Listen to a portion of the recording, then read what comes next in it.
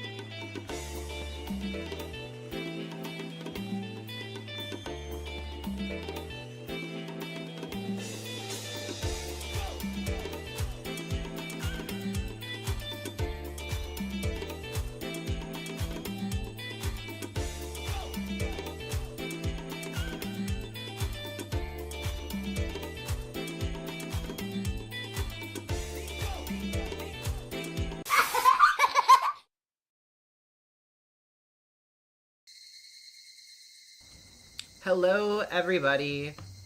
It's another beautiful Frederica Friday here in Hinamizawa. It is our second to last Friday in Hinamizawa. Discounting the epilogue, which will be coming after a week break after Matsuri finishes. But, yeah. It's crazy to think that we're this far. We're on our second to last Matsuri stream. We've been going at this since... we started Higurashi in November? So, you know, it's been a hot minute. It's been about, like 9 months of this. And I can't believe we're almost finished with it now. But we're still not at the finish line yet. We've still got this one, and next Friday will be the last one of this final arc. I guess next week is going to be another big finale if you want to prepare anything special for that, as I've said before. But, yeah, I don't know. Why stall? Let's haul. We've got a night ahead of us.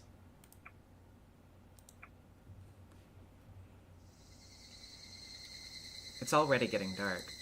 Everyone went home except for Akasaka.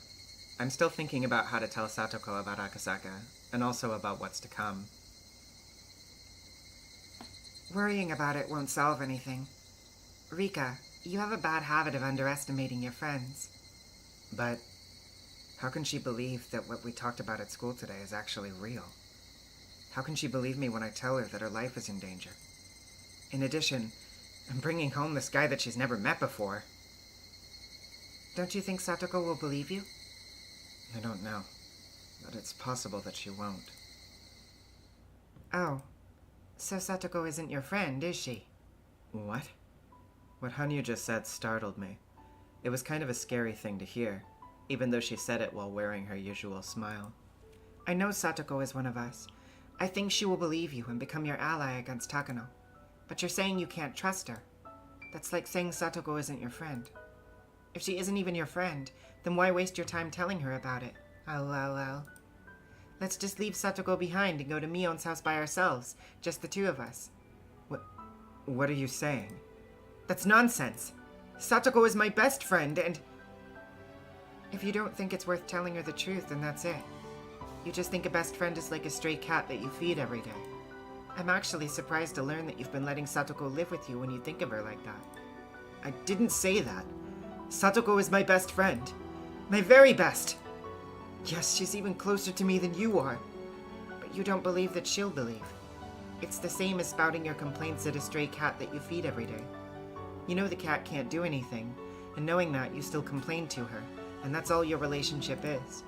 Oh well, poor Satoko. She believes you're her best friend, but you don't feel the same way. Oh well. Damn you! I tried to slap Hanyu, but I couldn't touch her. My hand went through her cheek and hit only the air. I can't believe she made herself incorporeal again. Hanyu disappeared, saying "ow" in a teasing manner. I'm upset, but I can totally understand what she was getting at. Will your roommate agree? I'll make her agree. Satoko has nothing to do with the conspiracy, but since she lives with me, she's going to end up involved anyway. For Satoko's sake, I have to explain this to her. Should I wait outside? No. I think it'll be better to have you with us so she doesn't think it's a joke. If I can't explain it properly, can you help? Sure, I will. I went up to the second floor with Akasaka.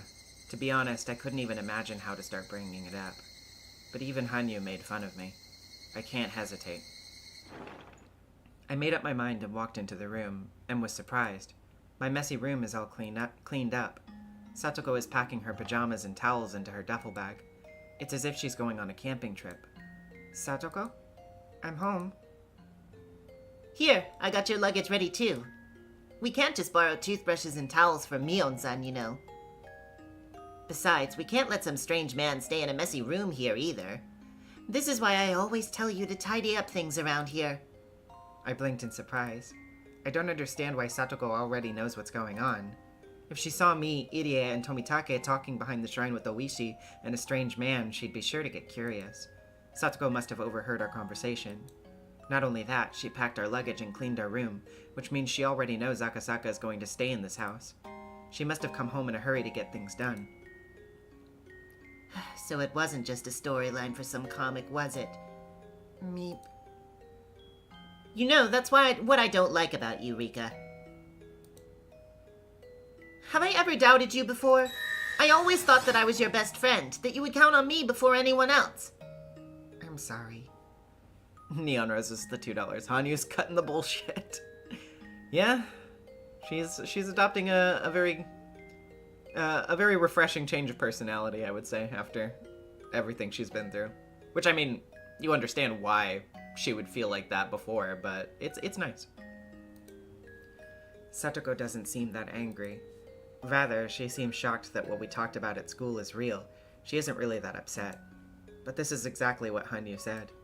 I thought Satoko was my best friend, yet I couldn't trust her completely. Having realized this, I apologized. Satoko turned around as if to tell me there's no time for apologies. I think she accepted it. As the proof of that, she's getting things ready to go to Mion's house. Thank you, Satoko. Akasaka-san, is it? I don't know how you and Rika know each other, but if you're Rika's ally, then you're mine too. You may call me Satoko Hojo. Nice to meet you. I'm Akasaka. The conspiracy surrounding Rika-chan runs pretty deep, and it's not easy to explain. She was afraid you'd reject her after she confessed to everyone, so please try to understand how she felt too. Of course I understand. I'm Rika's best friend, you know. She was thinking that if I didn't believe her, then who would? I can understand why she'd be afraid. You're really mature, Satoko-chan. Rika-chan's lucky to have you as her best friend. I'm pretty envious of her. Satoko took Akasaka around the house and explained everything. She let him know that the switch for the hot water heater sticks a little, and that if the picture on the TV gets messed up, he needs to tap on it. She even told him about all the traps she set around the shrine, using a secret map of hers. Akasaka listened to her dead seriously. Upon seeing them talk, I couldn't help but smile. Hanyu also smiled while watching us, but it felt like she was saying, "I told you so." I'm going to pretend that I don't notice her. If our contrarian Satoko believed me this easily, then our simple-minded Mion will believe us even more easily. Keiichi doesn't even know how to doubt people, and Rena has sharp instincts, so she'll believe me too. So everyone's going to believe me, huh? Hanyu didn't reply, but she smiled as if she's happy to see that I grew a little. All right, there are plenty of things in the refrigerator. Rika! You're asking him to house sit, so why don't you make dinner for him tonight? Besides, just to be safe, perhaps we should go over to Mion-san's house a little later. Oh, don't worry. I can handle that myself. Oh, this is a chance to serve him your homemade food, Rika. Oh. You really are annoying today. Oh, right, Satoko. We have to make something good, huh? I have an idea. Can you bring out the large kimchi bottle from the refrigerator? No, not that one. The one that says death penalty. No, not the one that says punishment. Let's make kimchi fried rice today. Akasaka, do you like spicy food? Oh, yes. I love spicy things. Ow.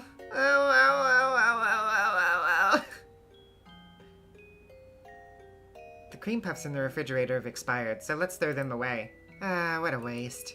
I heard they're from a famous shop over in Gogora. The ow-ows are awfully loud today. Maybe a stray dog is howling somewhere. Night's falling on the 16th of June. The pieces are lining up on the final game board one after another. No, pieces isn't the right word to call them.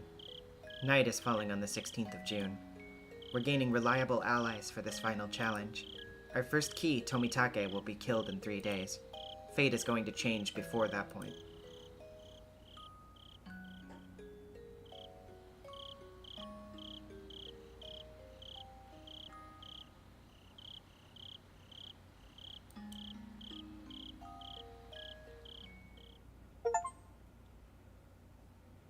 Alrighty. Let's continue.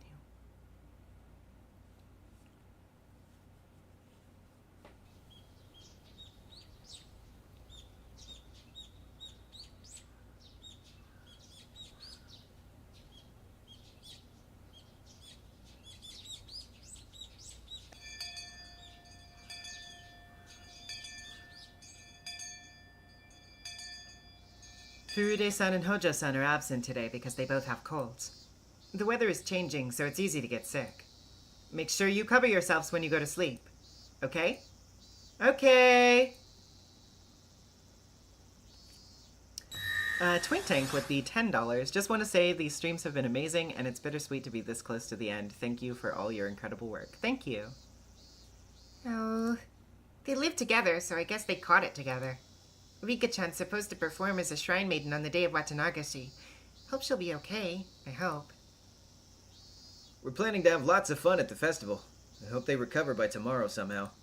Hey, you want to go see them on our way home? Maybe we can bring them something healthy for them to eat, too. We don't need to. By the way, can you two stop by this old man's house today?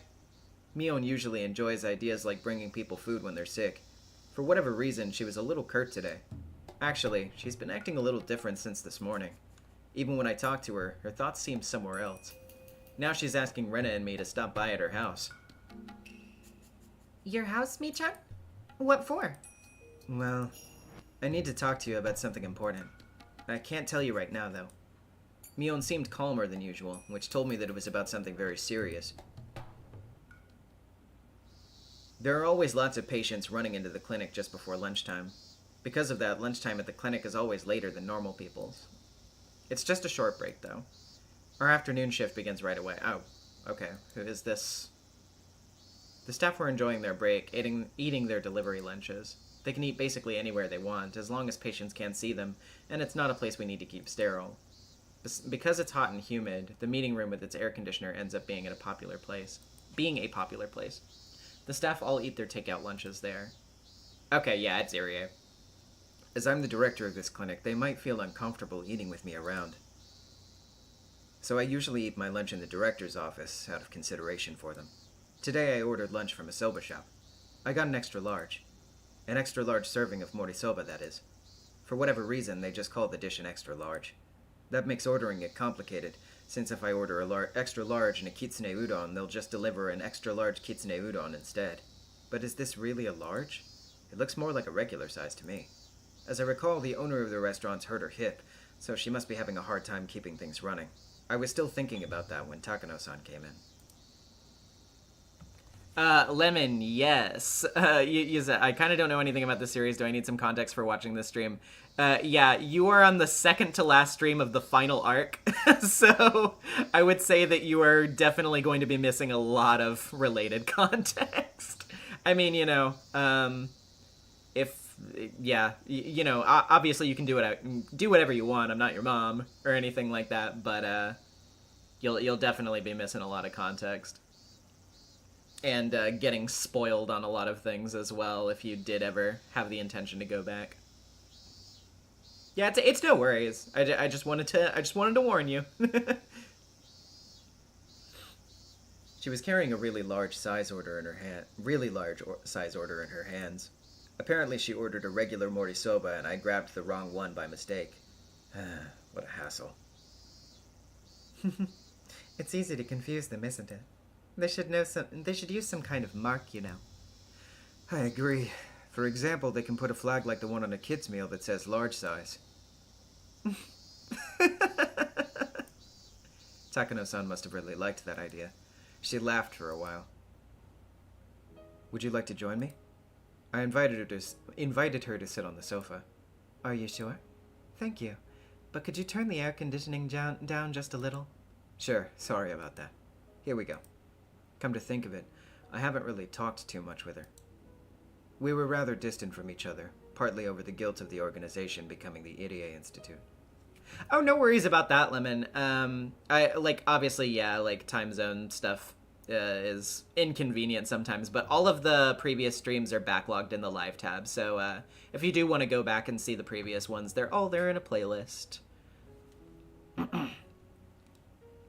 We were rather distant from each other, partly over the guilt of the organization becoming the Irie Institute.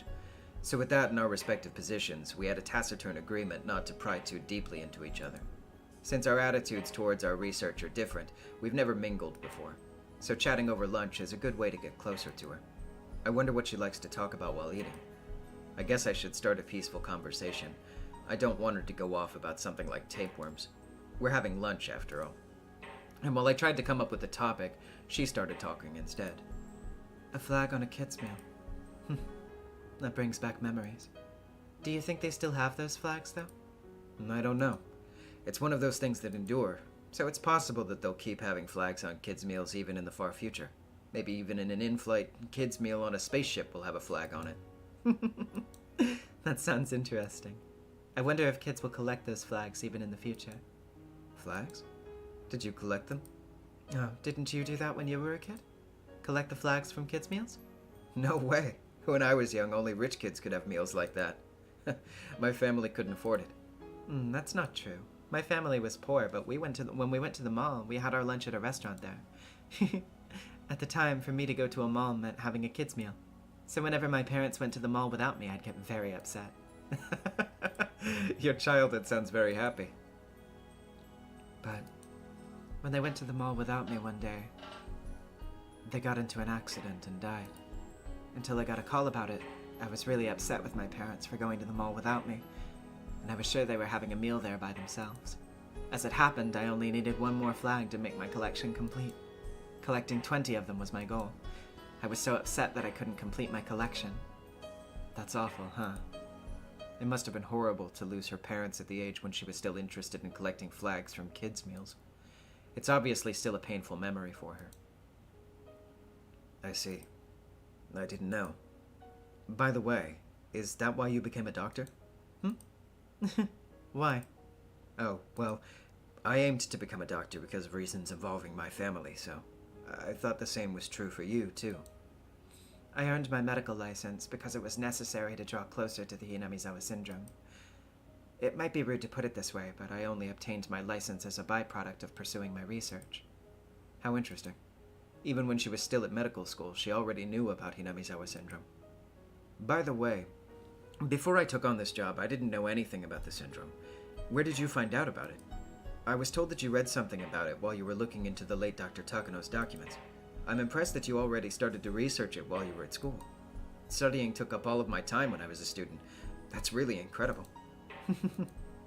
Actually, I became familiar with Hinamizawa syndrome long before that. What does she mean? How old was she when she first found out about the syndrome? In fact, why did she become familiar with it at all? Just like Satoko-chan and Rika-chan, I didn't have any relatives, so I was sent to an orphanage. It was a horrible place. You remember how there was a flood of war orphans back then? I was in a truly awful orphanage built solely to gather up those children and bring in government subsidies. When I escaped from there, I was rescued by my grandfather, Dr. Takano. So you actually lived with Dr. Takano? I see. Now I understand why you were familiar with his research documents at a young age. But why do you keep it a secret? Well, political reasons. It's one thing to request funding for research on a mysterious disease, but it's another thing to request it for a research project of my late grandpa's. 1 second. Got some wires tangled up annoyingly. God damn. How do these things get so tangled up? Wires will be like, is anybody gonna tangle me in a hellish concoction of webs? And then we'll not wait for an answer. Jesus Christ. Anyway. Sorry about that. I was kind of trying to scoot my chair around, and I realized that if I did, I would yank that out of the power strip, and I was like, I probably shouldn't do that.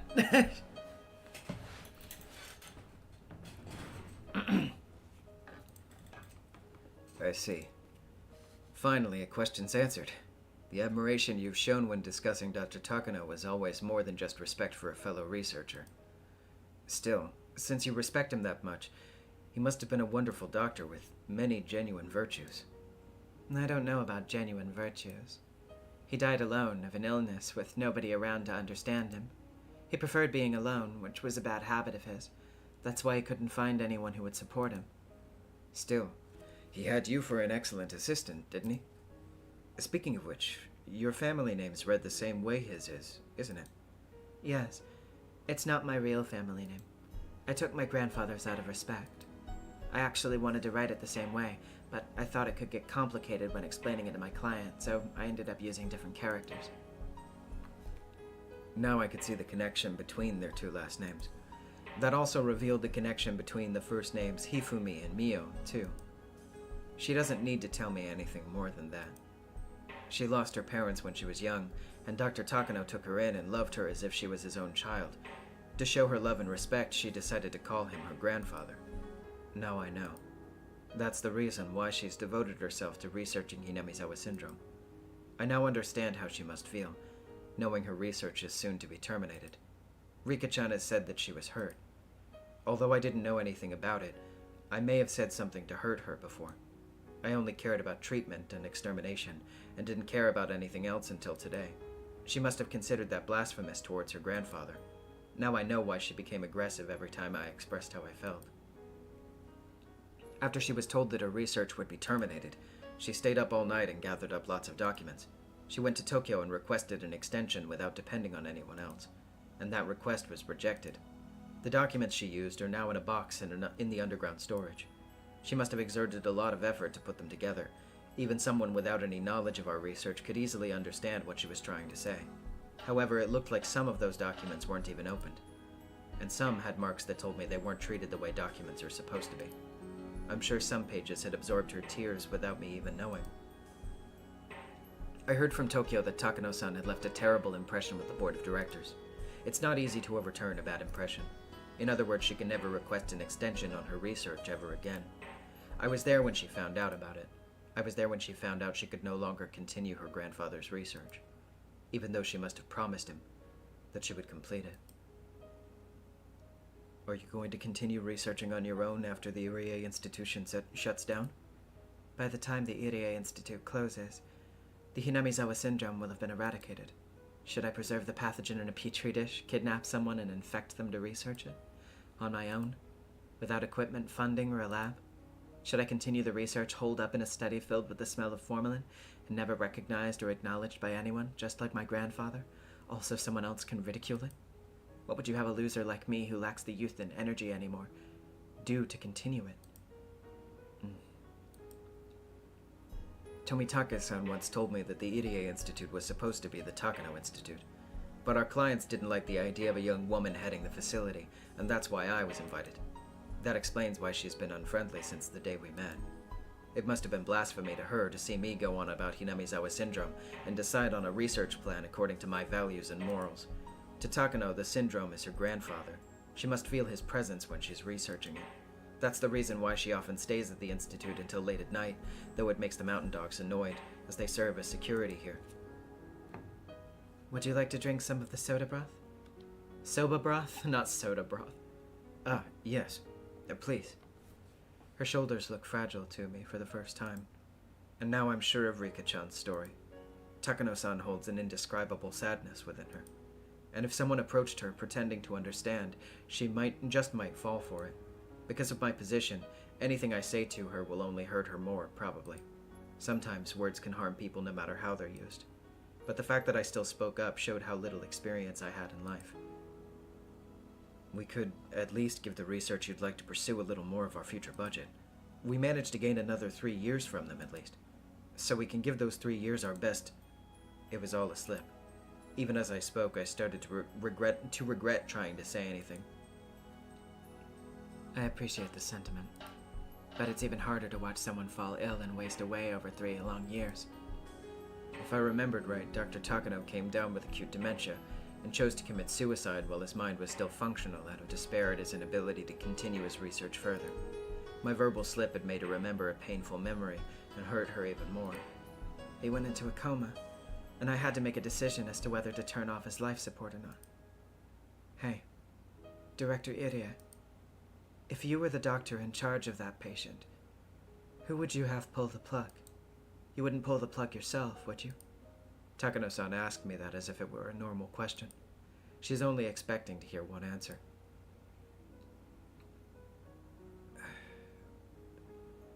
If I was put into that position, then when the time came, I'd probably let his remaining family do it. That's what I thought. There's no way someone wouldn't be there for their family's final moments. So I'll be here for the final moments of the Hinamizawa syndrome.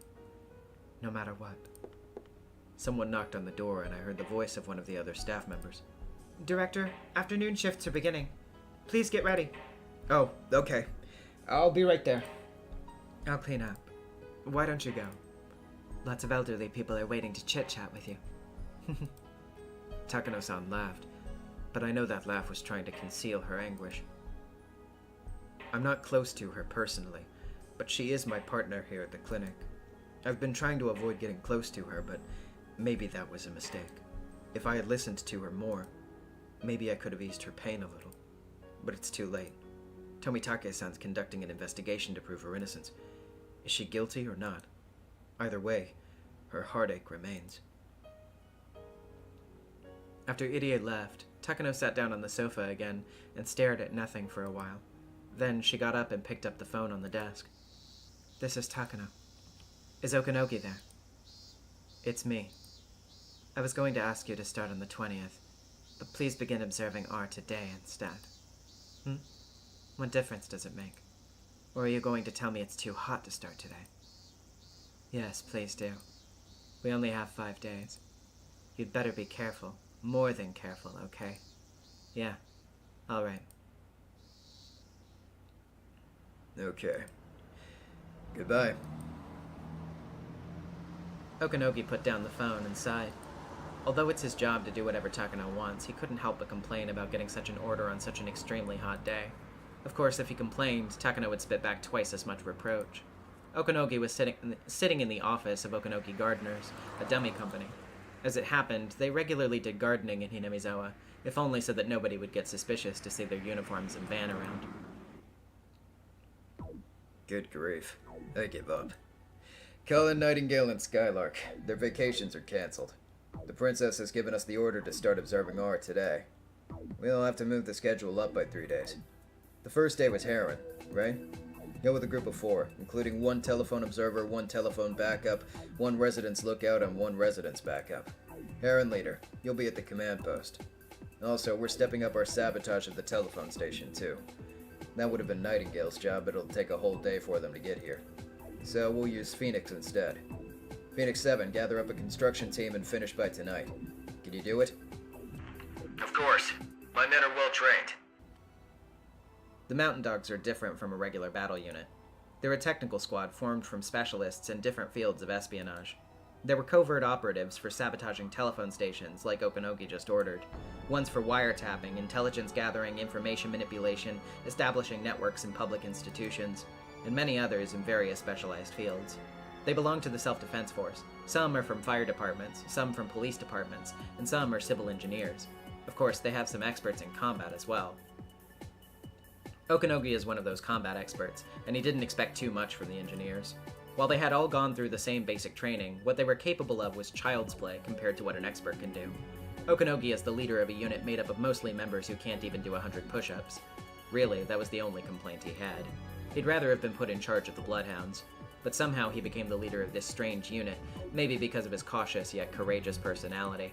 Since combat was his expertise, Okanogi wished deeply for combat.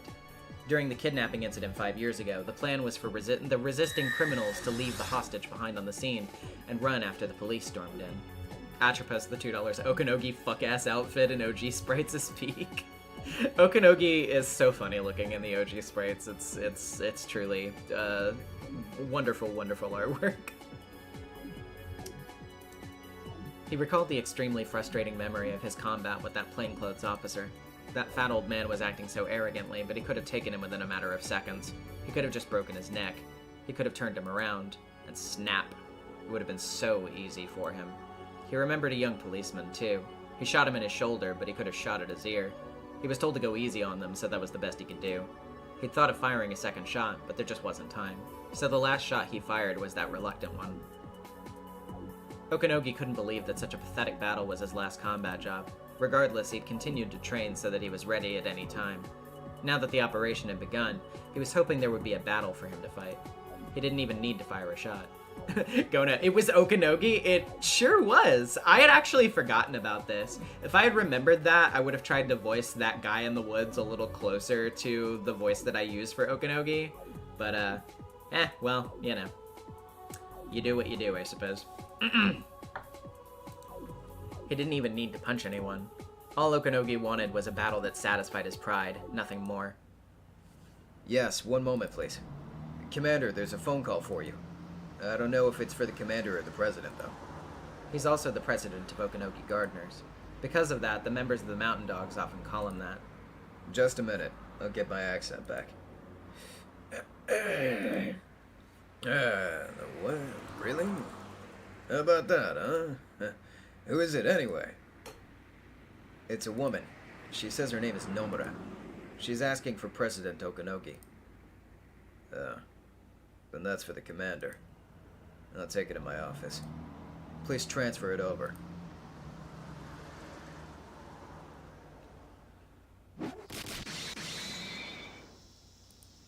I heard a noise, which sounded like many buckets crashing down. It's probably a noise from one of Satoko-chan's traps. Who? According to her trap map, okay. According to her trap map, anyone going near the wiretapping shack will set off a trap that makes a loud noise. That must have been it just now. I scouted around the shack last night before the girls left. The shack is very secluded and is located in a blind spot where nobody's likely to go. So this noise means something important. It means they've started their observation of Rika-chan. I can't let them notice the girls aren't home. They'll definitely call and come by to confirm that they're here. So I have to make sure that they think the girls are sick in bed and that they don't hear the phone or the doorbell. The curtains are closed so they can't see what's inside of the house. But to be certain, their beds are stuffed to make it look like they're sleeping. However, I have to be even more careful from now on. I can't let them notice that I'm staying here. For that matter, I have to make sure I can act when something happens. The phone rang suddenly. Just as I expected. They're calling to see if anyone is home. They're already aware that they didn't go to school, so they're probably assuming that they're home sick in bed. I'm sure that they'll want proof of that. The phone rang for a long time, which convinced me that it was indeed a call from the Mountain Dogs. If there was no answer on the phone, the next step would be to come by the house. They'll pretend to be a mailman or a neighbor and knock on the door, but I don't even need to answer it. If the girls are too sick to answer the phone, then they won't notice a knock on the door either. The increased hassle means a higher risk of discovery, but, on the other hand, it also proves our enemies closing in on us. It was actually better for me since I could measure the severity of the situation. Besides, Irie is our ally, and he already knows that Rika-chan is somewhere else. He's supposed to tell them that he came by because he heard Rika-chan and Satoko-chan missed school, and that the two of them were in bed and should be left alone for a while. He's supposed to say that. They won't doubt Irie. They'll believe in him. They will believe him. You could call this an advanced level of mutual deceit. They believe that they're deceiving Irie, but in reality, Irie is deceiving them. However, they're professionals and we're a bunch of amateurs. Well, not me at least. Actually, maybe I'm not an exception. I don't know what they've got until I come face to face with them. Our conditions aren't even. We're leading by a tiny bit because we made the first move. Once that's gone, we don't stand a chance. I promised Rika-chan that I trust her unconditionally. So even without proof, I'm ready to fight. But I can't beat this conspiracy by myself. And to gain help from others, Tomitake has to find proof. Tomitake is in charge of our first attack. That means he's in the most danger, too. It's understandable that Rika-chan kept warning him to be very careful. He should have started his investigation as early as last night. If that's the reason why they've begun observing Rika-chan, I can only pray for his safety and the success of the investigation. I heard a voice. Irie had arrived. Satoko-chan! Rika-san! I'm here to give you an examination! I heard footsteps coming up the stairs and a quiet knock. I'm alone, don't worry. We have to keep it down. This house is already under observation. I let Irie in and closed the door quickly. How are you? Must be getting hot in here since you can't open the windows, huh? I brought something for you. He handed me a plastic bag. It contained ice cream, cans of juice, some snacks, and even a beer. Well, this obviously isn't for Rika-chan. I feel he's being a little careless, but I am grateful. So, how is everything? Heard a noise from the wiretapping shack earlier, and the phone rang for a long time shortly afterwards. I'm sure they found out that the girls missed school today and called to check. Has anybody asked you to come check on Rika-chan? Yes. Takano-san told me to go check since they missed school and haven't come by the clinic. I knew it. Do you think that she's suspicious about their absence? No. I think it has something to do with Tomitake-san starting his investigation. Even if it doesn't, this may give him the chance to find out something. Either way, it's already begun, hasn't it? Yes, more than likely. I don't know if our enemies are Takano and the Mountain Dogs, or somebody else. Either way, that somebody has started to take action. I can't help but think of the series of mysterious deaths. Dr. Henwig with the $5. True, Rika drinks wine, not beer. Yeah, correct. The first 2 years were just coincidences. But starting with the third, I think Takano-san became intrigued and started expecting something to happen on the night of Watanagashi.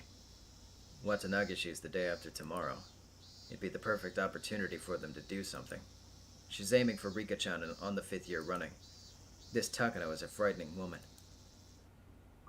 What Rika-chan said about Takano-san, I think it's all true. I just found out today, but she was adopted by Dr. Takano, the one who discovered Hinamizawa syndrome. The same pronunciation, huh? I see. To her, continuing to research the syndrome was like a promise she made to her beloved grandfather. But as the project will be terminated, it's almost like they're spitting on his grave. That's exactly what Rika-chan said, isn't it? Yes. Also, Takano-san said something else.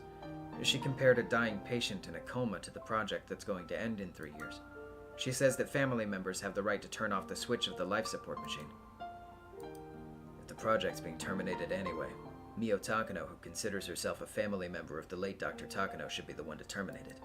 Yes, I think that's what she meant. We're gathering the circumstantial evidence we need. Takano is in fact our enemy. Idia had been reluctant to accept it yesterday, but now he believes what Rika-chan said is true.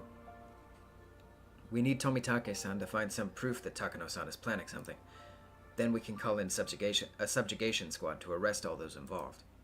Takano has the mountain dogs working for her. This squad can down even them? Yes. I don't know anything about them, but there's another unit called the Bloodhounds.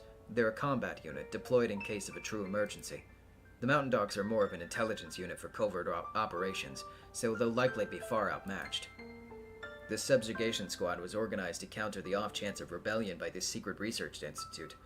Then they must be quite powerful. So you're saying our conditions for victory are summoning these bloodhounds into Hinamizawa? That would be correct. However, my one concern is that the emergency manual contains passages authorizing the massacre of the village to preserve secrecy. I'm still worried that even if the bloodhounds are brought in, they'll destroy all evidence, including the village itself, which wouldn't be any different. No, they wouldn't. If the enemy's intent is to trigger the execution of the emergency manual, that doesn't make sense. If this conspiracy is caused by faction infighting, then EDA Institute's clients will want to resolve the conflict quietly. They're sure to raid the enemies and settle everything while the villagers are still confused as to what's going on. I know this because I've done similar jobs myself. They'll pass through like a gale and complete their operation swiftly. And a unit capable of pulling that off against the mountain dogs must be very powerful. We'll just have to wait until we hear from Tomitake-san. Yes, this'll be a battle of endurance. But once it lights up, it'll become a blitzkrieg. This'll be a hard battle with rapid shifts in pace. It's reassuring to us that you're in the enemy's midst, but at the same time, you're in a very vulnerable position. Please don't let your guard down.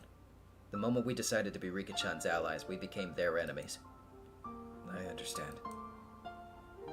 The phone at the house, of course, is being wiretapped, so Idia has to come over to communicate with me. But that won't work in an emergency. A telephone is still better in that case. For those instances, I put together a memo for Idia. There's a method for communicating over a phone that's been bugged. It's something I came up with out of necessity once. What is this? A method for calling me in case of an emergency. Please make sure the enemy doesn't get a hold of it. If you're in danger, swallow it. The phone's being tapped, so how can we make a call? If you pick up the phone, even if you don't say anything, they might get suspicious. We can communicate even without me picking up the phone. There's a little trick to it, but we can at least send across what's important. And you're the only one who can do it, since you'll be the first person who notices the enemy's movements. All right. Then how do I do it? It's in the memo. Let me explain briefly. We use the ringtone. When you make a call, normally you won't let the phone ring over a minute. We use that to communicate. If the phone rings for a minute, that means it's dangerous. Leave. If the phone rings for a minute and a half, that means it's an emergency. Head to the Sonozaki residence. The difference is in those 30 seconds. You can look at the memo for other messages you can send. But please memorize these two at least. My life depends on it. The message that lets me know my life is in danger is the shorter call. But if it's too short, I'll get confused with regular phone calls. That's why to signal me, he's supposed to hang up the phone within 3 seconds first, then place the emergency call. The reason why I use such a large difference of time is to make sure there's no misunderstanding. The tones the caller hears and the ring the receiver sends out are a little different. I don't want that little difference to change the message, which is why they had to be 30 seconds apart. A short ring first and 1 minute means run. A minute and a half means to head to where Rika-chan is. Okay, I got it. It's a little troublesome, I know, but this is just for emergencies. Please remember it. Yes, I understand. When danger strikes, I'll handle communications. Also, one more signal I want you to remember. It's not a very good code, but please don't forget it just the same. For this one, you don't need to do one short ring. You just need to let the phone ring for over 3 minutes. It's probably best to just place the call and leave it. What does that mean? Contact in danger. Further contact impossible. So that's to tell you that I'm in danger then. Yes. In case of an emergency, call this house, leave the phone off the hook, and hide somewhere safe. Even so, it's very hard to anticipate when you yourself will be in danger. You'll lose your chance to call while you're thinking I'm still fine or I'm probably fine. If you sense something odd, that's an emergency. Knowing the seriousness of the conspiracy, they won't hesitate to kill us. Please be very careful. I understand. But if that happens, what are you going to do? It depends on the situation, but I'll probably leave this house. If you're in danger, then Rika-chan is in danger too. I'll head to the Sonozaki residence and join Rika-chan. But this is only in the worst case scenario. I'm not sure if it will actually happen, so don't be nervous. Relax, okay? But also be very careful, right? That's right. Irie nodded deeply. It's almost time. Something is about to happen.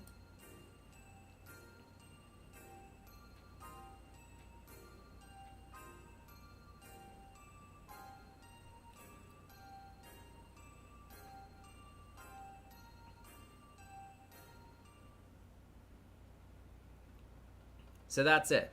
Does anyone have any questions? I have plenty of questions. This could easily be one of those well-planned pranks. What I heard's just that extraordinary. But right now, it's a bad idea to ask questions just out of curiosity. That'd be a waste of time. Mion's already explained everything about the events surrounding Rika-chan. Well, I have a few things to ask myself as the successor of the head of the Sonozaki family, because all of this has something to do with a series of mysterious deaths. But I won't go into that for now. All in all, it was a good idea to come to my house. You can survive a nuclear war here in our basement. There's electricity and a telephone there too. Of course, we have plenty of food too. If the mountain dogs are really that tough, then this house is the only place in this village that's safe from them. I'm sorry to have involved all of you in this. Rika-chan apologized from the bottom of her heart. Rika-chan has been dealing with this strange disease, this Hinamizawa syndrome, as well as all these suspicious Tokyo people all by herself until today. She's been trying not to get us involved, and that's why she dealt with them all by herself. We can all imagine what she must have been feeling, so none of us can even think of anything to say. The silence went on for a while, but then Hanyu clapped Rika-chan on the back.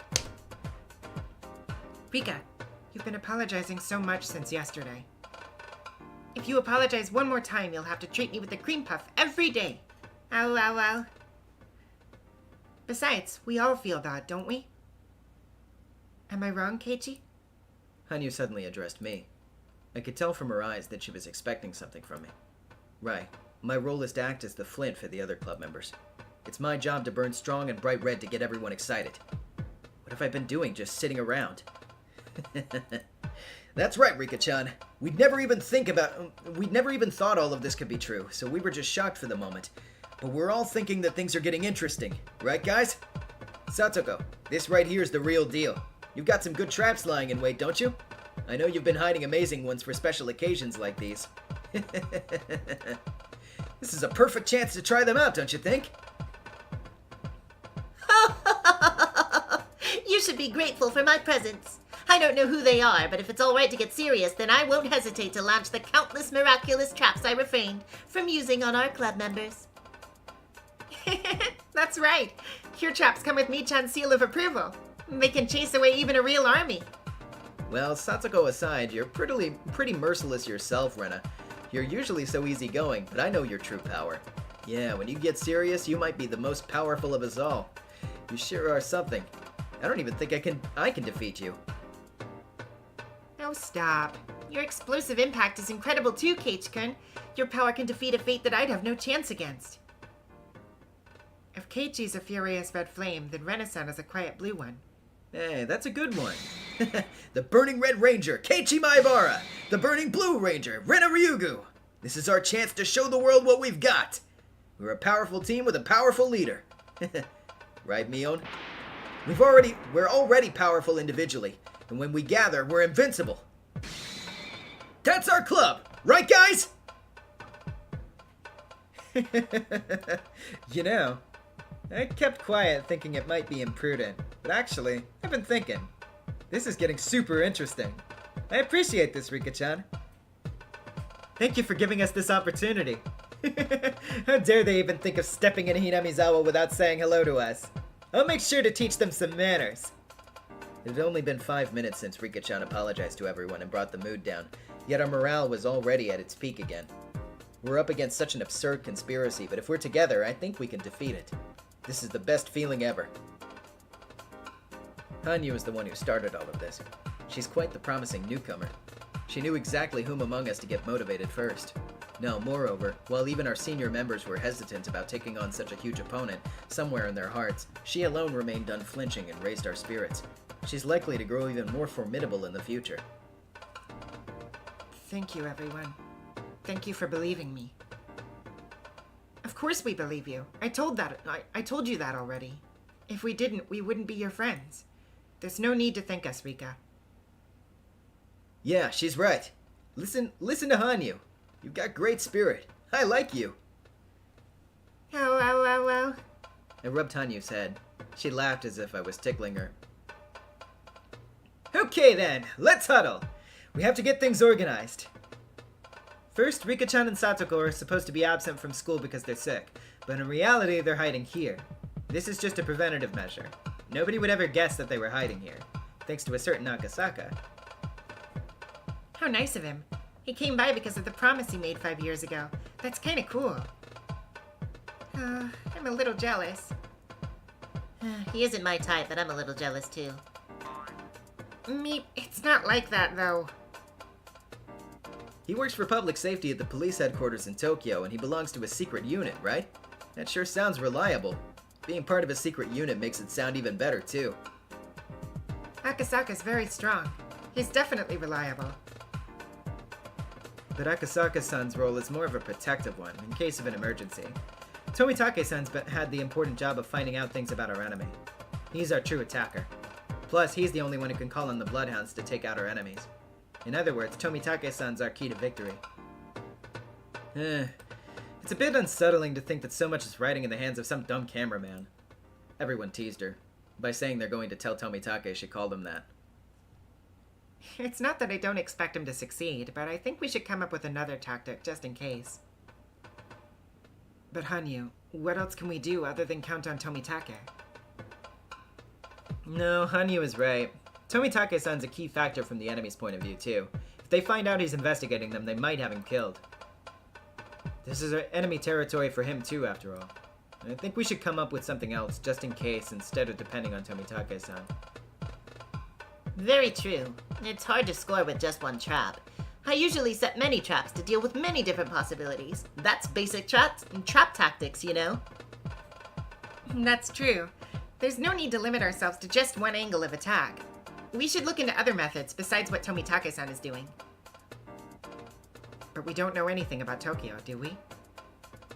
Well, if one of Tomitake-san's important jobs is to summon the Bloodhounds, I'd like to have him teach us how to call them. Then even if Tomitake-san is taken out by the enemy, we can still meet our victory conditions. Yeah, that sounds about right. Tomitake-san's really important. At the same time, he's our Achilles heel. Let's talk to him and make him tell us how to contact the Bloodhounds. Problem is, he's holed up somewhere in the city and there's no way for us to get a hold of him. I think that's a great idea, though. The next time we get a chance to talk to Tomitake, let's ask him. So that's the first plan. Is there anything else? Excuse me. Before we knew it, Hanyu was making sure that we moved along with our proceedings. Rena noticed that too, giving a pleasant smile to the girl trying to be a part of our group. This one is just insurance in case something happens to Tomitake-san. Let's think of a different angle of attack. What about something that would help his investigation? Oh, how intriguing. We'll launch some kind of trap, grab them by the tail, and thrust proof that they can't talk their way out of in their faces. My, what a perfect trap situation. If I'm the one that they want, why don't you use me as a decoy? It's dangerous, but Takano and the others need me, so they'll definitely fall for it. That really is dangerous, but that would prove Takano-san is after Rika-chan. Have them see her and make them chase her. That could lead to something interesting. And that's where Satoko's hills come in. Well. Once they go up there, they'll be in big trouble. You said it. Boy, will that be a sight to see. This is gonna be great. That should be the final method we use, though.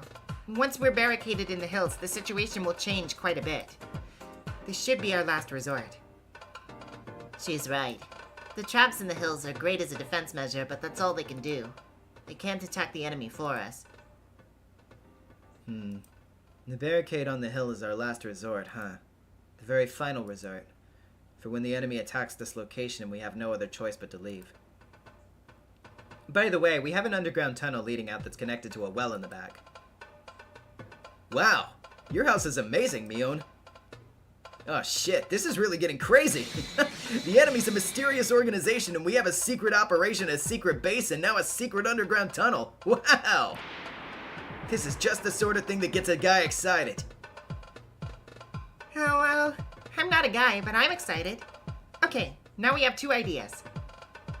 We'll come up with more. Can anyone think of anything else? Let's see. We want at least one more. That last one's a rather defensive tactic, too. Isn't there something more aggressive that's perfect for our club? You know, some way to hit them real good, an awesome blow that will set back their conspiracy? Can we pull off something like that? Yeah, I'm sure we can. We're not as powerless as you think, Rika-chan. And it's not like we don't have any cards to play. You're their ultimate objective, and you're with us. You're with us. That's one crucial card on our side. And not just in the sense of using you as bait. That's true. It's a huge disadvantage for them that we have the Queen Carrier. I mean, what's their goal?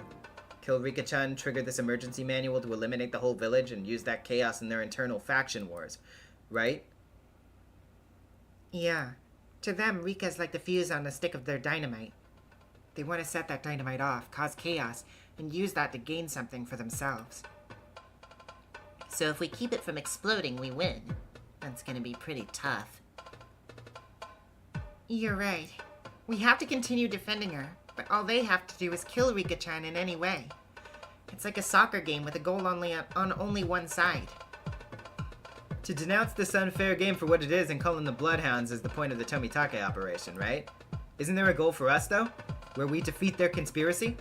There must be something. Sometimes it works to think from the opposite point of view. Oh?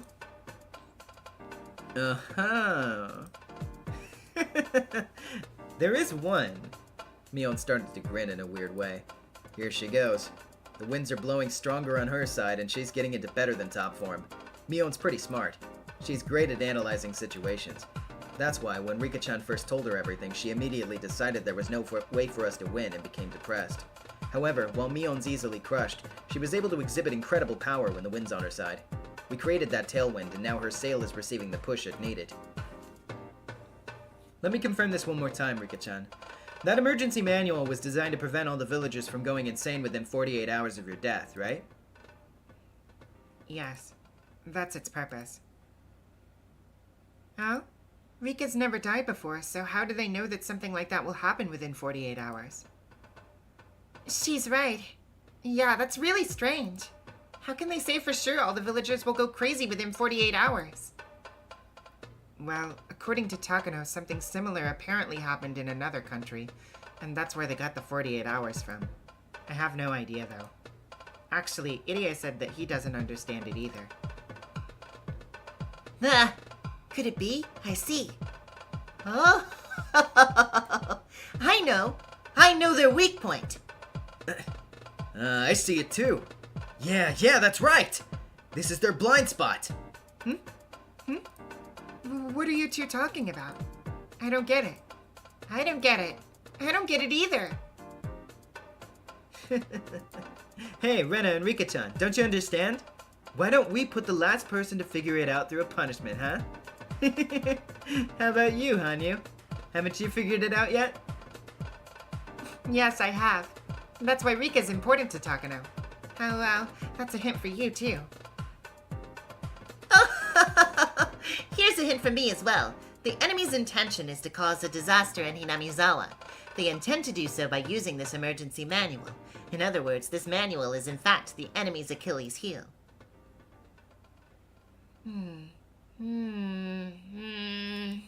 Meep. I don't get it. Oh, well. Rika, if you apologize for everything you've done to me, I'll tell you. No way. Stop that ow-ow-owing. I want to concentrate. What? Haven't you figured it out yet, Rena? Listen, our attack depends on Tomitake-san, and that's our Achilles heel. On the other hand, the enemy's attack depends on the emergency manual. So if we destroy the foundation of the emergency manual, do you see? We just have to make the emergency manual lose its function. What's the meaning of the emergency manual? It's supposed to hide the existence of the syndrome by making it look like a disaster. So that's why they have to wipe out the entire village within 48 hours. That's what the enemy intends to do, at least. So you're saying... So we just have to stop them from executing the manual within 48 hours? But those 48 hours don't start until I'm killed. So, I need to outrun them for 48 hours? Meep. Hey, you two are already saying the answer. You good? Let's say the answer out loud. Everyone ready? Here we go! Rika-chan has to die 48 hours prior! We all said it in unison. Boy, we're good at this. We never mess it up. I know, I got it! I got it too. Rena and Rika-chan clapped their hands together. They finally figured it out. Why did it take so long for us to come up with this? Oh well. We finally got it. We should have come up with this one on the first try. We've been speaking only in defensive terms, so I thought you might never get it. So I thought you might never think of this idea. Hello. Oh? Listen to you! I love you even more, Hanyu. In recognition of your achievements, I'll award you one of our club's special order cross medals later. Anyway, let's talk about the operation. Their goal is to execute the emergency manual. Hidden in that goal is actually a huge weak point. The foundation of the manual is the notion that the villagers will go crazy within 48 hours of the Queen Carrier's death. In other words, if nothing happens in the 48 hours after Rika-chan's death, then the foundation of this emergency manual disappears. That's it, to say the least. Nobody really wants to do such a terrifying thing. But if they don't execute the manual, the villagers might go mad and spread to the surrounding communities. They're hesitant to execute it, but they want to keep the damage to a minimum. But what if they find Rika-chan's body 48 hours after her death? The major premise that the villagers will lose their minds within 48 hours of the Queen Carrier's death will collapse. Fortunately, Rika is hiding here, so it's possible for us to lie about her death. The last time Rika-chan was seen was yesterday at school. It'll be 48 hours after that in the early morning of the day after tomorrow. It'll be perfect if her body is found around that time. I see. It's possible to fake Rika-chan's death with the help of Oishi-san. Indeed. We'll ask Oishi-san to send out an announcement that Rika's body has been found, and that it's been at least 48 hours since her death. Well, it might create some issues if he announces it publicly, so we can just let the Irie Institute know. Coach is on our side, so it should be possible to deceive them. That is. What an idea. Once the emergency manual loses its credibility, such a horrible operation will never be approved. In other words, their weak points are the emergency manual and Rika-chan. Oishi hasn't agreed to help us yet, but I know he will. How? This will be such an amusing trap. I can just picture Takano-san running around in a panic. Takano believes Satoko and I are sick in bed with a cold. But as she hasn't actually seen us, she's just assuming it's true. But as it turns out, we were somewhere else, and suddenly my body shows up, having been dead for over 48 hours. This is going to be super thrilling! The masterminds will have to accept the failure of the emergency manual and withdraw. That's when the hunters become the hunted. By that time, Tomitake-san will have found out something about the enemy. And he'll call in your bloodhounds to defeat them. That's our goal. All right! I can smell our victory from here. Man, how perfect is this? This is all gonna work out, I'm sure of it. We all encouraged each other with a hip hip hooray. This is definitely getting really, really interesting. Still, what's key is the claim of Rika-chan being dead for 48 hours is believable. For that, we'll need Oishi-san's help.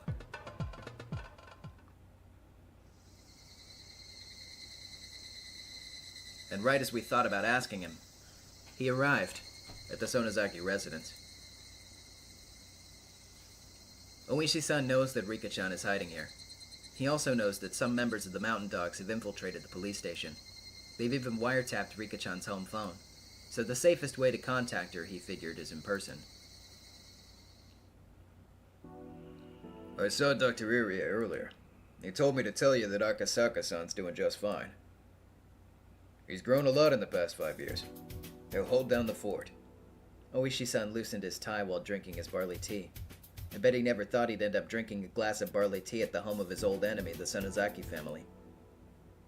So, Oishi, what do you think of our 48-hour operation?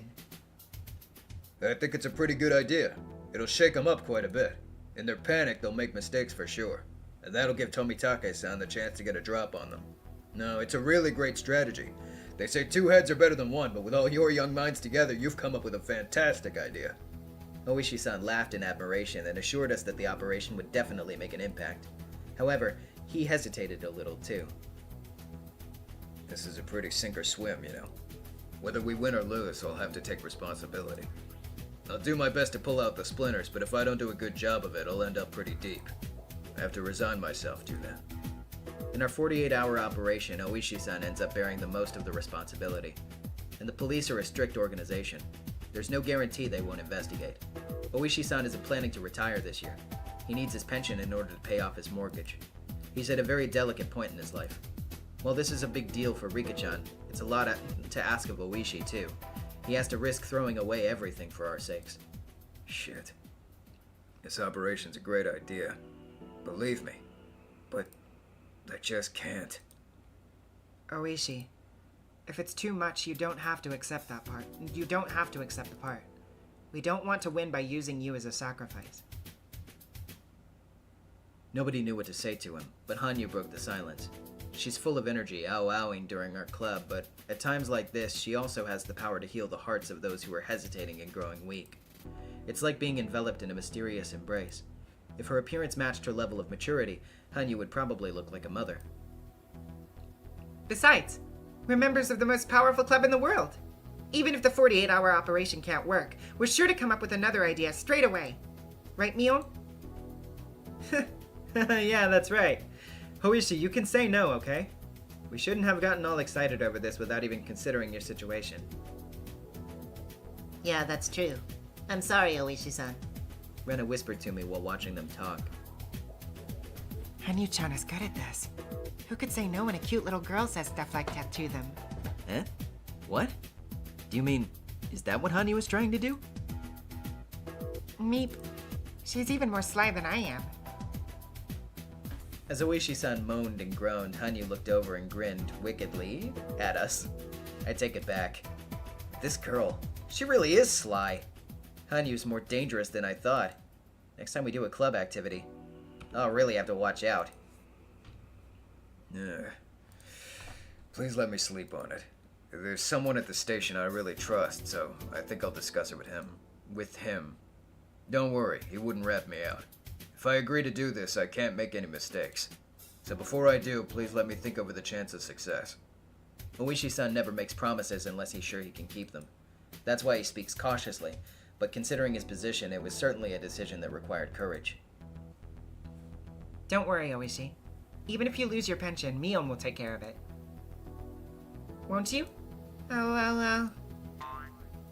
Meep. If he's going to help us, we have to do that for Oishi. Meep. Huh? Well, you know, despite how this old man looks, my family is pretty rich. We've got 2 sly foxes. Our club is going to be the epitome of a free-for-all in the future. The meeting ends with that. I am gonna grab a drink from my fridge because my throat is getting a little dry. Thankfully, it's right here, though, so I didn't even have to get up for it or anything. Sorry to have the giant soda cracking sound directly in your ear.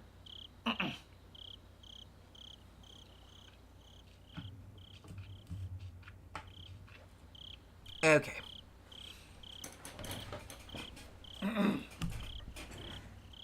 We'll find out if we can go ahead with the 48-hour operation or not by tomorrow, depending on Oishi-san's answer. We haven't heard from Tomitake-san yet, but I'm sure he started his investigation on Takano-san. The coach and Akasaka-san have to wait patiently, each surrounded by the enemy. They're both in very dangerous positions, so I'll just have to pray for their safety. And then there's Takano-san. Still having a hard time believing she's involved in such a vast conspiracy. If someone told me the whole thing was a lie, I might even believe them. That's why I want Tomitake-san to investigate. She's mysterious and a bit cold, but she could be fun to be around, too. Also, I've always thought of her as one of the villagers. It hurts more than a little to suspect one of your own. I can understand what Tomitake-san is going through. This doesn't have to be an investigation to confirm her guilt. Instead, I want him to prove that she's not guilty. It's too painful for people to doubt one another. But on the other hand...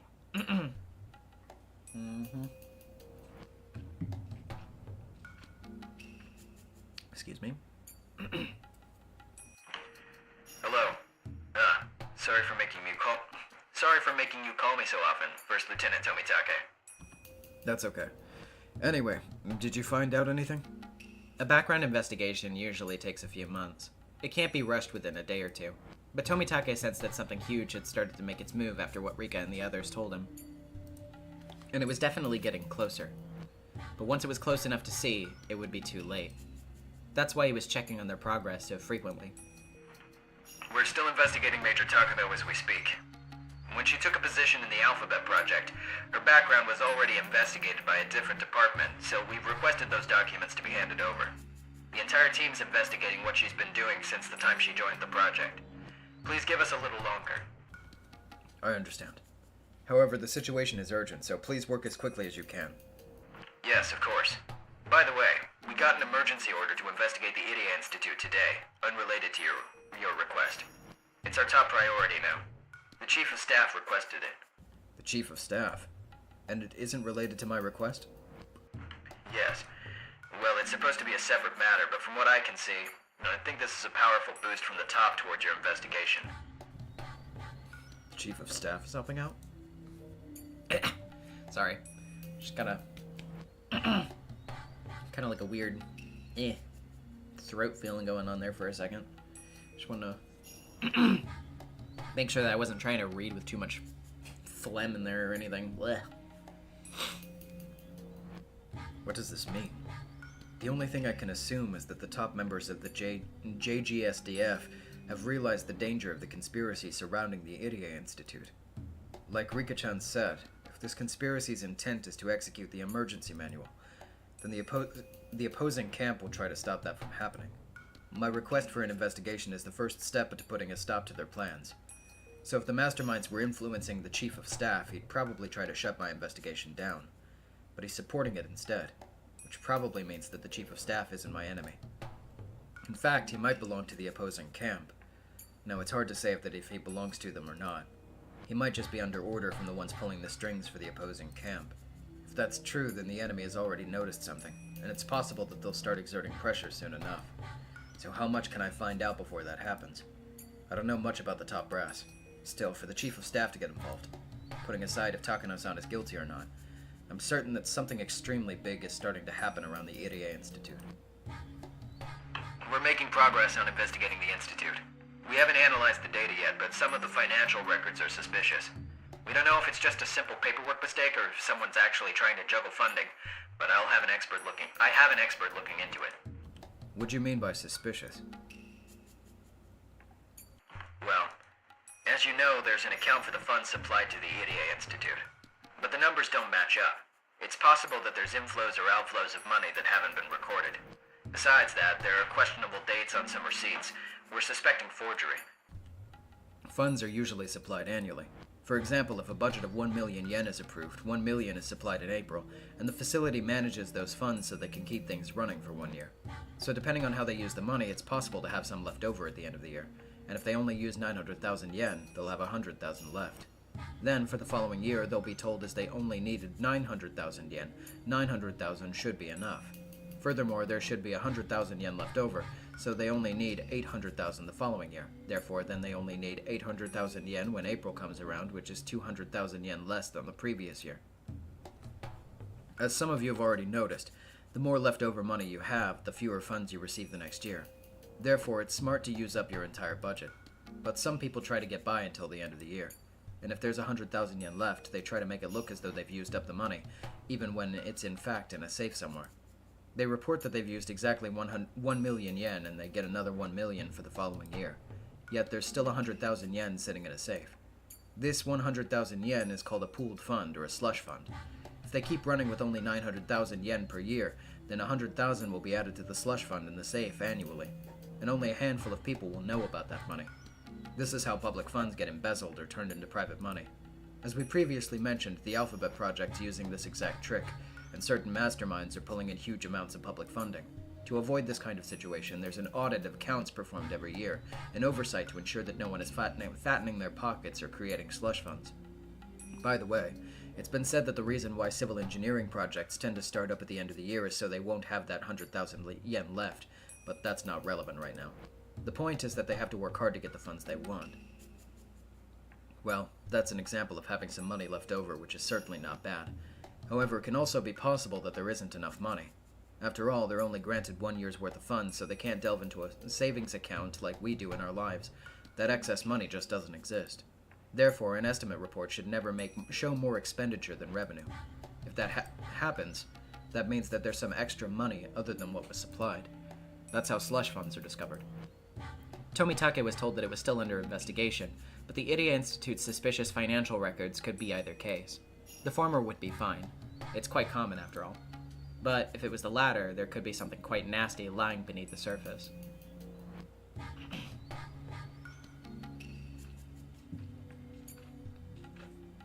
In other words, it was quite possible that funding was coming into the Iria Institute from someone other than formal sponsors. To be more exact, there was a chance someone was interfering with the Iria Institute by supplying funds. Tomitake was having his men look into the possibility of Takano and the Mountain Dogs rebelling against Tokyo. While it was certainly possible for Takano to do so because of her personal investment in their research project, it was hard to believe the Mountain Dogs could betray their employers out of sympathy. For the dogs to take part in Takano's conspiracy, a huge amount of money would have to be involved, and the discrepancy that Tomitake's men had identified could be a sign of such. Hello? Sorry, I just received a report. You know Koizumi-sensei, don't you? The head of the old Koizumi faction? He passed away recently, which led to the faction breaking up. Do you know anything about a personal relationship between him and Major Takano? Yes, I've heard about that. But did you know that Koizumi-sensei and the late Dr. Takano had a personal relationship? Huh? No, I see. Now I know why Koizumi-sensei doted over Major Takano. This is very interesting. As a matter of fact, after Koizumi-sensei's death, his private accounts were liquidated, and they found some withdrawals made by Koizumi-sensei himself, instead of the attorney who took care of his finances. It happened about half a year before the Iria Institute's establishment was approved by the Alphabet Project. Didn't Koizumi-sensei use the money to make necessary arrangements beforehand, in order to establish the institute? No, his attorney took care of the money for that. So the withdrawal wasn't made for that purpose. It must have been a very personal expenditure, considering that he bypassed his trusted attorney. So could that involve the relationship between Koizumi-sensei and Takano-san? Does that mean Koizumi-sensei supplied funds to Major Takano personally? Yes. That's what we think, and we're trying to corroborate that as we speak. We think Koizumi-sensei gave money to Major Takano from purposes other than the necessary arrangements for establishing the institute. So you're saying it's possible that Major Takano has a huge amount of cash at her disposal to help instigate a revolt? To establish the institute, Major Takano adjusted things with various organizations, but she did all that through legitimate means. So if she didn't use any of her personal supply for that, she should still have the whole amount at her disposal. I'm sorry, but what is that amount? 1 billion yen. What? I'm very close to Takano-san, but I had no idea she was so rich. Actually, she's rather tight with her money. She never acted as if she had 1 billion yen just sitting around. But then, that money isn't just money to her.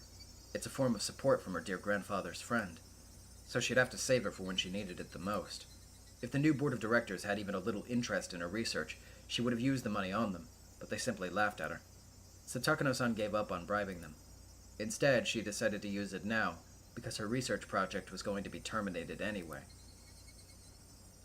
With 1 billion yen, it might be possible to bribe the Mountain Dogs. If she has sponsors, it'll be even easier. Her grandfather couldn't complete his life's work. but she's planning a magnificent conclusion for it. Shit. Those can't be her true intentions. Someone has to be deceiving her.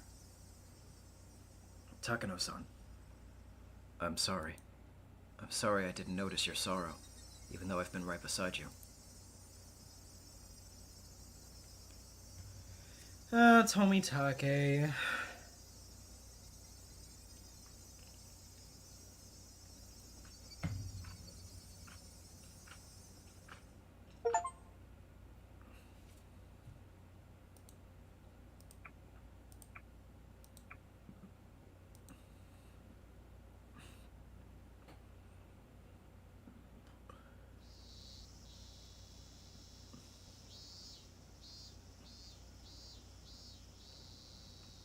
The preparation for tomorrow's festival is moving right along at the Furude Shrine.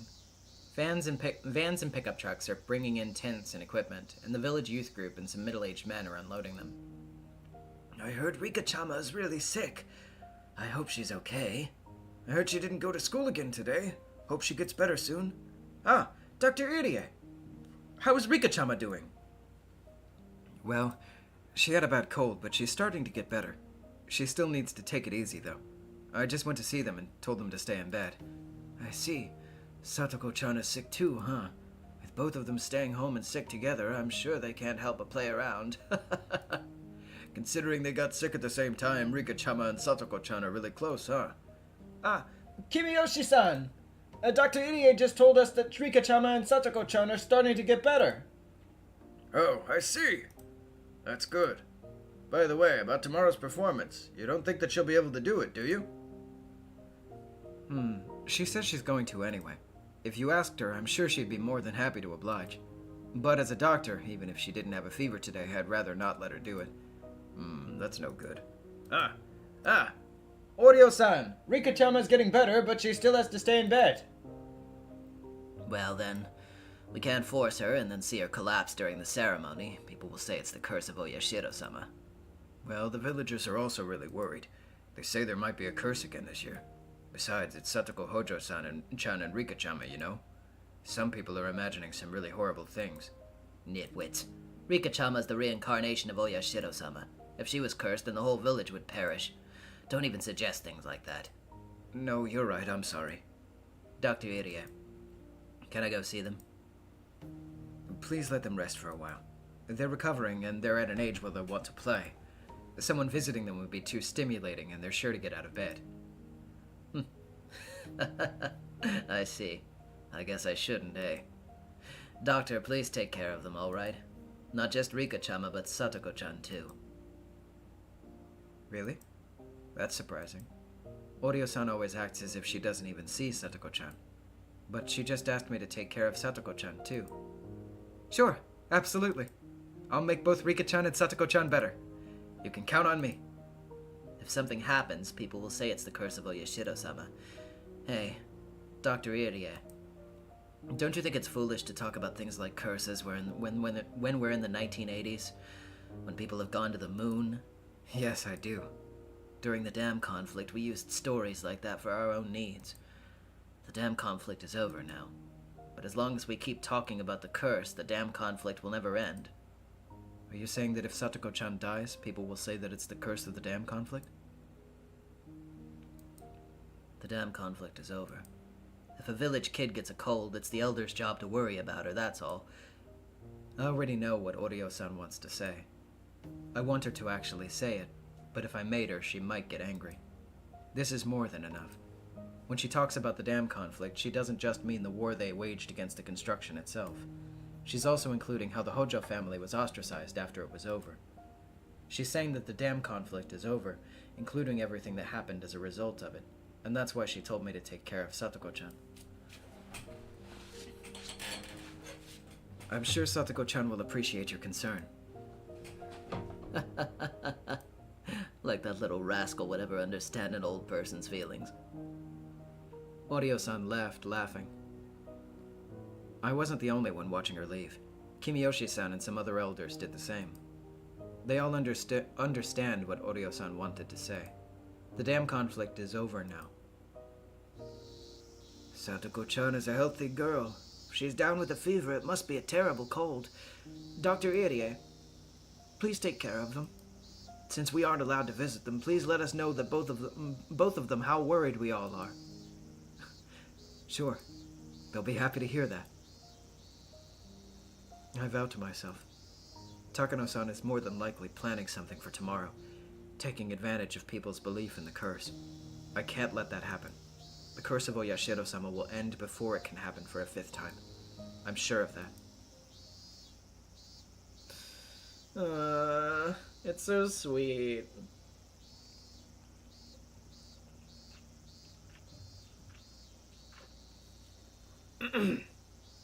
Oishi couldn't accomplish the 48-hour operation alone.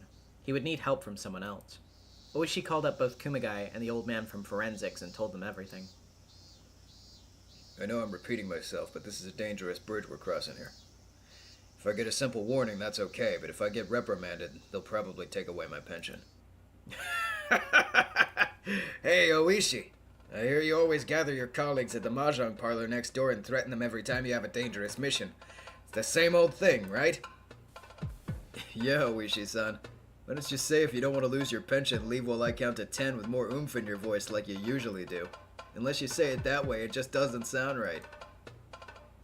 Well, this seriously is dangerous, Kuma-chan. You really prepared to lose your pension? Why don't you count to 10 then? Fine, I'll count. If you don't want to lose your retirement money, leave before I count to 10. 1, 2, 3.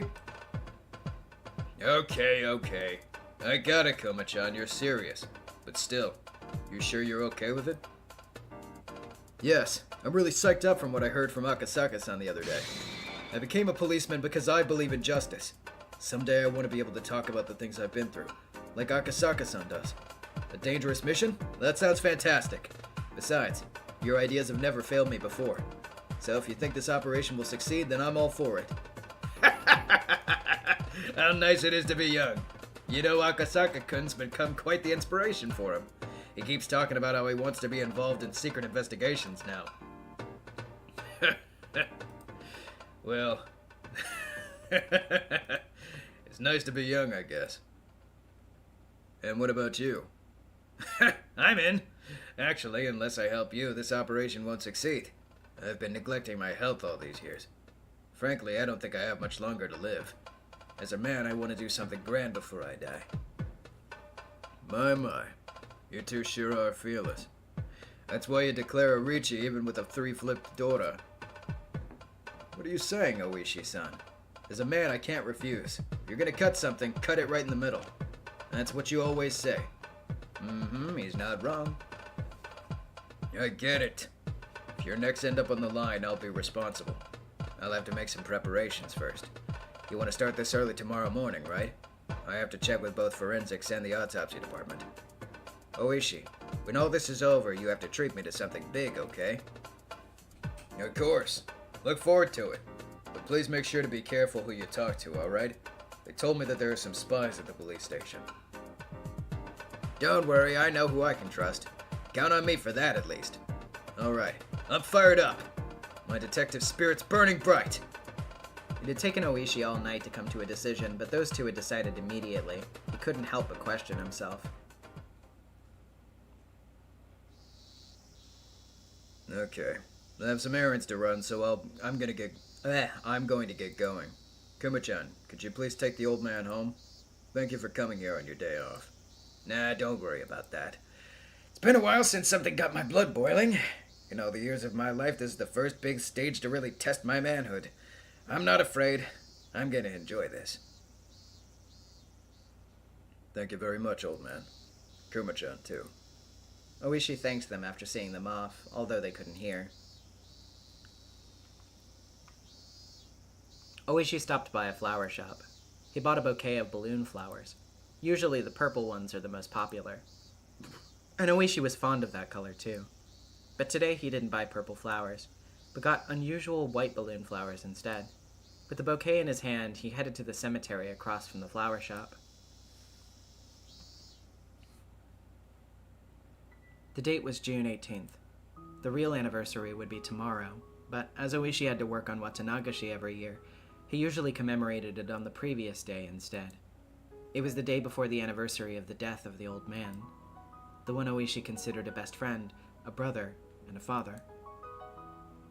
Every year. I promise you that I'll find your right arm. I still haven't had any luck yet. Oishi spoke to the grave.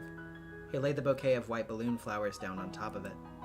But I finally got the chance to get close to the truth. You know? It's kind of funny. As it turns out, the Sonozaki family has nothing to do with it. I kept promising you year after year that I'd bring Audio here and have her grovel in apology, but I was so wrong this whole time. I don't know what to say. You'd probably smack me if you were here. Thought I knew the winning tiles, and after countless safe discards, I got slammed with a bad hit. If I hadn't made that assumption and focused on filling my hand, that I might have been able to get a big one. Haven't made any progress at all. It's the same with Mahjong. I'm a fool for getting ideas into my head and then not doubting them even a bit.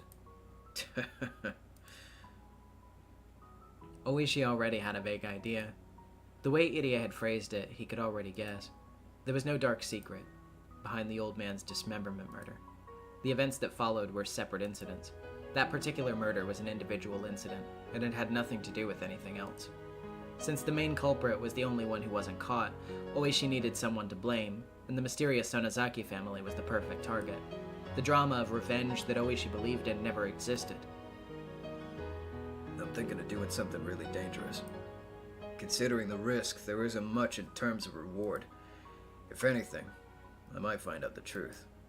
But I feel like I can finally forgive myself. Oishi bowed deeply to the grave. And then he heard footsteps behind him. It had to be someone else who knew the old man. That person can't come on the day of Watanagashi every year either, so they come on the day before, just like Oishi does. They always bring blue hydrangeas. Purple balloon flowers and those blue flowers don't go well together. That's the reason why Oishi always picks white ones. Usually the hydrangeas are already there by the time he arrives, but as Oishi had his secret meeting with Kumagai earlier in the morning, he came straight to the graveyard afterward and never before this person did. Visiting a grave isn't a race. It's a spiritual matter. Oishi was curious about the other person who brings flowers every year, so he looked up.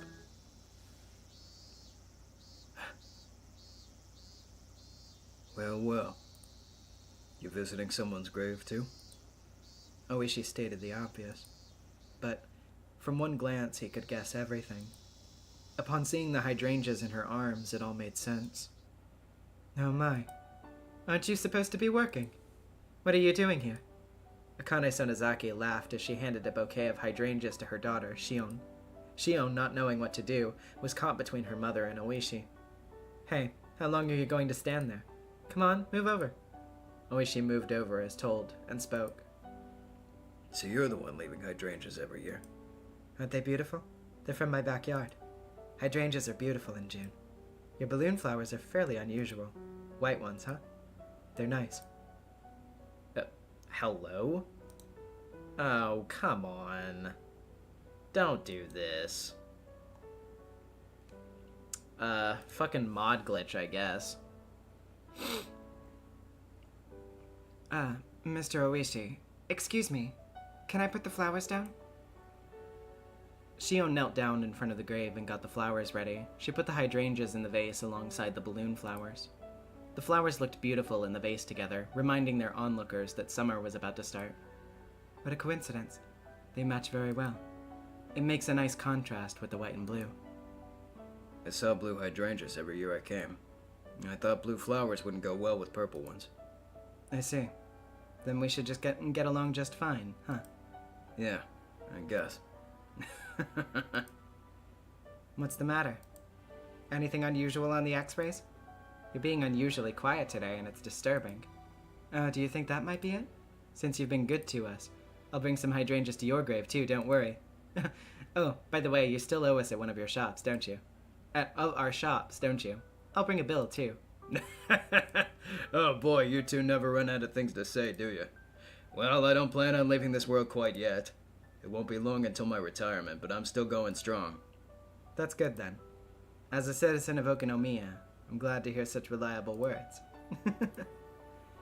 Their conversation should have been coded in social courtesies, yet something felt a little off about it. Can you tell me one thing? Hibaki gave me with the $2. Without love, the text cannot be seen. Inspiring. Yeah, I honestly, I'm actually a little irritated by that. I don't know why that happened, but I kind of wish that something stupid and funny would not happen during a moment that's supposed to be emotional. Oh well.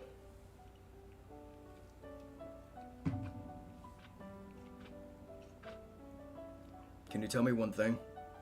The Guardians and the old man, the site manager, they didn't get along, did they?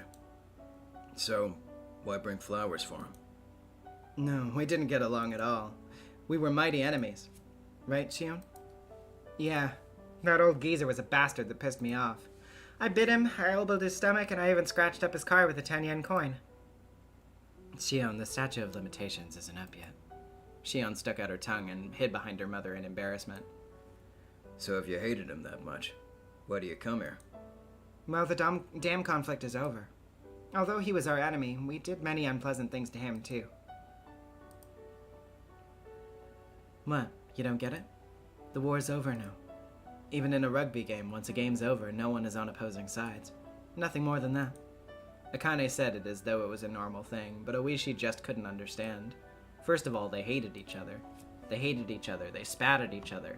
How could they even feel like bringing flowers to his gravesite? However, Akane said that it was normal. Their moral standards weren't matching up. Actually, you're the one I can't understand. I think the dam conflict has ended, yet in your head it's still going, isn't it? Oh no, it's over for me. Can't even imagine hearing all that noise anymore. You gotta be kidding me. Then what's wrong with the Sonozaki family visiting his gravesite? Come on, move over. I brought something for him too. Akane took out a small package from her bag and put it down in front of the grave. See that package every year. What's in it? This is ohage, specially made by the Virago. Drinkers usually don't like sweets, so she made them without sugar. You saying that Orio-san made ohage for the site manager's anniversary? She does it every year. You did just say that you see it every time you come here, didn't you?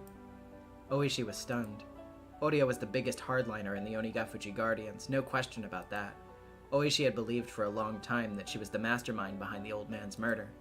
Because of that, he just couldn't believe that she had been making ohage every year for his anniversary. Hey, don't give me that look. Let's not do this anymore, okay? Do what? Pretend that the Sonozaki family shouldn't visit the site manager's grave. It won't be long now until it's 1990. By then, even the Emperor might be dead. How much longer are you planning to drag out this war which has already ended? Please. I don't even want to think about the damn conflict. There's nothing better than peace. The government was at fault. They should think about what they've done. But we were at fault too. That's why we have regrets. And when things are done, that's it. There's no point dragging them out. We need to wrap up the era of our forefathers, and young people need to create a new one. What happened was very unfortunate, and I regret that the old man had to die. If he was still alive, we could have shared a toast together and made up. But he's dead, so we can't reconcile. I think that's very sad. Well, that's what happens when someone dies. But you're still alive. That's right, I am. And so are you. Then maybe a day will come when we can get along, huh? Well, I don't know about that. Shion, why don't you give this to the priest? And then wait in the car, okay? Sure. Akane took out an envelope from her pocket and gave it to Shion. Shion took the envelope, bowed to Oishi, and then ran off. During the dam conflict, I thought she was such a feisty little girl. She sure has grown up. How long do you think it's been since then? She's hit puberty, and we even went bra shopping together. She isn't a little girl anymore. That's how long it's been. Yeah, many years have passed. Time's dense for young people, but diluted for old folks. The old ones are the ones who don't change. But young people keep growing. And before we know it, they pass us by. Then we simply withdraw ourselves and watch over them. See how it works? Yeah, I guess. Can't believe I'm getting a talking to from the demon princess of Shishibone, Akane Sonozaki. Hey, I can't believe you still remember that name. I'm a lady of Shishibone nowadays, you know? I'd appreciate it if you kept that name to yourself. Yeah, I guess, since the damn conflict is over now, huh? That's right. It's all over. The two of them watched Shion and the priest exchange words in front of the main temple building. Both were silent, but the air between them was comforting. There was no breeze, and a cabbage-white butterfly flittered around them. You're supposed to be at work. But how about a round? Up for some fresh cold sake? Maybe not today. I have to drive, and so do you, right? That's too bad. Well, maybe next time, eh? Yeah, next time. Something that had been sitting inside Oishi for a long time had started to dissipate. Something that had coagulated was melting away. I better get going. Your daughter is waiting too, right? Yeah, she is. We've been going through a lot. We've gone through a lot. But let's forget about it all. How about that? We'll have a party one of these days. We will. Akane turned around with a big smile on her face. But all of a sudden, it changed into an impish grin. Hey, Officer Oishi. Since we made up just now. I got a traffic ticket yesterday and I was so mad that I ripped it in half. Do you think you can do something about that? Just go to the nearest police station for that. Maybe I can give you a priority spot in the waiting line. What are friends even for, huh? Their laughter echoed under the blue sky.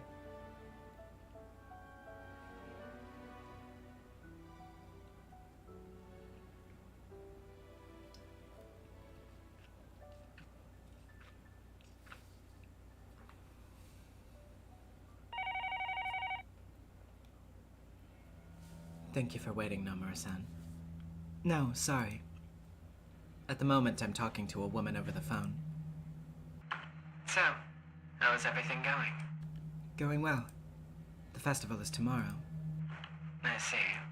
That's good. First, Lieutenant Tomitake will get into an accident tomorrow night. H173, the medicine which was supposed to be destroyed, will be administered to him, and no matter what happens, it will be a very pitiful end. What an interesting opening. We've already finished our forgery of the proceedings. It'll show that Lieutenant Colonel Irie was trying to sell your research to a foreign country so that he can continue it. And Tomitake's murder is part of that. Yes. That will be the first step for the board of directors to become suspicious of the Irie Institute. We're taking care of all of that, so don't worry. Also, regarding that, what should we do if it happens? If what happens? I mean, what if First Lieutenant Tomitake agrees to join us? He isn't included in the takeover operation, is he? Well, no, because he's an auditor for the board. If he becomes our ally, that might be beneficial to us. According to our analysis, even if he changes his allegiance, there won't be much for us to gain. Why add another unnecessary worry to the operation? You're right. Sorry about that. I thought we might be able to use him for something, which is why I suggested it. We'll go with the original plan then. I think that would be better. I'll get in touch with you again. Goodbye. For a while, I kept holding the telephone receiver, lost in thought. Then I put it down and dialed a number that I'd become very familiar with. Hello? Economy Hotel Okinomiya. How may I assist you? Hello. Could you connect me to room 406, the one belonging to Tomitake? Please tell him that Takano is calling. Sure, I'll connect you. One moment, please. The telephone operator put me on hold, leaving behind only electronic music. I waited for about a minute, and the operator came back on again. I'm sorry. The guest in room 406 is not in his room right now. Would you like to leave a message? That's okay. I already left a few of them. Do you know when he left the hotel? Do you know when he'll be back? Oh, I'm sorry. I can't answer that. I see. I'll call again. I put down the phone before the operator finished speaking. This is the third time I've tried calling him. I left a message telling him to call me back, but he hasn't. Why? Is he out taking photographs by himself? Or is he waiting for me behind the shrine where we usually meet?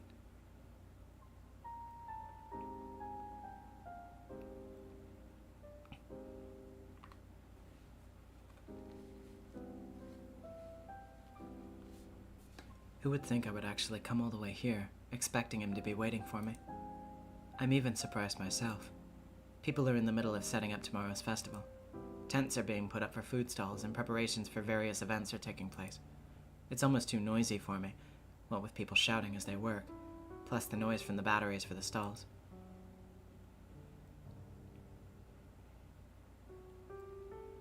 Soon I reach the back of the shrine before realizing it. This is probably the best view in the whole village. This is where Jiro-san and I usually meet. Just maybe, he's waiting for me here. Of course, that's just wishful thinking. God will never grant my wishes. He only has a bit of fun by testing me. I looked down at the village below, letting the breeze blow through my hair. He usually follows me around while he stays in Hinamizawa. He persistently asks if I want to go out to eat, go for a walk, or take some photographs with him. But he hasn't done any of that this visit. His behavior towards me has changed. Maybe it's because he's heard about the horrible impression I left with the new board of directors. Maybe he thinks I'm a mad scientist because of that incident. I can feel that he's gradually losing interest in me. But I had my own complaints too. When I don't want him around, he's so persistent. But when I need him to listen to me, I can't get a hold of him. But if I did get through to him, what would I even talk about? What could I talk to him about? Right after talking to someone about the plan to assassinate him. Why should he even answer my call?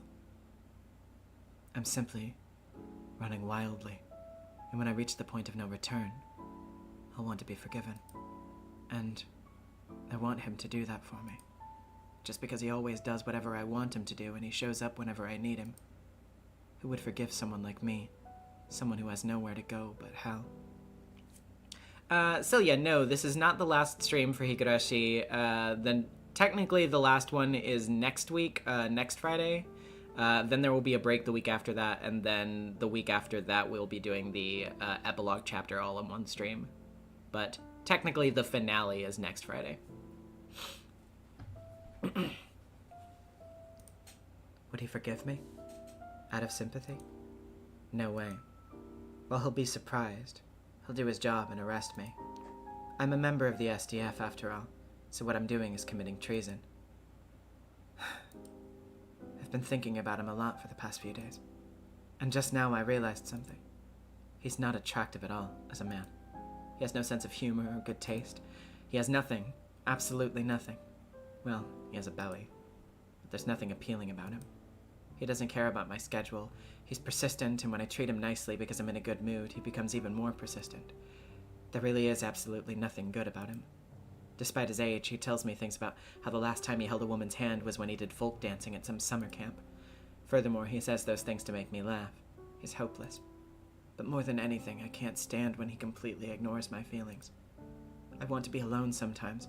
I don't want to do anything sometimes, yet he drags me out, completely ignoring how I feel.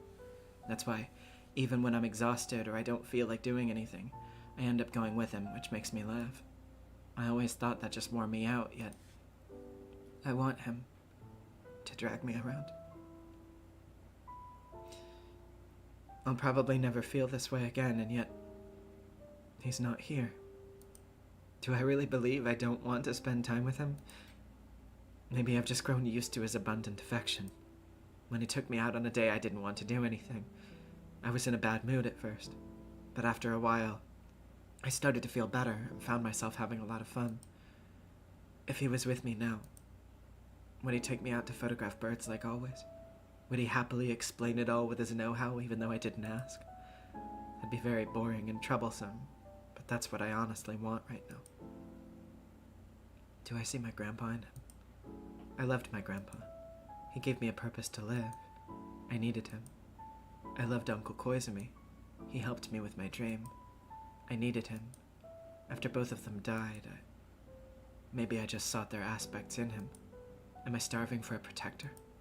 Maybe I'm so traumatized by my parents' accident that I need to have someone nearby to watch over me all the time. Maybe I'm still immature. My inner child is throwing a fit because she can't put together a toy, saying that if it's going to be broken anyway, she's going to break it herself. It won't be just my problem. It will bring about a huge, huge, irreversible tragedy.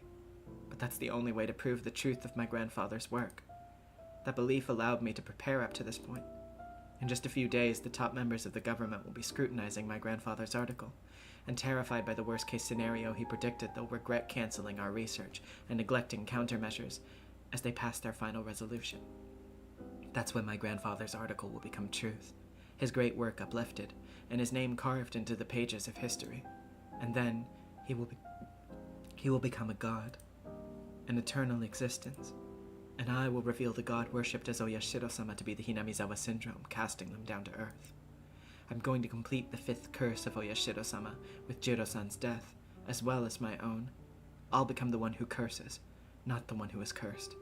I'll be in the position to test instead of being tested. I'll ascend to godhood. I'm going to make the curse a reality, and I'm going to kick the god of this place off her throne. And then, grandfather and I will be together forever. Gods don't get tested. Fate doesn't test gods. No grief will separate us. I will be with my grandpa forever. After that, we're going to work on our research together in that study, filled with the smell of formalin. A scene from Happier Days. Grandpa is at his desk, writing down something. I'm in a good mood, lying on my stomach on the carpet right behind him while flapping my legs and humming a tune. I help him with his research by organizing his books, as if I were playing with blocks. To return to those times is my only wish. Of course, if I could go back that far, I'd want my parents to be alive too. If I could play with my grandpa's books, while listening to my mother cooking in the kitchen and my father flipping through his newspaper, that would complete my happy world.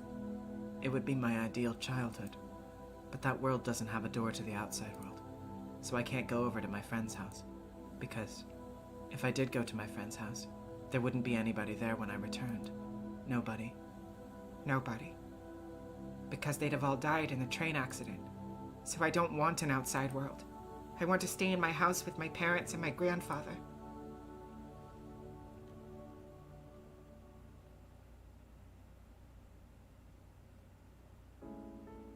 I am a doctor, after all. I can analyze myself. I know that what I'm wishing for is proof of my immaturity. But if I know that much, then why do I still long for a parental figure in Jiro-san? Even as I plan an operation which includes his death, I'm still trying to hang on to him. If I'm going to betray people so I can become a god, then I should remain a villain until my final moments. But if I'd rather be a lonely little girl, then I should remain modest and humble until my final moments. Either way, if this is my way of life, nobody can criticize me for it. because if I believe that it's right, then all I can do is go on without listening to such criticism. But I still can't decide, so I want somebody to criticize me. Nobody has ever criticized my way of life. That's why I want to hear someone do it. I want someone to tell me that my way of life is wrong. I want Jiro-san to tell me that I've done such a stupid thing and I want him to slap me. Such masochistic desires speak a great deal as to how I'm rejecting my present self. Am I really still longing for a parent? I'm too old to call myself immature. Even if I do, nobody else will. No matter how immature I am inside, people will treat me as a grown person. They'll say I possess an adult's responsibility and proper judgment. And that they've brought me this far already. Then I'll be judged before the devil. Will I still plead not to judge my immature self as a grown-up? Am I going to act that pathetically even in front of the devil? I'm already going to hell. Yet I can't completely become a devil. I hate the idea of hell, yet I refuse to try and repent. My mind can only float in a lake of blood, drifting as I drown. If only Jiro-san were here. My mind would clear up as I played along with his insensitive chatter. Why isn't he around when I need him the most? This is the last chance I'll have to spend time with him. I hate how immature I am, becoming so insecure just because he isn't around. I found myself before the offertory box. I came here when the Irie Clinic's construction had ended and the research at the Irie Institute was about to begin. I remember how bravely I challenged the god of this place. I was full of hope and ambition. After going through many hardships, I finally came this far. I even vowed I would become a god. I did so in front of the god of this place. I can vaguely recall my grandfather telling me a story similar to that. That's right. It was the story of the Tower of Babel, when there was only one language in this world. All people lived in one place with one will. In a display of their authority, they started to build a tower that would reach heaven. God got angry because these people had forgotten how to show respect to him. He believed all of man gathered to commit such an affront because they all have shared one language and one will. So their communion was shattered.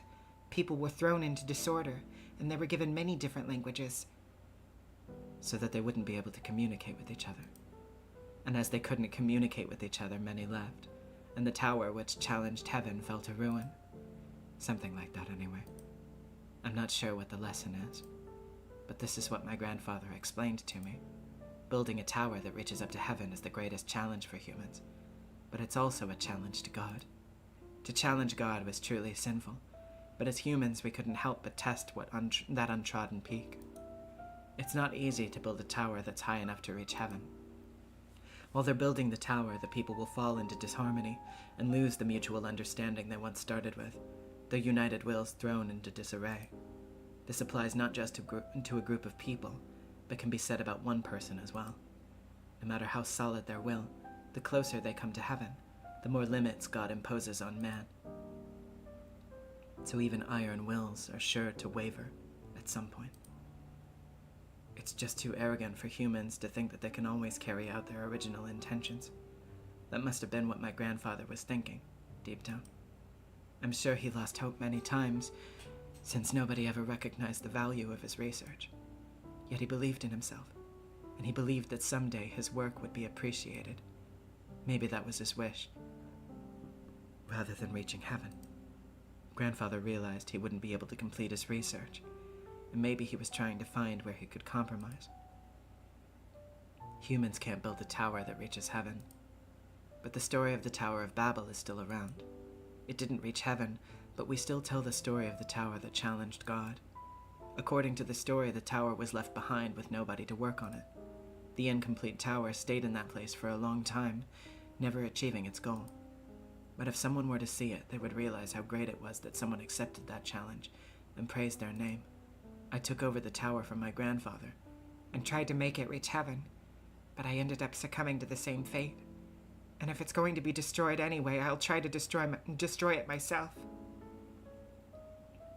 What am I doing anyway? If I hadn't tried to continue grandfather's research, his work on Hinamizawa syndrome would have remained forever. Even if it was an empty tower that nobody ever visited, if somebody did come by, they would praise whoever attempted that challenge. They would have praised my grandfather. But I took over his work, and I built the tower even closer to heaven, which made God angry. And the tower is now going to be destroyed. The tower will become a pile of rubble. When the Irie Institute is shut down, all of its records will be destroyed. My grandfather's wish for his work to be appreciated by someone will never be granted. I tried to make my grandfather an eternal existence, yet I ended up making that an impossibility. How can I call myself Mio Takano? Instead of inheriting the 1, 2, 3 from my grandfather and continuing to the count of 3, 4, I reduced it all to 0. If it wasn't for me, my grandfather's work would have remained an empty tower. It would have stayed in this world forever. But I ruined it. I did that. I can feel myself sweating. The sweat reminds me that I've done something inexorable. When did I make a mistake? Where did I go wrong? It wasn't when I came here. It was before that. I started to walk down the wrong path long before that. If I put myself in my grandfather's spot, I know. My grandfather was working on a great challenge. He built a mighty tower, and it was supposed to continue to stand there and wait for someone to appreciate it. Grandfather definitely said he wanted his work to be valued by someone, even after his death. But I misunderstood. Somewhere along the way, I made a wrong turn. I misinterpreted grandfather's wish, and I ruined it. I ruined everything. I tried to make him an eternal existence, yet I destroyed him. Grandfather built an eternal tower, yet I raised it. Where did I make a mistake? What went wrong? It's obvious. My grandfather counted to 3, and with that it was complete.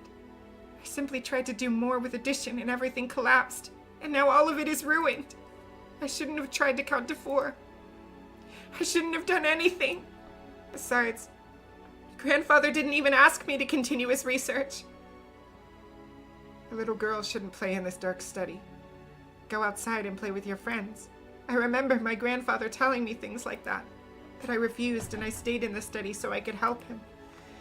And eventually he stopped telling me to play outside and just enjoyed having my company while he worked. But when we first met, he used to say things like that. Then what? Living with Grandpa was the first mistake I made? Then what? When I escaped from the orphanage, I shouldn't have called Grandpa. I shouldn't have found the 10-yen coin. I shouldn't have asked Grandpa to help me. Now I remember. I know where I belong. The noise of something metal striking something else is getting closer. It's getting closer and closer. I'm not allowed to fall asleep. I wasn't asleep, I just had my eyes closed, that's all. Sorry. Damn you. Redacted. It's hard to read these lines in particular just because of how they're formatted, but... I'm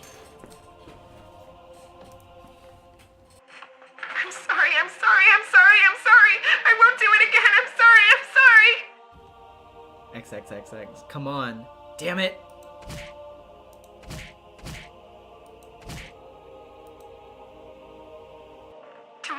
Don't kick. I'm afraid of the metal sound. Please don't kick it. I'm not being kicked, but the noise is kicking me. So please don't kick. Please don't kick the metal fence, please. My body's getting cracked. I think my body is getting cracked. All the dirty, itchy, and painful things soak into those cracks, and the filth and prickling feel horrible. It's soaking to my chest, gathering together. I desperately try to resist so that it won't touch my heart. But the dirtiness and itching draw together more and more. My whole chest is soaked, and soon enough my face will be swallowed. Even drowning in this dirtiness and itching, I try desperately to hold my breath so that at least my heart won't be soaked in it. Damn it.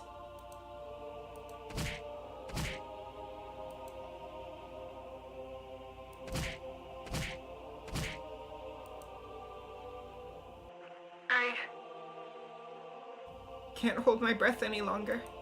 I drown in an ocean of muck. And yet, as if I'm taking on the muck, my heart desperately struggles not to be tainted by it, to rise above it until...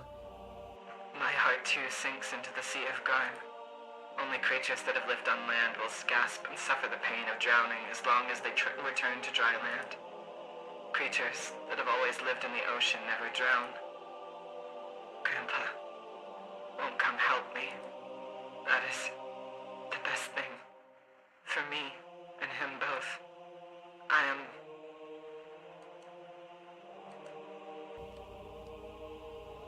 See? When I stop struggling, there is no more noise. I don't have to hear that scary metal noise. Is it a roar? Or a yell? I needed to borrow strength to scream in order to come back to the present world. My body is all sweaty. It feels dirty, itchy, and painful. It reminds me of that day. I can feel welts coming on as the sweat crawls down my skin. No, it's just a delusion. It can't be itchy. Because all of that is long over. I take a bath every day. I scrub my body until it turns raw and red. So not even the slightest drop of that horrible filth could possibly remain. I can't help it. I remember the filth. I can only get rid of it by scratching my arms so hard it leaves marks. I can't get rid of the itching. I can't get rid of the filth. Of course I can't. I'm a filthy existence. Grandpa should never have saved someone like me. Meeting me made him unhappy. I shouldn't have existed. I shouldn't have been born. I should have stayed inside that metal fence and spent my whole life there. I need to go back inside it. I should have never left. That place is where I belong. Corner me with that horrible metal noise. Crush me with that felt itchiness and pain. And then kill me. So that I'll never meet Grandpa.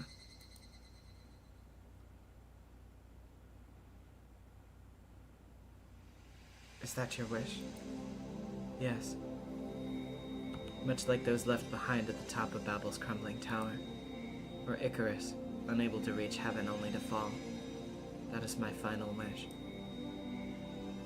Bring me back inside that metal fence. And give me back the fate that's suitable for my filthy existence. The wish of a liar will never come true. But I'm not a liar. You've spoken your true wish once, yet you have to realize that's your greatest wish. And I cannot grant that wish just yet. Are you saying that's the punishment we sinful humans face for challenging God? You should already know. The strength of your desire is what creates the future. You lack that strength. You're saying I haven't tainted myself enough? Leaving the gates of hell remain shut for someone not fully committed like me?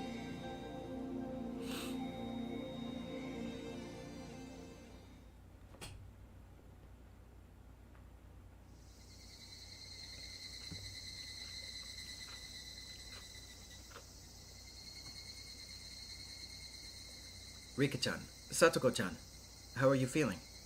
It's Irie. As Akasaka-san warned me, I have to be careful. Akasaka-san opened the door silently. How are you doing? It's bustling outside, huh? Yeah. Everyone's busy getting ready for tomorrow's festival. I brought some shaved ice for you, courtesy of the refreshment stand committee. Let's have some. Thank you for that. I'll have some. Akasaka-san is wearing a t-shirt, but he's still drenched in sweat. All the windows have been shut, and he can't even open the curtains, so it's very hot inside. But even accounting for that, he's still sweating like mad. Look at how sweaty you are. It sure is hot in here. No, I was exercising a little. Of course, I tried to keep very quiet. I'm just staying prepared for anything, that's all. A little exercise helps to refresh people. I'm sure you've been under a lot of stress for the last few days. You must be exhausted mentally, too. No, I'm used to this kind of thing. But I really appreciate you bringing in some stuff. Akasaka-san smiled like a happy child as he ate the strawberry-flavored shaved ice. So, has there been anything yet? Have you heard from Tomitake-san? No, nothing yet.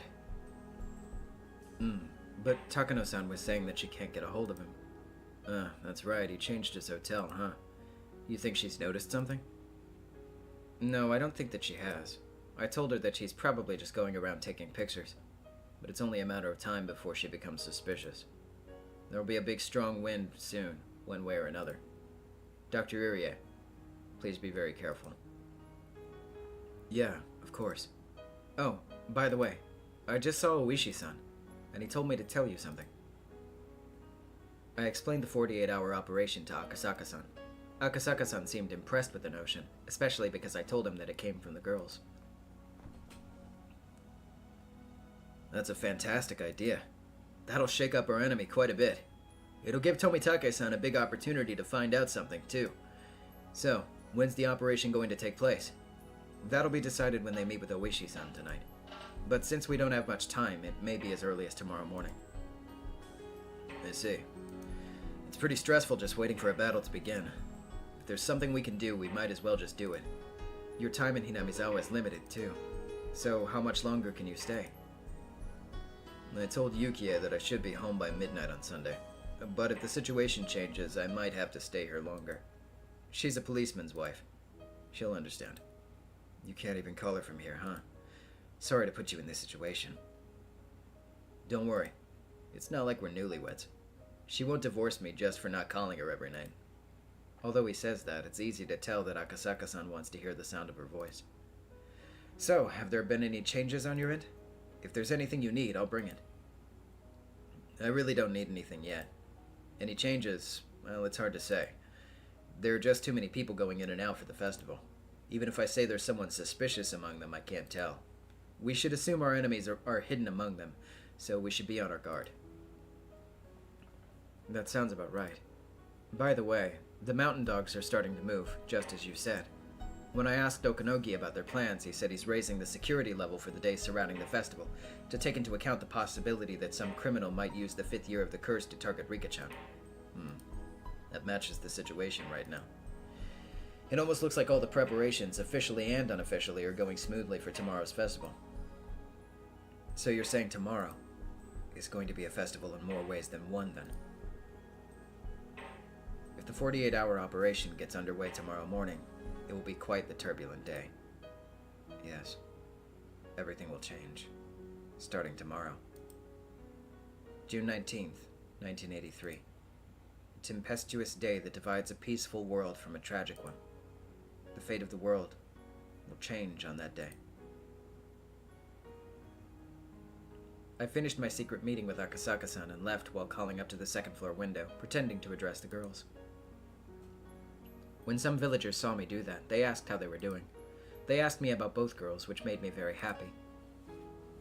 What Oryo-san said yesterday is already spread among the villagers. In other words, the curse of Oyashiro-sama may have already been lifted, even before tomorrow's festival. If nothing happens tomorrow, then this village is finally free from the curse and the ghost of the dam conflict. As we prepare for the upcoming battle, I realize the extent of the responsibility we've taken on, but at the same time, that gives me strength. After greeting officials under the main tent, I ran into Takano-san as I headed back to the clinic. It's unusual for her to be here alone. If Tomitake-san was with her, I could understand, but she'd never come here by herself. For a moment, I thought maybe she suspected a connection between me and Akasaka-san, but it doesn't seem that way, I believed. This is unusual. What are you doing here? Nothing really. I'm just taking a walk. I see. It's a nice day today. I bet it's a perfect day for taking a walk. I wonder if Jiro-san is taking a walk too. Those words had a strange nuance to them. Takano-san normally only spends time with Tomitake-san out of politeness. At least that's how she's been acting. So when I heard her say that, I was a little surprised. Maybe so. He's from Tokyo. I'm sure he's enjoying the fresh air and the beauty of Hinamizawa. Director, do you have any idea where Jiro-san went? No, I don't. He didn't come to the meeting last night. It was a good thing someone else was there to take his place, but he should have been there. He's neglecting his job, don't you think? This is going in the wrong direction. I have to change the subject. Well, I'm sure he needed a little break. I bet he wanted to be alone. Just like you. Yeah, I can see that. I think that went well. She didn't ask about Tomitake-san after that. When I look around, I can imagine how lavish the festival is going to be tomorrow. Watanagashi is the biggest festival of the year around here. It's grown in scale ever since the dam conflict ended, and this year the village festival is hitting a peak. I'm sure villagers of all ages will enjoy themselves tomorrow. Takano-san and I overlooked the heartwarming scene. Tomorrow looks like it's going to be a lot of fun. Yeah, it will be fun. The conversation was very ironic. We both meant something different as we spoke. Tomitsuko, thank you for becoming a channel member. I can hardly wait for the festival to start. Yeah, a fun festival is about to begin. I noticed an indescribably bitter smile on her face. I hope it'll be a nice day tomorrow. After all these preparations, it'll be a shame if it rains. They worked so hard to prepare for this grand festival. A little rain won't stop them. Yeah, I guess. There'll be a festival, no matter the weather, huh? Yes, there will be a grand festival. I'm sure of it.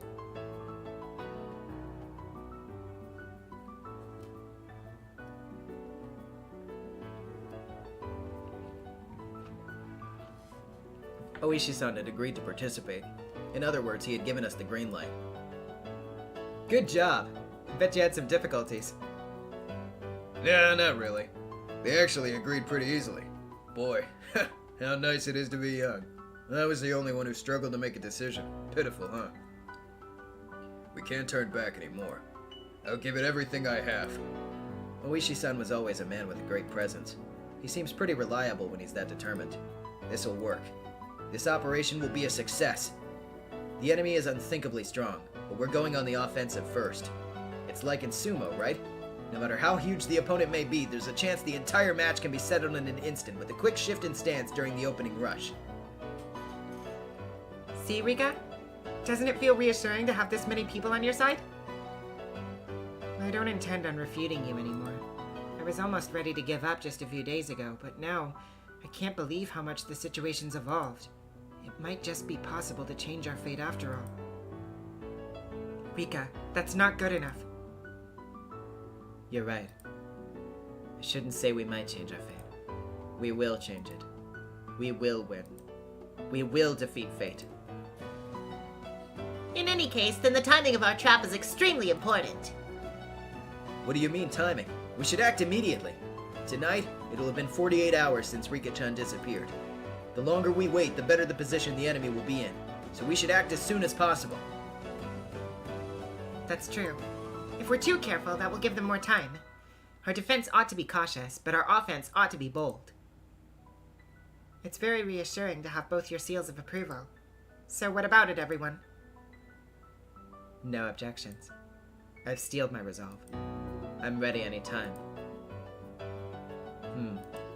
Is it time yet? What do you think, Satoko? We should go with haste, of course, but right now maybe a little too hasty. If we're to surprise them, I think we should do it more carefully.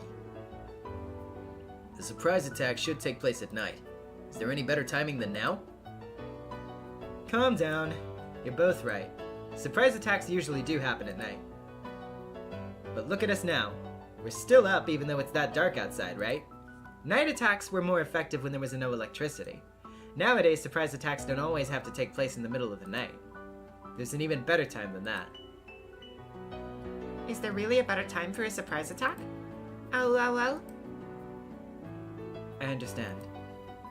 A daybreak sortie, right? Oh? You know some interesting terms, don't you? It's true that the worst time to call someone's not in the middle of the night, but early in the morning. People can't even think straight when they're half asleep. A surprise attack at dawn. Yeah, that's a great time to do it. Yeah, I think that'll be the most effective. Knowing how Takano-san is, it's more likely that she'll do something to make it look like the 5th year's curse. And she'll try it tomorrow night. It's normal to try to get plenty of sleep the night before, too. I now know the perfect time to spring my traps. The surprise attack at dawn. Man, that sounds badass. I've always wanted to do something like that. I'm fired up! You're just like my man, Maibara-san. Hey, does that mean I'm the only man involved who isn't psyched?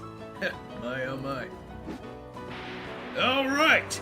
Ready then? The 48-hour operation commences tomorrow at dawn. The question is how they'll react.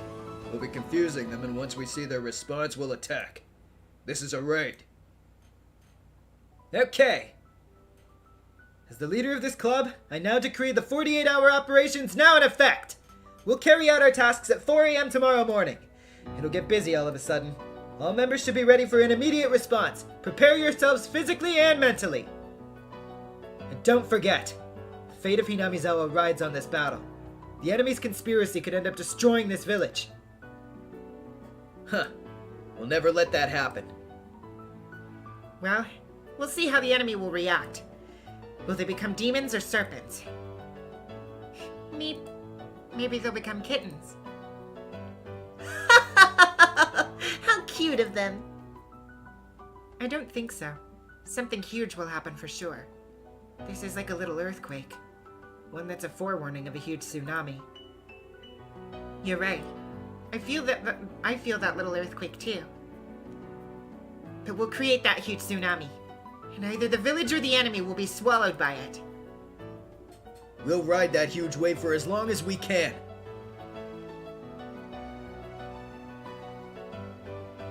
This 48-hour operation will be a shock to the enemy.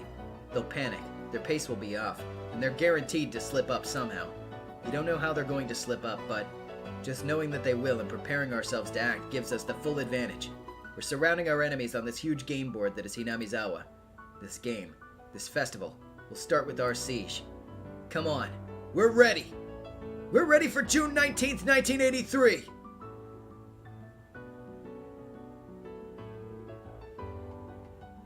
Hey, Rika. Oh, wait. Hey, Rika. Have this many emotions ever gathered on this day? Actually, there were always this many emotions in this world. There were always countless numbers of them gathered on this forgotten June 19th. We just never realized it, because we never always looked at this world subjectively. There are so many people in this world, and each of them has very important emotions. Those countless feelings are collecting together and giving shape to this world, this fragment. With this many emotions, what kind of world will we see? What kind of fragment will we be granted? Who will win, Takano or us? The time to find out is now. Let's open it. Let's open the door to June 19th of 1983.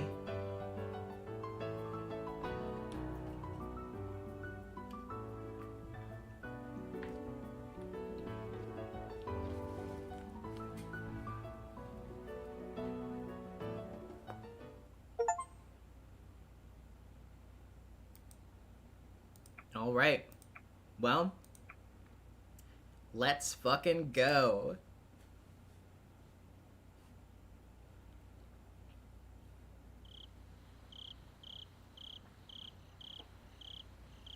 It was past midnight and almost dawn. The very quiet time of the night where staying up late and getting up early melded together. That exact thing was happening in the offices of the Okinoki gardeners. There were only 2 people on guard duty, and they were playing cards. They weren't sentries, so they didn't really need to be on guard all the time. However, they weren't allowed to fall asleep either. After the TV broadcast went off the air a little past midnight, they usually ended up playing cards. Suddenly, the phone rang. The phone was right nearby, so one of them answered immediately. Thank you for calling. This is Okinoki Gardeners. Yes. What? Suddenly, the man taking the call stood up with a jolt. He even hit his knee against his desk, but was too panicked to care. Takano dashed into the underground security room in a hurry. I'm sorry to bother you, Major. Forget the coffee. Give me an update. Are you sure about this? Yes. At 4:15 a.m., a body found in Okinomiya jurisdiction was identified as R. How could that be? Ara's homesick with a cold, isn't she? You were observing her, weren't you? Major, there's more.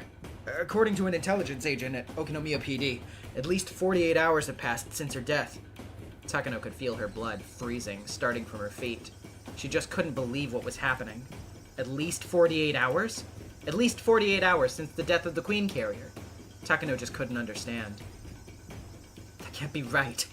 Why are the villagers still so composed? They could have developed terminal symptoms as early as after 36 hours, which was last night. But according to the intelligence agent, this is reliable information. And the station was even put under a gag order because they were fearful of the religious impact it could have on the village. What do you mean? Then who do you have observing the house? Major, our observation system is perfect. Rika Furude is there at the house.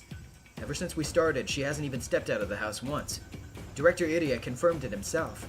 It's just impossible. Then how do you explain this? The police department is saying that the body is Rika and that it's been over 48 hours since her death, right? Are you telling me that they're lying? A lie. A lie? That's it. Maybe it's a mistake. I was planning to fake my death using an operative from the Gifu Police Department tonight. This is the same thing. Yes, it's a lie. It must be a mistake. Takano wasn't confused because she was still half asleep. No, Takano was afraid. Her grandfather wrote in his article that within 48 hours of the Queen Carrier's death, everyone in the village would develop terminal stage symptoms. This would mean that he had been wrong. What about everyone who believed his words? What would they think? Excuse me, Major. There's a phone call from Nomura-sama in Tokyo. Why is that woman calling me now? While I'm on the phone, check the body that the police found immediately. We can't, not right now. When our agents come in, we'll have them approach the station and observe what's going on. And what time is that? 5? 6? It needs to be done as soon as possible. Tell them to hurry up! Good morning. Takano here. All the unit members were gathered in the office of Okinogi Gardeners, which served as a garrison for the mountain dogs in Okinomiya. I see. As soon as you find out something from the police, call both me and the Major. By the way, regarding the observation system at the R residence, why didn't you confirm that she's home? We assumed that she didn't pick up the phone because she was sick with a cold. Director Irie went in and confirmed her presence, so we just took him at his word. Naive. So there's someone at the R residence that's there, that's for sure, right? Yes, there's someone there. Commander, why don't we enter the residence? We still have a little time. We can't do that without approval from the Major. I'm sure she won't let us until she confirms the matter at Okinomiya PD. In preparation for that order, increase the number of observers at the residence. At least 8 people. Commander, there will be a festival at the shrine later today. We can observe, but I don't think it'll be possible to enter until tomorrow around midnight. Shit. With lousy timing. Wait. This is too much of a coincidence, don't you think? Okinogi's rusty yet wild instincts were sounding an alarm. He sensed that someone was attacking them. He sensed that his enemy had begun to attack. He realized that the enemy had taken the initiative. People usually take a deep breath before they attack. That moment right before they strike is their most vulnerable. Okinogi assumed that whoever his enemy was, they were led by an excellent commander who knew the precise moment to strike. By the way, about First Lieutenant Tomitake. They said he didn't show at the clinic's meeting the other day. Is that right? I'll have someone check on him. The Major asked me if they knew where he went. Do you think that it's First Lieutenant Tomitake? Have Nightingale check Tomitake's hotel room. Shit, he tricked us!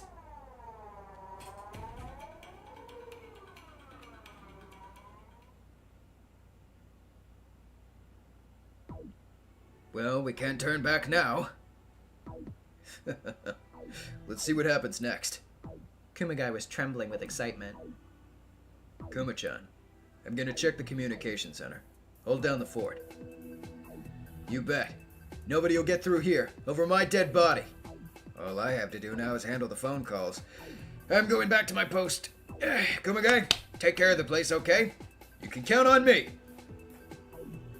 Kumagai closed the door quietly and stood in front of it. This was his chance to show Oishi what he was made of. Oishi was on his way to the communication center. All radio communications and phone calls pass through there first. During business hours, each section answers its own phone calls, but when they aren't open, the communication center answers them instead. How's it going here? Well, there was an outside call for forensics calling directly just a few minutes ago. Who called? It was Chief Inspector Otaka.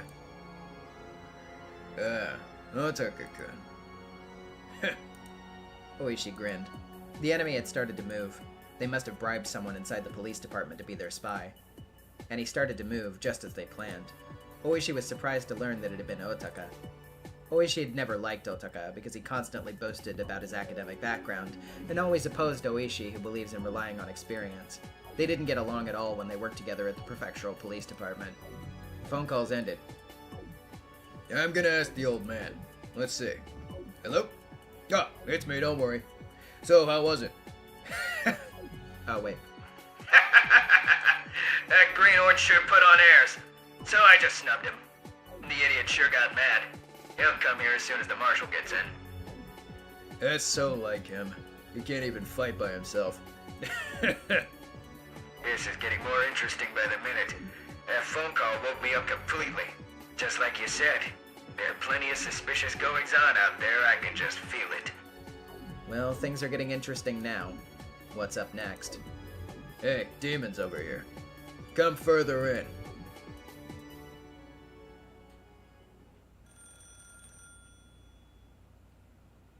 Hello, this is Tomitake. Good morning, First Lieutenant Tomitake. Sorry to bother you this early. I'm calling to let you know that the Mountain Dogs have made a move. Just a little while ago, all the members were called in because of an emergency. We don't know the reason yet. I see. So it's finally started. Tomitake turned on the light next to his bed and put on his glasses as he answered. Also, there's been a rumor going around in the police department over there. We haven't confirmed it yet, but the Queen Carrier's dead body was found. What? Tell me more. Supposedly an unidentified body turned out to be Rika Furude. They say that she died over 48 hours ago. It's past the time in the emergency manual 34, but there's been no change in Hinamizawa so far. Have you heard anything? No, I'm in Okinomiya, so I don't know. But that is impossible. It must be some kind of mistake.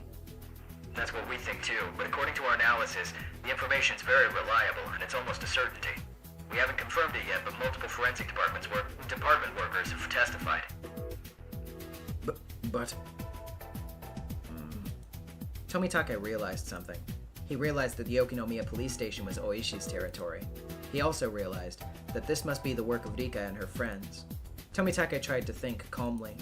Even if they didn't know who their enemy was, it's obvious the emergency manual's the signal for an explosion. So they must have come up with the idea to destroy that signal. The foundation of the emergency manual is that unless something is done about it, within 48 hours after the Queen Carrier's death, all the villagers will develop terminal stage symptoms. So if nothing happens after 48 hours, there's no need for the emergency manual. And with that, the mountain dogs have been called in. Hello? First Lieutenant Tomitake? Sorry. Considering the current situation, it'll be hard to tell if anything suspicious is happening at the IDA Institute. Please ask the Colonel to check immediately. Also, in case of an emergency, can you make sure the Bloodhounds are ready to deploy? Roger that. We should have more information by 9 a.m. If the mountain dogs revolt, it will become dangerous there. Please be very cautious. Of course I'll be careful. I'll talk to you again at 9 a.m. It was 6 a.m. Tomitake would get another call in 3 hours. Nightingale 1 to all units. Tomitake is in room 406. Observation team. Do you see anything? This is Nightingale 4, nothing from outside. This is Nightingale 5, nothing on this floor. This is Nightingale 3, there's no sound in the room. He's probably asleep. There was a do not disturb sign on Tomitake's door. Perhaps he stayed up very late last night and was planning to sleep in. This was a great chance for the Nightingales. Be sure to capture him alive. It's an order from the Major. Let's go. They tried to break into Tomitake's room very quietly. Obviously, it was a simple job for them to pick a hotel room's lock. The two members at the door communicated with each other using sign language. Even knowing he was asleep, it would be a good idea not to barge in. They opened the door very cautiously and very quietly. The room's interior was organized but tasteless, typical of cheap hotels. The only furnishings were a bed, a small desk, and a coin-operated TV. Clearly, only one person could stay in this room. And there, in the bed, Tomitake couldn't be found. What's wrong, Nightingale 3? Respond! Shit, this room is empty! It was still early in the morning, but the room was empty. What's going on? Tomitake likes to take walks and also take pictures of wild birds. Could he have gone out to do that? No, that's not it. He might have deceived us. The do not disturb sign was on the door. With that sign there, the housekeepers wouldn't come into the room, so they wouldn't know if it was empty or not. The sign had probably been on there since at least the day before. Knowing that Tomitake was planning to stay for a long period, the hotel hadn't really paid much attention. In other words, the room had been empty since then. I bet he changed hotels, expecting an attack. I see. That's why he hasn't been seen lately. Call the Major immediately. Damn it, our plan has been leaked! Okanogi realized that he'd been beaten to the punch. The foundation of the emergency manual had collapsed, and with that, the basis of the final operation was shaky. Okanogi felt that the Major had panicked and rushed into confirming what was going on too hastily. If Tomitake suspected us and went into hiding, then after, caught wind of that, he was sure to come grab us by our tails. Everything is just too convenient. Shit, this must be exactly what the enemy planned. Okanogi tried to calm himself. If he was going to investigate in secret, he could assume that Tomitake was still nearby. The department in Tokyo must be the one conducting the investigation, so he must be waiting somewhere for a report from that department. Tomitake was probably at a new hotel, probably somewhere in Okinomiya. Get in touch with Crow in Tokyo. There must be someone reporting to him regularly. Find the number that they're calling. The number's somewhere in Shishibone City, bingo. Okanogi was confident about his hunch. But if what he was thinking is correct, that meant his identity was about to be exposed. It also meant his operation had failed before it even started. But it wasn't a checkmate quite yet. If he could prove that the dead body at the Okinomiya police station wasn't R, then everything would go back to square one. All he had to do was capture Tomitake and then check the body at the station. That was all. Commander, I got a hold of Crow. They won't be able to tell what exactly they talked about, but they say they can find the phone number. They just need a little time. How much time? Just a few hours, they said. Shit! They just want a few hours, huh? Tell them I don't want to rush them, but they better be quick. It was a little past 6 a.m. It was already light outside, but still too early for the cicadas to start their morning chorus. They had endured the first wave. It was now a matter of how quickly they could recover.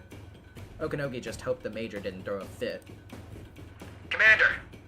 Oh no, wait. It's probably not even... Sorry. It's so many people are using, radios and comms and phones right now. It's kind of hard to tell sometimes when somebody is and isn't. A message from Crow. They're still looking into the phone number. Also, the research division's routine check-in time is at 9 a.m. 3 more hours. He looked up at the clock. Even the little things were beginning to bother Okanogi. Every time the second hand moved, he became more impatient, realizing the check-in time was getting closer and closer. Also, Colonel Oka, head of investigations, issued a standby order to the Bloodhounds. He hasn't said anything about a mission yet, though. Okay. So that means they can still stand down. If nothing happens, he can just play it off as a drill. We're okay. We still have time. More information. The head of investigations called the Chief of Staff's home line. We don't have the details. We're okay. We're still okay. It's a close call, but we're okay. The Bloodhound standby orders meant that they saw a very high chance of the ADA Institute revolting. The people on site must be practically certain of it. Although it's not as difficult to execute as the emergency manual, ordering out the Bloodhounds isn't that easy. They only did so because they realized that some kind of trouble is afoot. Okanogi was sure that the people who wanted to conclude matters peacefully were trying to settle things down by saying it was just a mistake. An order to the Bloodhounds is to stand by without clarifying a mission is like... What? An order to the Bloodhounds to stand by without clarifying a mission is like a middle ground in that sense. But the head of the research division had called the Chief of Staff. This was a very dangerous situation for the Mountain Dogs. In other words, the higher ranks of the SDF, or even people higher than them, had decided that the Bloodhounds could take the field. The uniforms are hot-blooded, but the suits always push for peaceful resolutions. They still hadn't decided which way they want to go yet. Our loss wasn't certain yet. Win or tie, everything was riding on the same table. If that was the case, the call coming in at 9 a.m. from the research division didn't bode well. Okanogi couldn't say why, but he had that impression. It was just his wild instinct doing its job. He could guess that the people in Tokyo were going to ask Tomitake about the situation in detail, and then decide what to do based on that. It was possible that the head of the division, or even the Chief of Staff himself, might come onto the phone. Then the Bloodhounds might get an order as soon as the 9 a.m. phone conversation was over, which would result in his defeat. Tokyo was still unsure. Some were still thinking it was some kind of mistake, or they wanted to think it was some kind of mistake. If Tomitake didn't answer the phone, they might send some people immediately, but they wouldn't order out the Bloodhounds. There was a chance it could end in a draw. If they found out that the body didn't actually belong to R, then, although it would corner them, they still had a good chance of winning. But they'd lose the possibility of a complete victory. Okanogi knew that Takano's clients hadn't ordered anything else but exactly that. He didn't want to admit it, but the enemy's surprise attack had succeeded. Commander. Shut up, calm down. They aren't sure yet. They're suspicious, but they aren't sure. We're still okay. Anyway, whoever gets information first wins. Either they find out something first or we do. We were beaten in the surprise attack, but we haven't yet been annihilated. So don't you dare fly a white flag. Or just wait. Crow will find out where Tomitake is. Our guys at the police station will expose the truth about R's death. So all we can do now is wait and endure. Excuse me, Major Takano is on the line. She sounds, extremely angry. Shit. I don't have time to babysit a princess now. Hello, yes. This is Okanogi. Yeah, well, don't jump to conclusions. It hasn't been decided yet. Why don't you have a cup of coffee first to calm yourself down? Yeah. Okanogi tried to change the subject while pretending to laugh, but all he could hear was Takano's frantic voice. He couldn't even understand what she was trying to say. The second hand on the clock ticked on. He was going to be able to smile at the end of it all. Today was going to be a long battle. Okanogi's instincts told him so.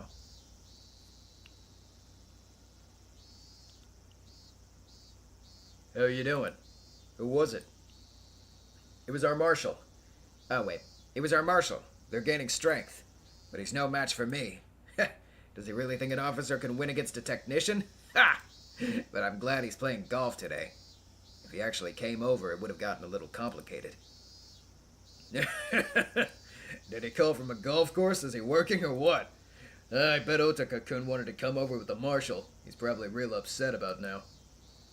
Since an indirect attack hasn't worked, do you think they'll try a direct one? Will Otaka come here? If he can't get a hold of the chief, he'll have to. It's almost 8:30. The main doors will open soon. Morning had finally arrived. The chorus of cicadas had begun. That familiar sound would make one think that it was just another day. But it was hardly going to be normal. It wasn't just an ordinary Sunday. Oishi and his men already realized they were grazing the tip of a huge conspiracy. Knowing how Otaka-kun is, he'll probably come through the main entrance. Yeah, that's what a guy like him would do. I'll be here to take care of the phone calls. You guys take care of him, okay? Okay. I'll go welcome him. Kuma-chan, take care of this place. The lobby of the Okonomiya police was just like that of any other police station. It could hardly be said to have a welcoming atmosphere. Some of the tiles on the floor were broken and cracked, so sometimes people tripped on them. Those spots were covered by pieces of cardboard, and there was a sign that said, "Caution, watch your step." There was also a pot with a dead plant in it. It was far from a friendly lobby. Unlike hospitals and banks, there wasn't a line of people at the counters at the police station, but there were quite a few sitting on a sofa waiting for the counters to open, and they would open soon. Some workers were standing on the other side of the counters. Otaka was snobbish enough that Oishi didn't want to deal with him first thing in the morning. If only he was a pretty young woman. Okay, sure. Oishi and his men were on a very important job. If Otaka found out that Rika Furude's death had been faked, the operation was finished. They're only able to shake up the enemy now, while Rika Furude's death is still in the books. They had to stall for every minute, every second they could, so Tomitake could seize hold of the tail that was popping out. So if the truth about Rika Furude's death was exposed before Tomitake had that chance, the enemy would recover. The emergency manual would regain its credibility, and although the enemy wouldn't enact it immediately, they would try again for sure. Rika Furude had directed the conspiracy ahead of time, but that was a miracle. The divine wins. Japan had prevented Mongol invasions twice in the past with such miracles, but nothing like that happened during World War II. They might not be so lucky next time. They might not get another chance. There might be no next time at all. Unless they defeated them this time, they would never win again. While it was possible to do some serious damage, a tied game would inevitably lead to the enemy's victory. They had to completely expose what the enemy was up to, allowing Tomitake to call in a suppression unit to defeat them. That was why Oishi had to stop their vanguard here. His job, therefore, was an extremely important one. If the enemy's conspiracy succeeded, Hinamizawa would be destroyed, and more than 2,000 villagers would be executed in a gas disaster. Either way, the incident would never go public, but people's lives depended on him. Oishi was violating his professional duties. However, he had to do what was right. Oishi thought back to when the old man taught him that. Someone who, despite the hot weather, was wearing a suit, came in through the automatic sliding door. He had 2 of his colleagues with him. He was showing off his authority like he always did. Good morning, Otaka-kun. Well. Good morning, Oishi-san. By the way, please don't address me with such familiarity. I'm no longer in a position where you can talk to me that way. Oh, don't be like that, Otaka-kun. We used to play mahjong together, didn't we? Otaka seemed disgusted to hear that. He used to boast about being a good mahjong player, but Oishi once beat him badly in front of many people, which hurt his pride. I'd love to chat with you, but I'm in a hurry today, so please excuse me. Hey, don't say that. Don't you remember the time when you forgot to write certificates for the kendo tournament? You begged me to help you. Wrote them for you backstage, and that was why the award ceremony went on smoothly, didn't it? I truly appreciate that, but that has nothing to do with this right now. Oh, I didn't know you appreciated it. Sorry about that. I've never heard anything like that before. Down at the prefecture station, they think I begged to write it and that you turned the offer down and let me write it for you. Wasn't that the excuse you used when the director called you up asking what happened since my handwriting was on the certificates wasn't so great? Well, I don't know. Deathbird, wasn't this the guy who was insisting on shooting Rena? I believe so, yes. Yep, same guy. Yeah. Maybe someone misunderstood. At the very least, I never said such a thing. I never said such a thing, rather. The prefectural police headquarters may be your territory, but unfortunately, this is the Okonomiya PD. You won't get your own way here. Oh. And what do you mean by that, Oishi-san? I don't know why you're here, but your jurisdiction is in Gogura, not Okonomiya. I'd like to ask you to leave. What? Under what authority? And what authorization do you have to be here? I'm in the middle of a classified investigation on behalf of headquarters. I've heard that there's an unidentified body related to that investigation here. Well then, please inquire on the phone. Okonomiya isn't a rich neighborhood. This isn't a place where someone in a custom-made suit should be. I see, so you're ganging up with the guys of forensics, huh? There should be an order from the marshal to hand over the autopsy report to the prefectural police headquarters. Then there should have been an explanation to the marshal from the forensics department already. The body's still being examined. Because of a slip-up on our part, there's been a rumor going around that the body was already identified. Anyway, they need a little more time to finish up their report. Then I'd like to attend the autopsy. No. What? I'm requesting it as the person in charge of this classified investigation at the prefectural headquarters. If that's the truth, look, I don't want to doubt your policeman's spirit. Policeman's spirit's a noble one, you say. I don't know about that, Oishi.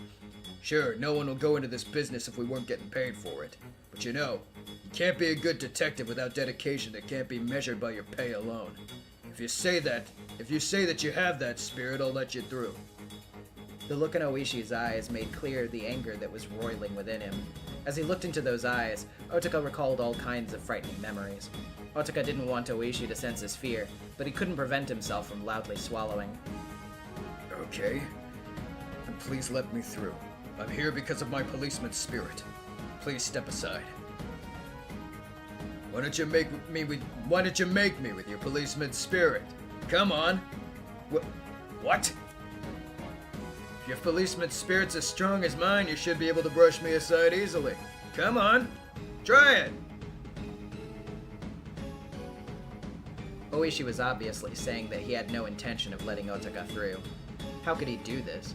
Otaka was confused. Otaka was an elite policeman at the prefectural police headquarters. He believed academic background and performance record were enough to earn trust. He'd been working hard under that belief, but Oishi doesn't acknowledge that, and he doesn't even respect him. He's a scumbag. He was the worst type of person, one who tried to establish their meaning and purpose only through rough means, refusing to acknowledge everything about their superiors in order to protect their own pride, as uncivilized people often did. Otaka had been thinking ever since they worked together. Why did people trust in someone like Oishi? Why did people respect someone like him? Why did people appreciate someone like Oishi more than they did Otaka? Move. If you don't move, I can accuse you of interfering with an investigation. Oh? What kind of investigation? You tell me, I'll help you. Didn't you hear me? It's classified. I can't talk about it to someone like you. I see. Well, if you can't tell me everything, you can tell me one thing instead. What do you have resting on your shoulders? My shoulders? What are you talking about? I have something on my shoulders. The fate of 2,000 villagers rests there. If I let you through, those 2,000 villagers, no, their relatives as well, they'll all be very sad. You know what I'm talking about, don't you? I have no idea what you're on about. Okay, I'll tell you. Your boss is planning something terrifying. I'll bet you haven't thought it through that far, but it's a conspiracy that'll make thousands of people unhappy. That conspiracy's about to crumble, and that's why they woke you up and ordered you to investigate. I don't know how much you're getting paid for this, but if that's more important than your policeman's spirit... Oishi stopped talking there, but his eyes continued to speak after that. What in the world are you talking about? Anyway, please just let me through! Otaka's baffled behavior confirmed what Oishi had just said. He had been bought off by someone shady, though maybe he didn't think that he was bought. He probably thought he was just filing the request to confirm Rika Furude's body as a favor from someone in the information network he assumed he had built himself. Of course, the part about it being a classified investigation was a lie. But when an elite policeman from the prefectural headquarters said it was a classified investigation, everyone would grovel and salute him. But, Oishi didn't salute him at all. This is a waste of my time. I'll file a formal complaint to the marshal later. What? Hey, wait a minute. I'm not done yet. As Otaka tried to walk by, Oishi grabbed him by the arm. Otaka tried to make him let go, but Oishi was just too strong. Ow! Let me go, Oishi-san! I'm not putting that much strength into it. If you have a policeman's spirit, this shouldn't stop you. Your unshakable righteousness should knock me down easily. But you can't even get my hand off your arm.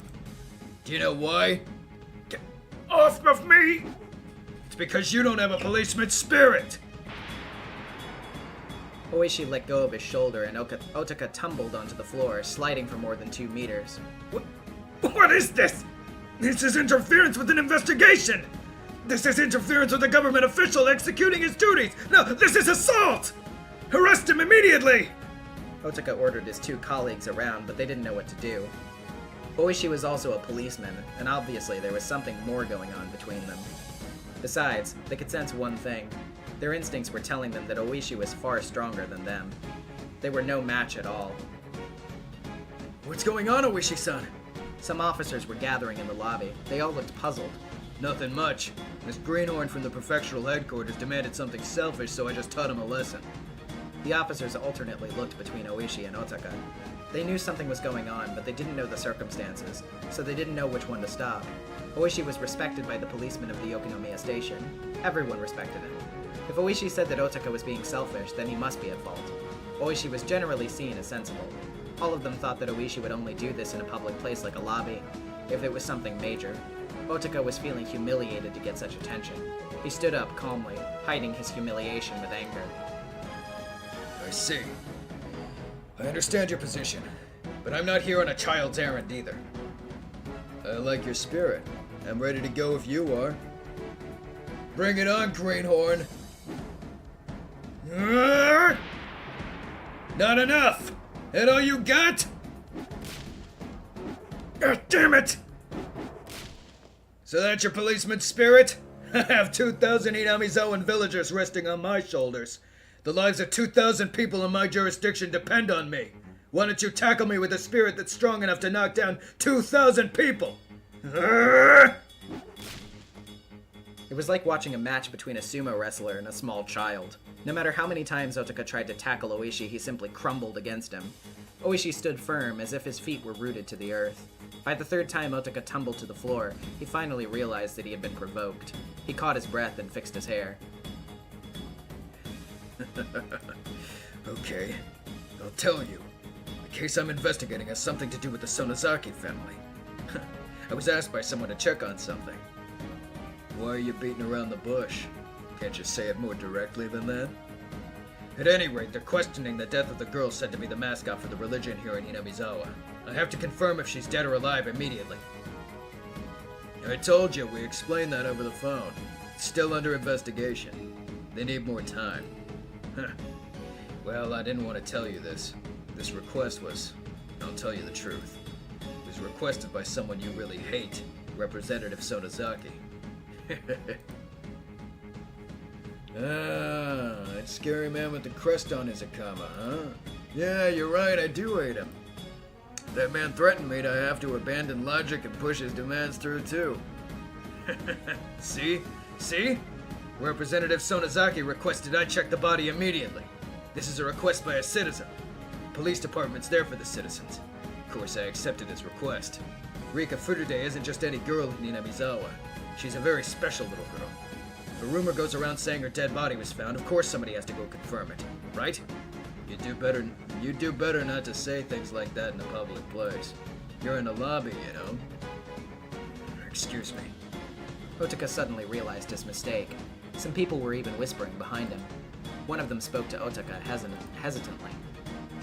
Is it true that Rika Furude-chama is dead? Don't worry, madam. We haven't confirmed that yet. We're from the prefectural police, and that's why we're here. That's right. It's not certain yet. We're still investigating as we speak. I'm only asking to attend the autopsy. You better think carefully. I'm here on behalf of Representative Sonozaki. If you keep interfering, I'll tell him about it. If that happens, you'll be in a tight spot, Oishi-san. Don't you think it's time to surrender? Representative Sonozaki was well known in this area as an extremely tough congressman. The people who knew about him continued to whisper. Otaka grinned when he heard them whispering. He realized then that in Okinomiya, his threat was more effective than he thought it would be. Oh my. Did you really ask him to do that, Saburo-san? Sir, excuse me. Did Representative Sonozaki really ask you to do that? He certainly did. The representative asked me directly. So what about it, Oishi-san? Isn't it time to surrender? People continued to whisper. Representative Sonozaki is a big name around here, Otaka thought. Even gangsters give way if someone mentions his name here in Okinomiya. So if you're really afraid of the representative, please let me through, Oishi-san. Please go to counter number 8 to get a traffic ticket reissued. When did I get a traffic ticket? Oishi suddenly started to talk about something completely different. In fact, Oishi was looking at something behind Otaka. Who was he talking to? Otaka wondered. An old-fashioned elderly man and a lady in a kimono were standing behind him. When Otaka's eyes met with hers, she smiled at him. She's definitely my type, Otaka thought. Hey, you. Were you really asked by Representative Sonozaki personally? Not by a secretary or someone else? But yes, of course. Representative Sonozaki and I are very close. He sometimes calls me directly. The elderly man continued to listen with a puzzled expression. Oh, okay. I thought there was another representative off to the side. Say, never mind. I was mixing up voices there. Who the heck are you? Huh? There's no need for me to introduce myself. I'm just an ordinary policeman from the prefectural police headquarters. What incredible timing. I mean... I can only laugh.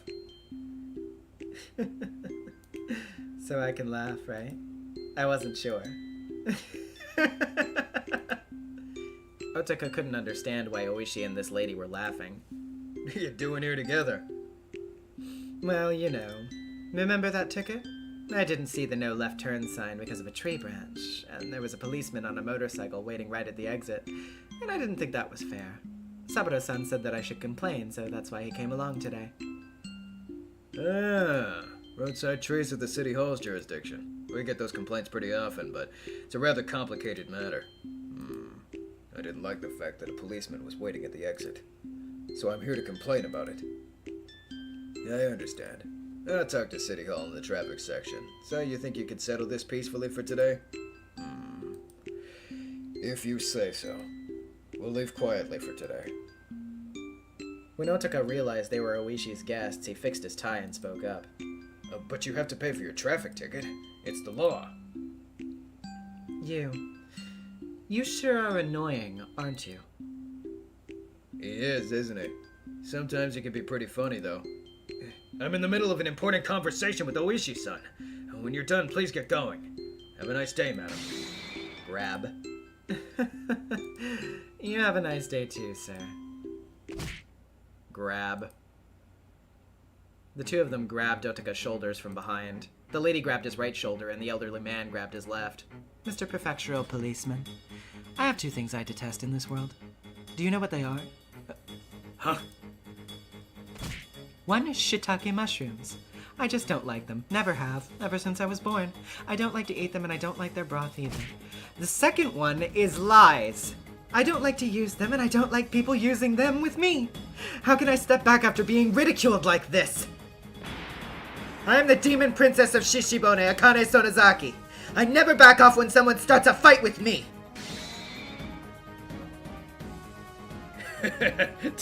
Don't say that about yourself. Also, that would have been perfect if you'd used a citizen instead of the demon princess.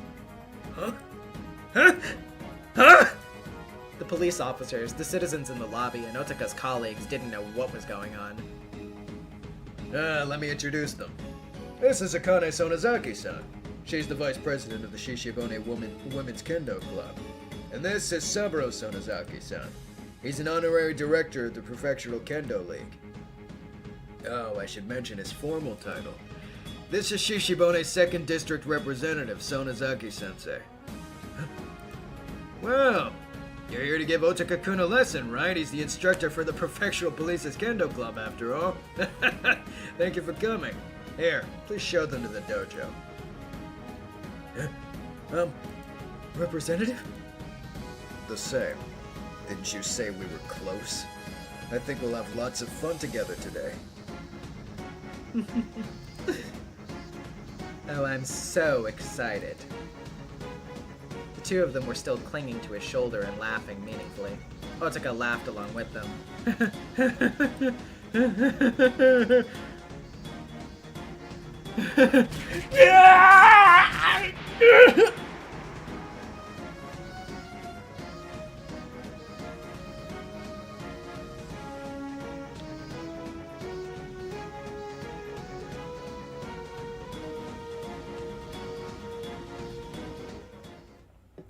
Dr. N would gulp. I'm in data. He's literally doing like the cartoon character, like, oh boy, I'm in for it now. Are you sure?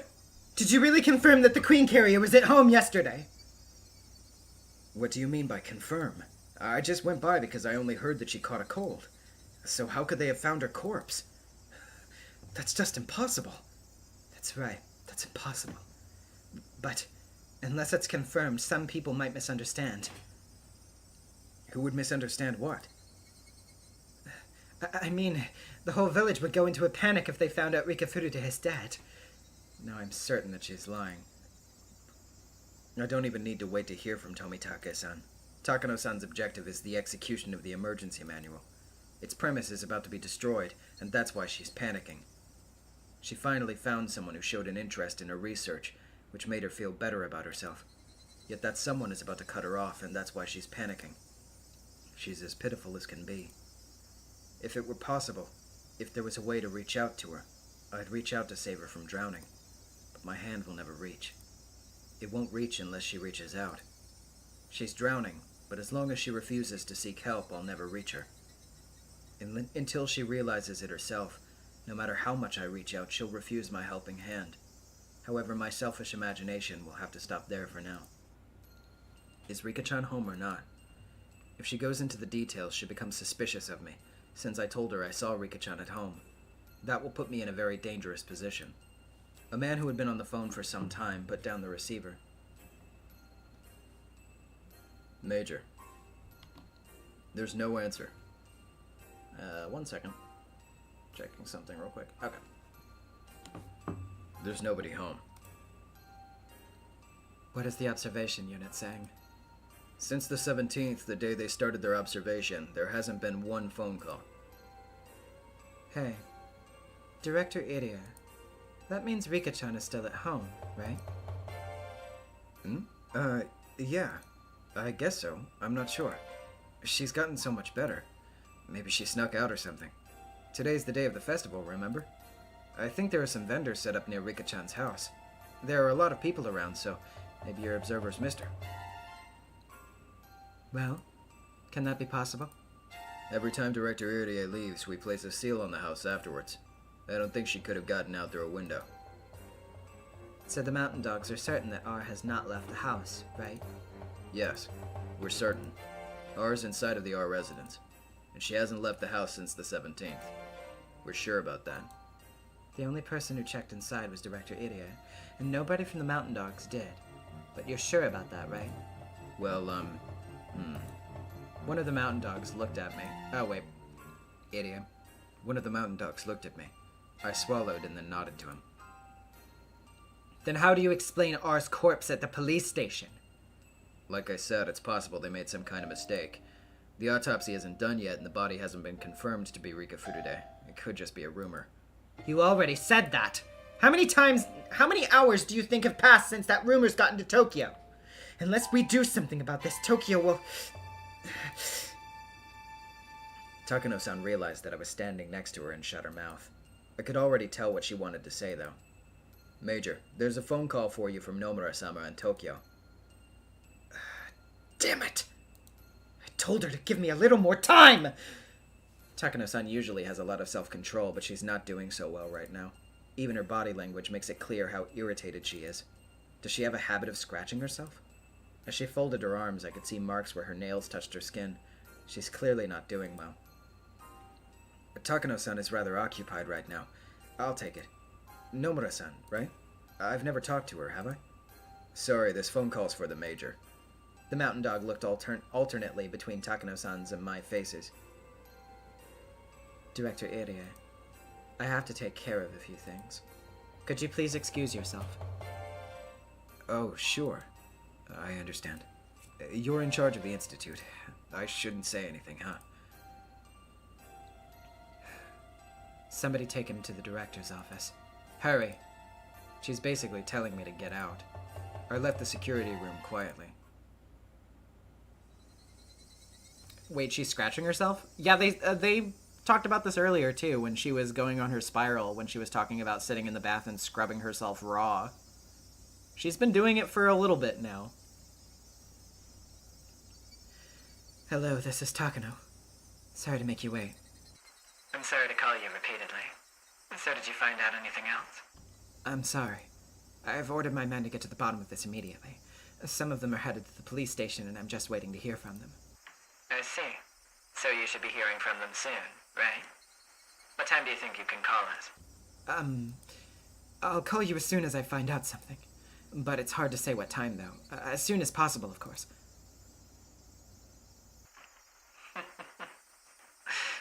Major, have you ever been on an airplane before?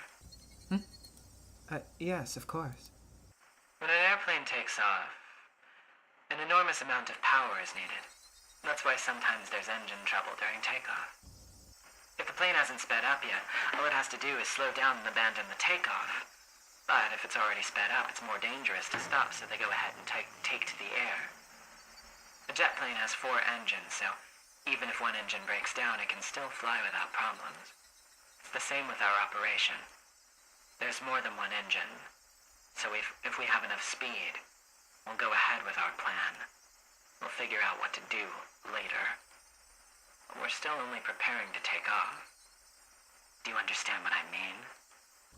The first step of the operation was Tomitaka's assassination.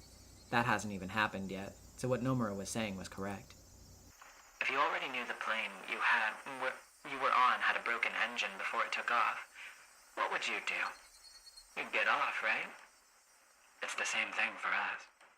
Our clients want to get off the plane because they found out there was an engine trouble before takeoff. If they were already at the point of no return, then a little mistake wouldn't matter that much. But since they're still before that point, they're overly cautious about even a tiny mistake. We're checking to see if it is in fact engine trouble as we speak. I know. You're like a traffic controller at a control tower. I'm like a flight attendant calming the passengers down. I'm doing my best to talk them into staying on board, even though there's a chance the plane will never take off. If it takes too long to fix the problem, this flight might be canceled completely.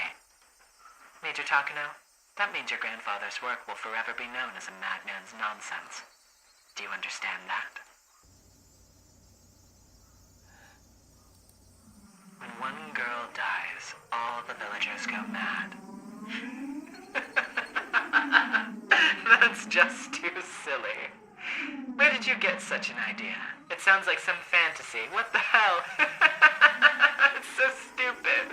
Who in the world do Hifumi and Mio Takano think they are? It's just too funny. Takano ground her teeth. She squeezed the receiver so tightly her knuckles went white. Anyway, now do you understand what will happen? Do you get it? Your grandfather's honor depends on this, as do yours. Yes. Thank you for thinking about us. Don't worry. I'm your only ally. I'll help you achieve the ending that makes you happy. I'll be with you until the very end. So please find out if the information coming from the Okinomiya Police Department is true or false. I'll do my best, but it's not easy to deal with unhappy clients. I'm sorry to make you go through that. Please give me a little more time. Yes. Yes, goodbye. Takano made sure that Nomura hung up first and then hung up herself. Hasn't Okanogi called yet? Call him! Major, we just called 10 minutes ago. He's supposed to call as soon as he learns something. Why don't you take a little break? Your coffee is... The unit member tried to serve a cup of coffee to Takano, but she knocked it aside. The cup fell on the floor, making a black puddle. Everybody in the security room went silent. Damn it. Somebody bring a mop to clean up this mess. I don't care if we called 10 minutes ago. Call him again!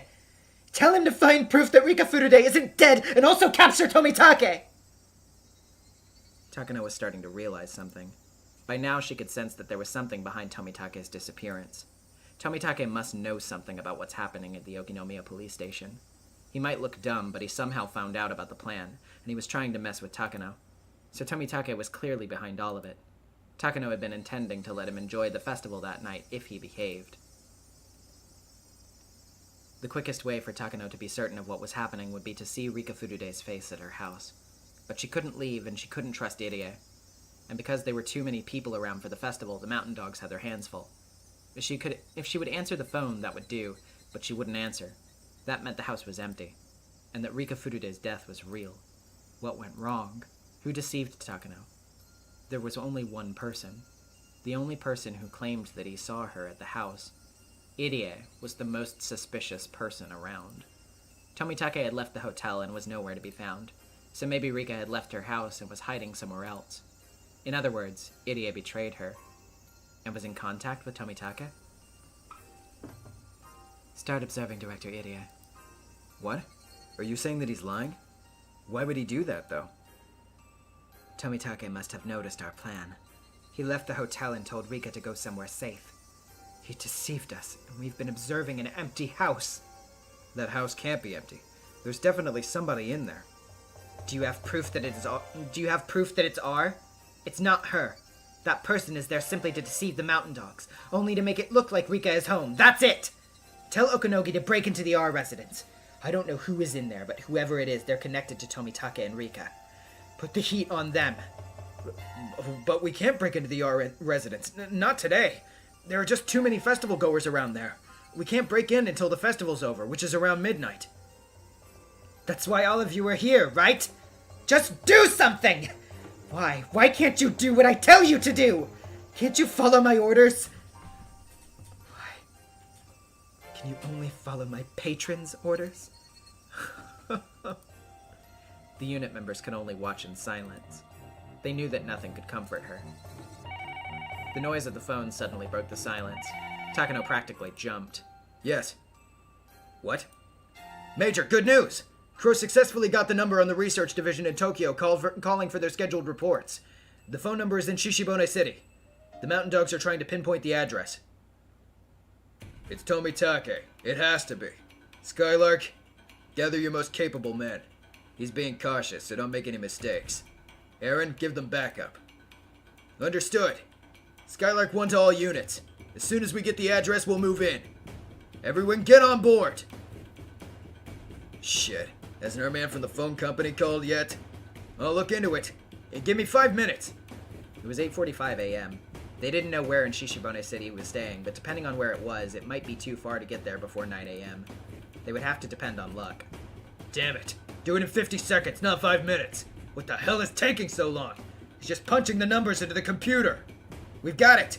The address is Hirosaka Block 1XX, Hotel Moderado. It's routing through a switch, so his room number is unknown. Did you hear that, Skylark? We've got it. We're heading out.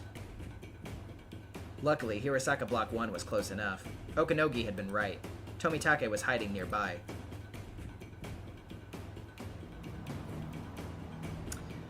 I'm going to... Sorry for the inconvenient timing. I'm going to take a quick step away to go to the bathroom for just a second and maybe grab some water or something. I will be right back. Thank you.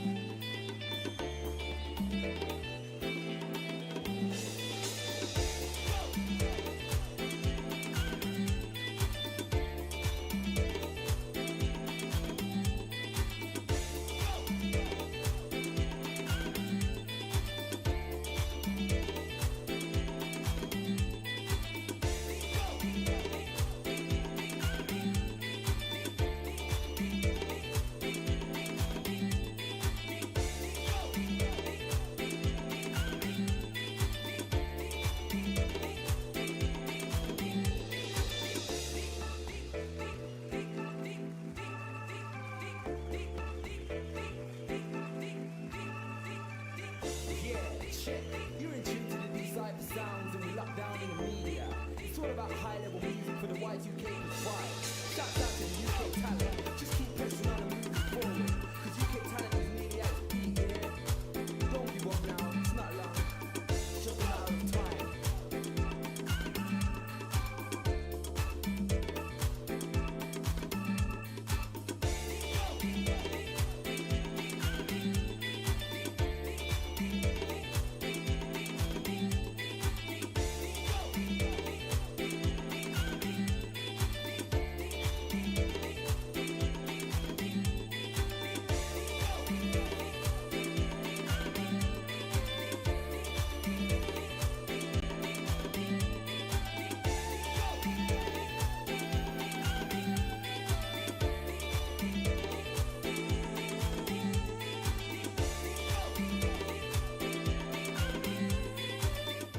Alright, we're back. Let's go. Tomitake, please fucking live. The garage doors of Okanoki Gardeners opened one after another, and the white van sped off in a hurry. That piece of shit. It's our turn now. He didn't even think that there could be someone working against him in the research division. Now it's our turn for a surprise attack.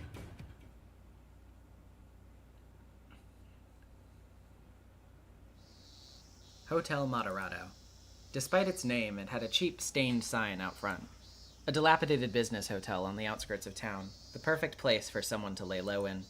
They might draw in some guests if they renovated the building into a more modern love hotel, but it was clear that they didn't have the capital for renovations and could go under any minute.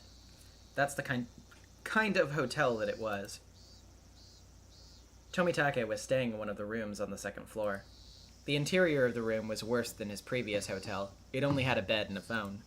But that phone was what he needed the most at the moment. If he didn't have to receive regular reports, he would keep changing hotels, which was safer. But he needed up-to-date information from the research division, and his course of action would change according to that information. Moving about unnecessarily might cause miscommunication in case of an emergency. Tomitake never suspected that there was a spy in the research division. The ticking sound from the clock echoed throughout the dorm. It was almost 9 a.m., but the phone might not ring at 9 on the dot. Tomitake waited in front of the phone patiently. He tried to organize the information in his head so that he could answer questions more calmly.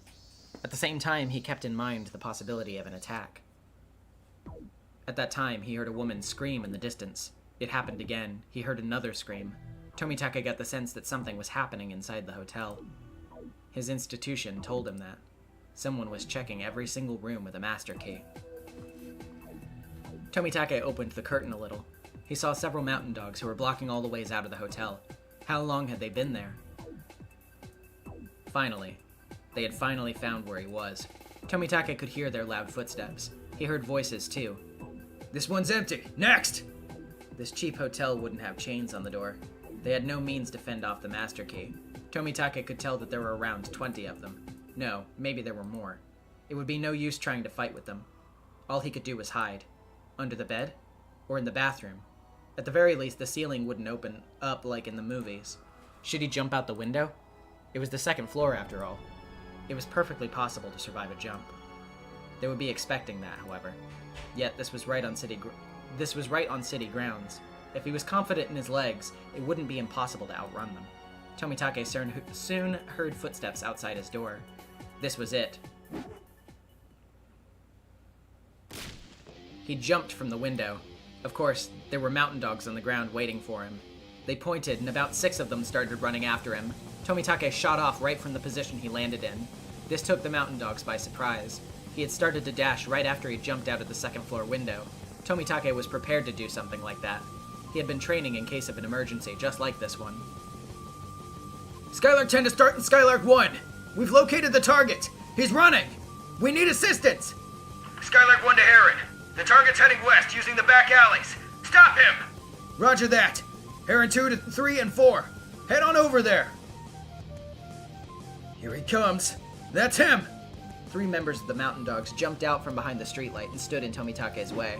They prepared to stop him, but Tomitake kept running at full speed. They quickly realized he wasn't running towards them to knock them down. He was trying to run past them. There was no point in them taking a fighting position. They lowered themselves and tried to tackle him simultaneously. Now! Tomitake jumped over them. He jumped over them like an Olympic athlete leaping over a hurdle. But he wasn't an Olympic athlete, and they weren't hurdles. Tomitake's heel struck one of the dogs. The two flanking Tomitake thought they'd seized hold of him. However, as he flew over them easily, he grabbed onto the two of their heads and smashed them against each other. Tomitake knew this wouldn't stop them, but at least he'd gain a little time to run. The target broke through the West Intercept team! He's still running! Damn it, what are you doing? Harrington! Go around in the car, take the second left and we'll get him at 9 o'clock! Are you okay? Shit! Don't let him get away! But strength! Shit, my nose is bleeding! Tomitake saw a van with its door wide open ahead of him. It couldn't stop in time and it hit the wall. As soon as it stopped, several mountain dogs jumped out of the van. Stop him, no matter what! Stop him! Come on, there are 5 of us! Tomitake saw 5 men ahead of him, but he didn't think even those 5 could stop him. Why do trains sound their horns at people on the rails? It's not because the train will get damaged, it's because the people will get hurt. Get away! He yelled at them like the horn on a train. He wasn't warning them because they were in his way. He was warning them to move so that they didn't get hurt. Look how many we are! We outnumbered him 5 to 1! Don't tell me we can't stop him! No way! There's no way he can get past us! Let's go! Tomitake didn't grin. After all, trains don't grin.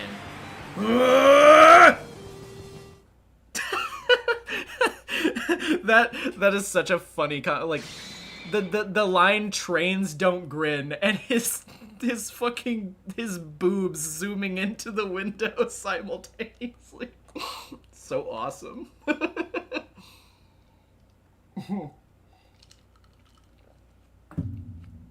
Oh god.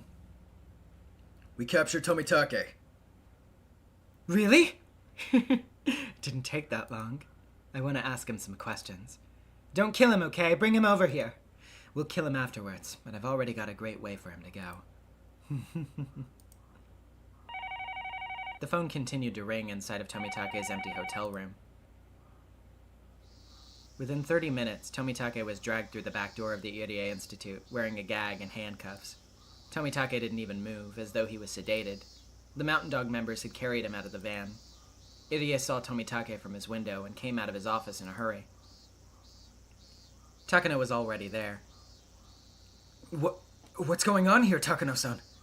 The Mountain Dog silently glared at Irie. He realized that he shouldn't have left his room. I didn't see Jiro-san for a while, so I became worried and had the Mountain Dogs look for him. It was a good thing I did, because look, he's gone terminal. He's developed terminal symptoms? Are you sure? Of course, Tomitake didn't reply. Irie decided not to say any more. I see. That's very unfortunate. Let's give him some medication as soon as we can. Of course. I hope it's not too late. Irie already knew. The Mountain Dogs had tracked him down. Irie wasn't sure if Tomitake was able to arrange something with Tokyo. He wasn't even sure if the Bloodhounds had been called in. He could guess that Tomitake didn't have time. If the Bloodhounds were called in, the Mountain Dogs would catch that information. And if that was the case, they would likely drop everything and run. But Tomitake was captured, and they brought him back to the Institute.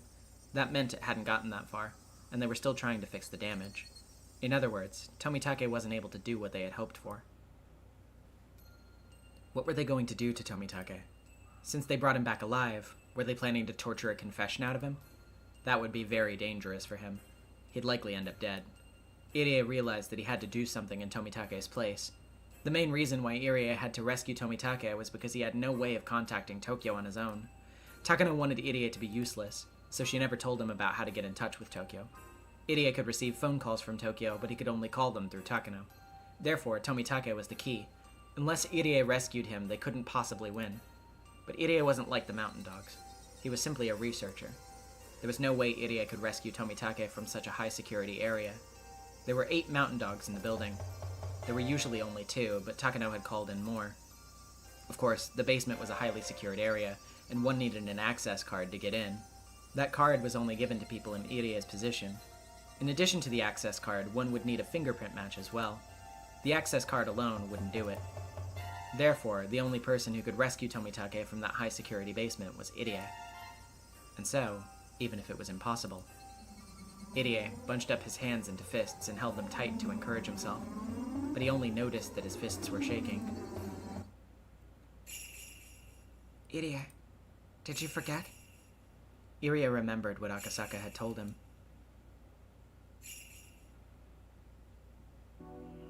But it's very hard to anticipate your own danger. You can't underestimate it. You may not even get a chance to make the phone call. If you sense something odd, that's an emergency. Knowing the seriousness of the conspiracy, they won't hesitate to kill us. Please be very careful.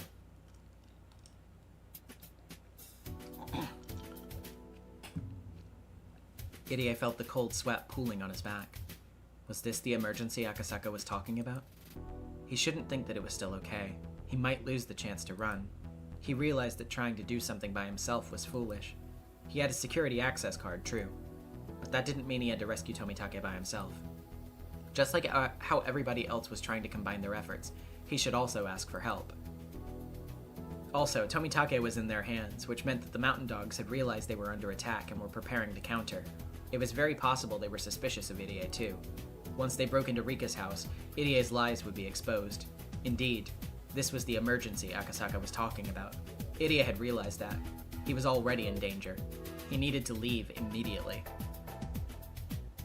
The Sonozaki residence was their gathering spot in case of an emergency. His allies were congregating at the Sonozaki residence. He should explain the situation to them and think about how to rescue Tomitake. Takano probably wouldn't kill Tomitake immediately. She was intending to kill him that night as the 5th year's curse, so there was still a little time left. He had allies, and with his security access card, there was still a chance to rescue him. Irie had to let Akasaka know that he was escaping. If they became suspicious of Irie, they would check the house, and Akasaka would be in danger too. In other words, it could cause a chain reaction. Irie didn't miss his last chance to escape, but he still had to do his final job. Irie picked up the phone at his desk, called Rika's home number, and left. It would continue to ring like that, sounding the emergency signal. Irie thought back to when he wondered how long he was going to stay in this director's room. He never knew this day would come so suddenly. He noticed the framed picture of his parents on his desk. Irie had become a doctor so that he could clear up the misunderstanding between his parents and regain his family ties. But how did he get involved in something like this? No, he would return. He would return and continue the fight against Hinamizawa syndrome. He vowed to himself that he would never abandon that responsibility. I'll be back, Mom and Dad. Irie said his final goodbye and left the director's office. Major, there's a call from the director's office to an outside number. The phone number is the R residence. What does that mean? Can you listen in? Of course. I'll put it up over the speaker. One of the members flipped a switch. There was the sound of a ringtone. Why is Director Irie calling that house now? Maybe R really is at home and he's trying to let her know that Tomitake has been captured? That might be it. He has no idea we're listening in. What was Irie going to talk about? Takano waited patiently to eavesdrop on a conversation, and there was nothing but a ringtone. It had been over 30 seconds. There was no answer. Nobody was home. The director sure is patient. Guess he's sure that she's home. Major! We have the director on the security camera at the back door! The black and white quad display monitor showed Irie running out the back door. What's going on? Who's calling from the director's room? Takano became utterly confused, but the ringtone continued. It couldn't be. Takano finally realized what was going on. It's a trap! He knew we were listening in, so he made a fake call! Irie is a traitor! Catch him! Security room on the first floor! Stop Director Irie! The target's heading to the staff parking lot from the back door! The two mountain dogs who were playing cards in the security room on the first floor jumped into action. The security room was located next to the back door, so Irie was still within reach. Irie had made a serious mistake. He could have left the clinic during the 30 seconds Takano and her men were listening to that ringtone. But when he got to the parking lot, he realized he forgot his car key on his desk in the director's office, so he had to go back and get it. It was only at this point that he realized he shouldn't have gone back. He should have escaped on foot. But Irie wasn't used to emergencies, unlike Akasaka. It was a typical mistake any normal person who had never gone through anything dangerous would make. Although he made mistakes, he didn't forget to call Akasaka. People usually become extremely clumsy when they're in a rush. All he had to do was turn the key, but he couldn't even do that smoothly. He kept turning the key, and finally the engine started. Irie still thought that he was alright. Even if one of them questioned him, all he would have to do was say that he was going out to get something. When he released the handbrake with his sweaty left hand, he saw two of the mountain dogs dashing out the back door. As the two of them looked around, Irie's eyes met with one of theirs in the rearview mirror. He pointed at Irie's car, and the two of them started running towards it. The two of them looked extremely serious, and certainly not like they were chasing after him to return a dropped pen. Irie's body was soaked with sweat. Before the two of them could jump on the car, Irie stomped on the gas pedal, and the car took off after spinning its wheels. Of course, the dogs didn't give up. They got into their own car and started to chase after Irie. Security to base! The director's on the run in his car! Do you want us to force him to stop? Oh, Major! This is Takano. He's probably headed to Furude Shrine. There are too many people there, so it will be impossible to catch him. But don't worry about injuries. Don't let him go! Stop him by any means necessary! Roger that. We'll force him to stop. Send backup just in case, over. Roger that. We'll send Nightingale as backup. Oh, okay, that was... Yeah, okay, I see. But don't wait for them. Stop him right now! The mountain dogs had Irie's car in their view as it ran away at full speed. They have to find a perfect spot and timing to stop him. It's not easy to drive a car when you're in a rush. Of course, the more you step on the gas pedal, the more speed you gain. But when you're in a hurry, you can't control the steering wheel well enough to escape quickly. Irie could see his pursuers in his rearview mirror and was completely distracted by that. He was driving carelessly. His driving was so reckless that he could easily get into an accident on his own. As the fear was driving him into confusion, he made a wrong turn, and that mistake made him even more confused and panicked. Come on, Director. You're gonna lose your license for driving like that. Although the two guys were ordered to stop him, they were starting to think Irie is going to get into an accident without them doing anything. They'd rather not drag this into a car chase if they didn't have to. This is Phoenix 1. Security vehicle, come in! The commander. Security vehicle here. We're still chasing him. We're on the path through the forest near the 5th District. Not sure of the exact location. We're heading your way as backup, as per HQ's orders. Estimated time of arrival is 15 minutes. Don't wait for us. I don't think we'll be there in time. Okanogi grumbled. He had to leave Okinomiya in a hurry to respond to Major Princess, but because of the distance, there was no way he could get there in time. Even so, he was still ordered to provide backup. He could have explained, but the princess wouldn't have listened to him anyway. The mountain dogs who were with Okanogi smiled bitterly. In which direction are you heading? In the worst case scenario, we'll end up leaving town. Don't let him. We'll comb the hills for him, so break his legs. Is there anybody else? Any weapons? It's in the middle of the forest. There's nobody around. We have one submachine gun in the security vehicle. The guy in the passenger seat reclined in it and climbed into the back. He lifted one of the seats and took out a black machine gun. The paint on one corner was coming off, and the shiny silver metal was exposed. It was a machine gun, but it didn't look as powerful as an ordinary one. However, once the dog extended a shoulder stock and set it in place, the weapon looked far more vicious. It's an MP5, correct? Is it A5 or SD3? The man in the back seat looked at the uniquely shaped gun barrel. It was thick and long. It's SD3. There's a silencer as well. You're allowed to fire. Shred his tires with a full burst. Roger that. We're attacking. The guy in the back seat opened up the driver's side back window and leaned out of the car. Oh, okay. Sorry. Again, always get a little confused with the correspondences. His sharp eyes aimed at one of the tires on Irie's vehicle. It was a straight road. Irie's car was weaving, but not enough to avoid a shot. The pursuers had his car in their sights. They were trying to get as close to Irie's car as possible, but they were afraid they might get caught up if it overturned. They soon decided that this was as close as they were going to get. I'm gonna fire on the count of 3. 3, 2, 1! The sound the machine gun made was a lot quieter than what people would imagine, but its power was unimaginable. One of the tires on Irie's car was cut to shreds and collapsed in a puff of white smoke. Because one tire collapsed all of a sudden, Irie lost control of his car. He tried to steer away, but that made things even worse. As it spun, Irie's car drove off the shoulder of the road and slid down the slope into the forest. The sound of trees breaking and the car being battered from every direction disappeared down the slope. The pursuers stopped their car and looked down after it, but the plants were growing so high it was impossible to check from there. The attack was a success. The target vehicle went down the slope. It's possible that the driver is dead. We'll search on foot.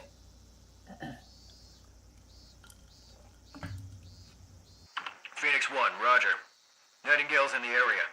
If you're lucky, you'll run into them. We aren't even close. I'm counting on you. Good luck. Roger. Ending transmission. Let's go.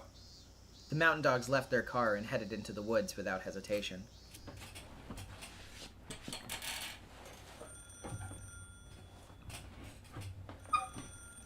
Akasaka had received the phone signal from Irie. The phone rang for over 3 minutes. The signal told Akasaka that Irie was in some kind of an emergency and that Akasaka himself was in danger now. Takano made a mistake. She didn't realize the ringtone itself was the signal. She assumed someone staying at the house would pick up the phone eventually. Her error allowed Akasaka to perceive that extremely important forewarning. Akasaka waited for exactly 3 minutes, then ran downstairs quickly. He had already put his shoes on while listening to the phone ringing. Akasaka had memorized the layout of the town from the map he'd kept near the phone. He knew the shortest route to the Sonozaki residence, as well as a number of alternative routes just in case the shortest was already blocked. People would be surprised to see a stranger coming out of the house, but Akasaka didn't care about that at the moment. He had to get to the Sonozaki residence immediately. However, the observers would see him, and that was a problem. They'd soon come after him. Upon finding the house empty, they'd assumed the man who ran from it knew something. Once Akasaka left Rika's house, he had to be prepared to fight. He relaxed his shoulders and reached for the doorknob. Major, there's a message from the unit observing the R residence. A suspicious man just exited the house. A man? Who is it? Actually, I don't care. Just catch him! Loud and clear. We'll pursue and stop him. It was only 10 a.m. It was a lively morning. Many people were getting ready for the festival. Akasaka weaved through the people going in the opposite direction and ran down the stairs leading from the shrine. The mountain dogs were already chasing after him. There was a significant gulf between the happy faces on the villagers and the serious faces on Akasaka and his pursuers. He could hear them coming up behind him. He didn't even need to turn around to check. Akasaka held his breath, focusing all of his senses to their limits, as he sprinted even faster than he usually could with all his might. The success rate of an escape depends on the distance between the pursuer and the pursued. Even a little distance makes a difference. Akasaka ran down to the bottom of the stairs like the wind, then headed in the opposite direction, away from the Sonozaki residence. Of course, this wasn't a mistake of his. He just wanted to lose them. Shit! What speed? Does he have wings on his feet or what? The observers weren't ready for this chase. They never expected a fast and fully grown man to run out of the house. They assumed it would be a little girl. That assumption was their mistake. Besides, Akasaka's locomotive-like power was nothing like that of normal people. There was no way they could catch him. The mountain dogs fell for Akasaka's trick. They called HQ, told them that he was headed in the opposite direction, and followed him that way. Akasaka was confident that he could have them completely confused if he'd had a little more time. Not only that, he could have attacked them individually. Were there 3 pursuers? No, there were probably 4 of them. His mind, body, and skills were all in top condition, so it should be possible for him. Usually overrating oneself is dangerous, but Akasaka was above such an immature level. Resisting violently at a place other than his destination might prompt them to waste manpower and time. But Akasaka wasn't sure of the real meaning of Irie's phone signal. They were at a severe level of emergency. Akasaka had no time to waste, so he had to get to the Sonozaki residence. But as Akasaka ran as fast as he could, he tried to think about the situation calmly. Could he attack them first and then head to the Sonozaki residence? The pursuers were scattered about and running out of breath. It would not be easy to fight 4 men at the same time, but it would be different to take them on one by one. When Akasaka decided he had a high enough chance of winning, he took a deep breath and made a U-turn around a streetlight. What? The mountain dogs were surprised to see that the man who was running away from them was now running towards them. They prepared themselves to fight. But before Akasaka even reached them, he had already had everything all planned out in his head. He had calculated how many blows would be required to take them all out. But his calculations were wrong. Without even needing a second blow, the first pursuer dropped after one of Akasaka's legendary armor-piercing punches connected with his face. And while the first was still in the air, his second armor-piercing punch took out the second pursuer.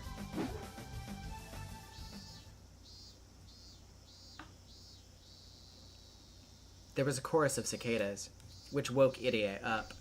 He needed a little time to realize what had just happened. His seatbelt had saved him from a serious injury. However, it was sheer luck that the metal parts of the seatbelt didn't get tangled and that the door didn't become warped.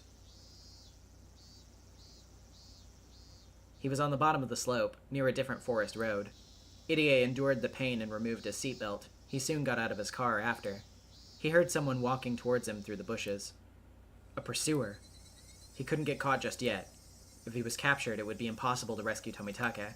Not only that, nobody would ever know that Tomitake was captured in the basement of the clinic. Even though Irie knew he was helpless, he couldn't falter here.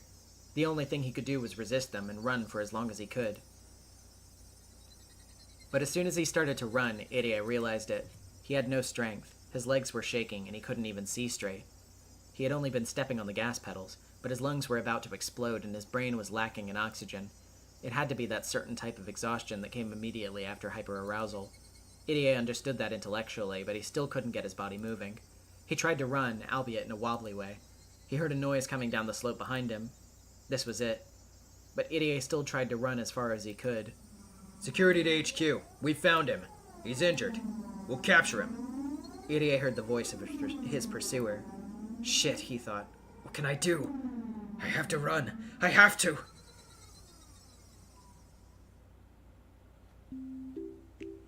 Carve into your hearts the spirit of retreat. Shion-san, what's that song you've been singing? Don't you know? It's really popular nowadays. My apologies. I'm rather ignorant when it comes to pop music.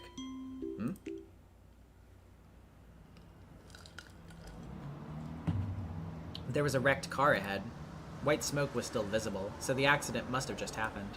Kasai slowed down. What is it? Oh, jeez. Hey, isn't that the coach? Their car stopped. The sound of the brakes startled Irie, and he fell on his behind. Irie was obviously the one who had been in an accident. Hey, coach! Is that your car? It's Shion-san. Are you alright, Dr. Irie? You should go see a doctor. We'll take the coach to the clinic so he can treat himself, huh? Can you stand up? I'll take you there. No, not the clinic. I can't go there. I have to go to the Sonozaki residence. Coach? Coach! What's going on? This isn't good. Kasai looked at Irie's car, then looked around the area. Then he whispered to Shion. Shion-san, you must be in some kind of trouble. What kind? There are bullet holes in Dr. Irie's car, and they don't seem to be from an ordinary handgun. Really? You take that end. Let's get him to the main house. The two of them loaded Irie into the back seat, got in the car, and left in a hurry. We have to ask the coach what's going on. He can't go back to the clinic. I wonder what he means. It sounded like he was running away from someone there, but I don't know. It's obvious that he was involved in something dangerous. Hey, where are you going? Shion was confused as to why Kasai suddenly made a wrong turn. Dr. Irie's pursuers aimed for the tires of his car. They wanted to capture him alive. His pursuers are likely close by. Are they after us? There's no car behind us and nothing in the air. In this area, it would be impossible to follow unless they're tailing us. I'm gonna make another left turn just to be safe, and then head to the main house. Could you watch what happens behind us? You got it. Security to HQ. The target was picked up by a civilian vehicle. I'm sending the license plate number and the car model. Roger that. Okay. Nightingale, your target's the civilian vehicle now. Search for it immediately. Try to capture Director Irie alive. Neutralize the civilians as well. Dead or alive. Are you sure? Are you going to find him? Don't worry. There's a tracking device on the Director's coat. Nightingale's vehicle can catch the signal and they can pinpoint where he is. Irie was lying in the back seat wearing his white coat. There was a device on his collar. The security department put it there just in case. So no matter how hard Shion tried to look for anyone following them, the enemy already knew exactly where they were. This is Nightingale 3. We found the vehicle. It just made a turn by the watermill. There was a map of Hinamizawa on the table in the security room. The path by the watermill led to a certain private property. It belonged to the Sonozaki family, and the Sonozaki residence was the only building on it. Major! Oh my, like rats in a trap. This is Phoenix 1. Nightingale, don't head in yet. Phoenix will join you in just a little bit. We'll go in together. This is Nightingale 1, understood? Okanogi, don't give them any time! Why don't you let Nightingale go in? Bad connection. Nobody listens to me.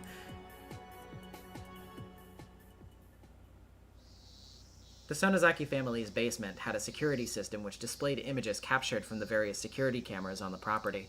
Of course, it wasn't as high-tech as the one in the Irie Institute. It was in the room on the second floor of the Gasho house, a Japanese-style room where you had to kneel to avoid hitting your head. With bundles of wires shaking away from the monitors, it felt like a hidden chamber. There was electricity and a phone nearby, and although it was in a basement, it had all of the basic amenities of the Sonozaki residence.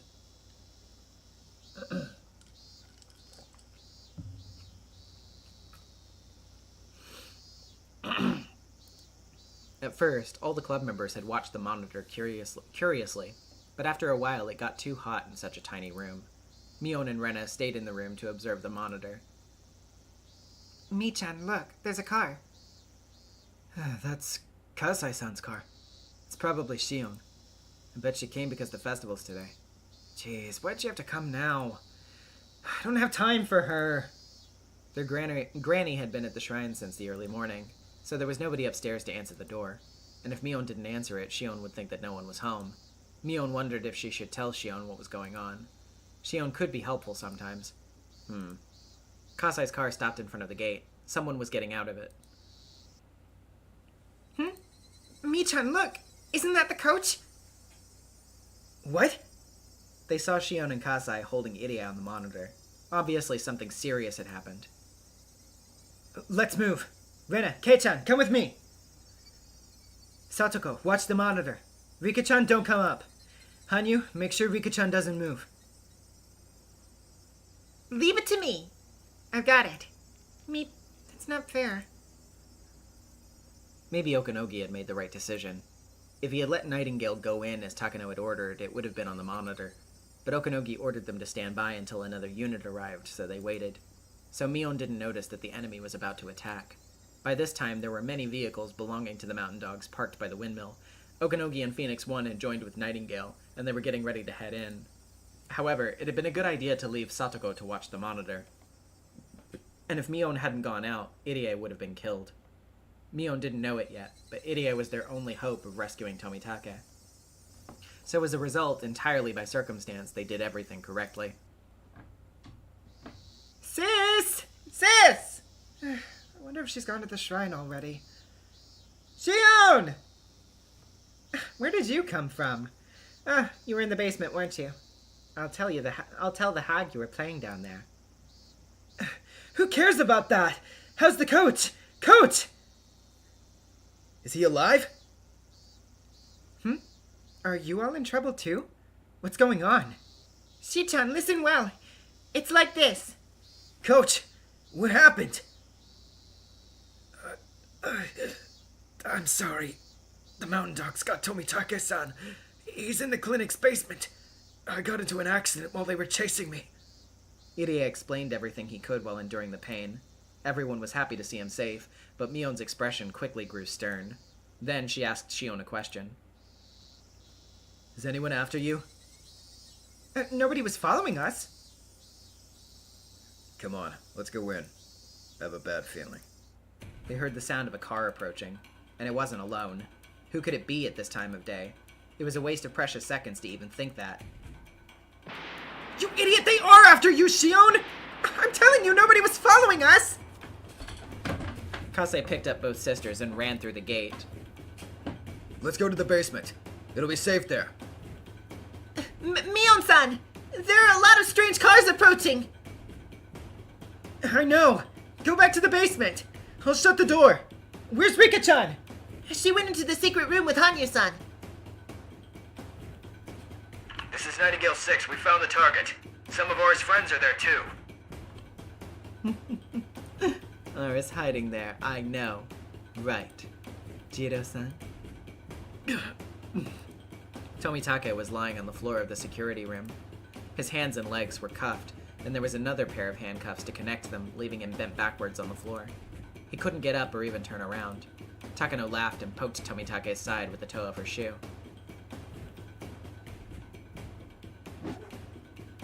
The mountain dogs climbed over the fence easily. There was no need for anyone to explain at this point. It was obvious that they were the enemy and that they were the mountain dogs that Rika had spoken about many times. They went through the grove of trees and headed for the entrance of the underground storehouse. The first 5 mountain dogs were supposed to capture them all, but they fell down one after another. Just as one of the mountain dogs started to wonder why they fell, he felt something on his leg. The next moment, he was flying through the air. Shit! As he stood up, his leg got pulled again. He realized then that there was a rope wrapped around his leg. Because of the way he fell, the rope was wrapped tightly around it and wouldn't come off easily. Be careful! There are traps in the bushes! Satoko had set up a lot of traps in the bushes. After all, she wouldn't just sit around all day on an empty property. The club members headed into the underground storehouse one after another. The mountain dogs couldn't do anything, although they did see them. I'm closing the door. Come on, help me! Here we go! It was a heavy door, but when they put their strength together, it closed easily. Mion locked the door quickly, putting on the deadbolt for good measure. Oh wait, I just realized I probably should be using the fuck. I didn't even think about it. Hold on. I should be using this. Hi. We're in a cave now. Do you think this will be enough? Do you think they'll break the door? Don't you think? I saw 5 or 6, no, perhaps even more cars on the monitor. They're all vans, and I saw strange men inside of them. I don't think this door will be broken that easily, but I'd imagine they're used to doing things like this. We shouldn't underestimate them. Before he could even finish speaking, someone pounded on the door. The second group of mountain dogs had arrived. Although the heavy door was separating them, it wasn't at all comforting to know that the enemy was just on the other side. I'm sorry. It's all my fault. You haven't done anything wrong. Let's go farther in. Yeah, let's find out how many there are on the monitor. Atropos with the $2. Marcy in the cave, like... Yeah. Okay, fine, but leave me out of this. I'm just an outcast. Oh, shut up. I'll explain when I have 5 minutes to spare. I have to switch back. Rapidly. Nightingale 1 to Phoenix 1. The targets are in the basement. There's a steel door here and we can't break through. Phoenix 1, roger that. Shit, this Sonozaki family must be so rich. The property's too huge for us to surround, so we won't even try. Let's join Nightingale. Nightingale, knock some trees down. We use them to ram down the door. Phoenix 7 to Phoenix 1. We have some plastic explosives for indoor use. Do you want us to get them ready? Plastic explosives are explosives for military use. There are various different kinds, but he was talking about the type specifically made to break down doors. Okanogi momentarily thought that it was a good idea, but changed his mind right away. This was a small village. If there was an explosion, everybody would hear. It was daytime, and they were on the surface. It was the worst time and place for the mountain dogs to do their job. An explosion isn't a good idea. Wait a minute. What time is it now? It's almost 10 a.m. I see. Phoenix 7 will do it. Get the fuse ready. Huh? Commander, what does 10 a.m. have to do with an explosion? Okanogi's mind was working sharper than ever. He was sure that this would work. Everyone gathered in the secret room. Is everyone okay? Oh wait, god damn it. Is everyone okay? Oh, well. We were watching the monitor. There were about 30 guys out there. That many? That's not good. Can I see? Look, they don't know what to do. When Mion touched a switch, the screen switched to the view of the entrance to the basement. Some of the mountain dogs were checking out the door. They didn't appear to be trying to force it open. They were simply at a loss for what to do. What do you think that they'll do now? They think we're trapped rats in here. So I'm sure they're going to try breaking open the door. What the heck? What are they doing with that lock? They must be thinking of using it as a battering ram. Satoko just said that they're assuming we're trapped rats. We should get out of here while they try to open the door. I agree. Besides, we have to rescue Tomitake-san. You're right. No matter how strong the door is, we'll be in big trouble if they find us. I think it's time for us to escape. Sis, don't you think that we should call the police? Oh yeah, we completely forgot about that. Even if a spy at the police station overhears us, there really isn't much we can do at this point anyway. He can do. I'm sure Oishi-san will come right over. Mion picked up the phone. Why hadn't she thought about this earlier? What? What's the matter? Mion panicked as she tried to listen for a dial tone. The phone! What's going on? I don't hear anything! They must have cut the line. What? Suddenly, everything went dark. What? Is this a power failure? Kasai lit his cigarette lighter, and Mion turned her emergency flashlight on. This is the drawback of a basement. But they won't be able to see either, right? I know, but they might have some kind of device that lets them see in the dark. Don't you think? Mion-san, why do you think they cut the electricity? Are they just going on the offensive? If nothing else, work to turn the security system off. They were checking out the door. They didn't give up. They have a way to destroy the door and they don't want us to notice it. That's why they cut the electricity. Are they gonna blow up the door? The door could be easily destroyed in a second, so we can't stay here, right? Mi-chan, let's get out of here! Show us the way to the hidden escape route! This way, everyone. Mion was getting confused amidst all the chaos. She hadn't underestimated the mountain dogs. She even considered that they would have some explosives, but she didn't think that they would use them in Hinamizawa in broad daylight. Somebody will hear the explosion. Is there even such a thing as a silent explosive? What a rough bunch. They're not even concerned with minor risks. This is a crazy situation, but the mountain dogs are always very, very careful. Now, I don't know about Takano-san, but there's no way Okanogi-san would allow an explosion in the middle of the day.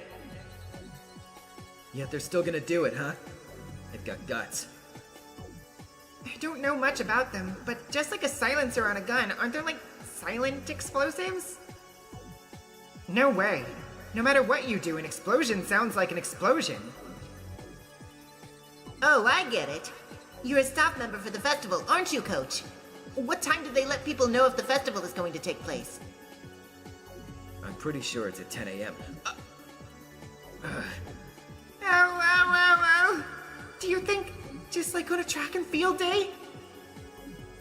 If you want to hide a tree, hide it in the forest, huh? Rika knew Okanogi well. He would always complain about how he had to guard her like she was a princess. Rika had never expected Okanogi to be so sharp. That was why she was more frustrated than anyone else. The mountain dogs had quickly set explosives on the basement door. 1 second.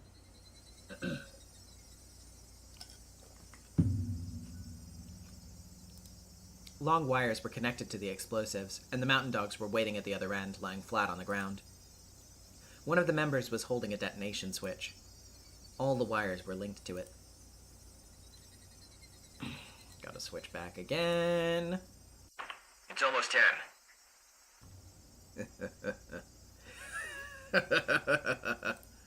This morning I thought it was bad luck that it happened on the day of the Watanagashi festival, but now I'm glad about it. Okanogi had realized that he could use the festival effectively. He was going to make sure his enemies got what they deserved. On the morning of a village event, they use fireworks to let everyone know that an event is going to take place that day. This method is often used for track and field days at schools. Since Watanagashi starts in the evening, the fireworks go up at 10 a.m. The fireworks, of course, make loud explosive noises. Since Hinamizawa is located in a ravine, the sound echoes, making it hard to figure out where it's coming from. And that was an advantage for the mountain dogs. Now! A loud noise and a shock shook the ground like an earthquake. The explosion must have warped support beams everywhere. There was a discomforting squeaky noise, and dust fell from the ceiling. It certainly was powerful. The explosion must have blown the door wide open. An explosion that took place without anyone noticing it. Come on! This way! Mion led everyone into one of the rocky caves. There was a well-hidden shaft in there. They called it a hidden well, but it was actually a very eerie vertical tunnel. They didn't have enough flashlights for everyone, so there was no way for them to see the entirety of this ominous hidden well. You telling us to go down there? How far does this go? There's a horizontal tunnel connecting it after about 30 meters. We can get into the mountains through that tunnel. Okay then, why don't you go first, sis? You know the way around here better than anyone. Huh? Do I have to? Who else? Kasai and I will be the rear guard. Come on, hurry up! Okay. Mion was going to volunteer to take the rear, but Mion and Shion knew instinctively. Because there were so many of them, the rear might not make it in time. Unlike the iron door at the entrance, once the enemies were inside, all they'd have to do was go through the inner doors, which were easily breakable. The route was basically a straight line. They probably won't get lost on their way. That's why Shion took the rear guard position before Mion did. After all, she was actually the older sister. God damn it. In the shaft that Shion literally pushed her down to fucking kill her in Mayakashi. Now she's ushering her ahead like, I will literally die for you.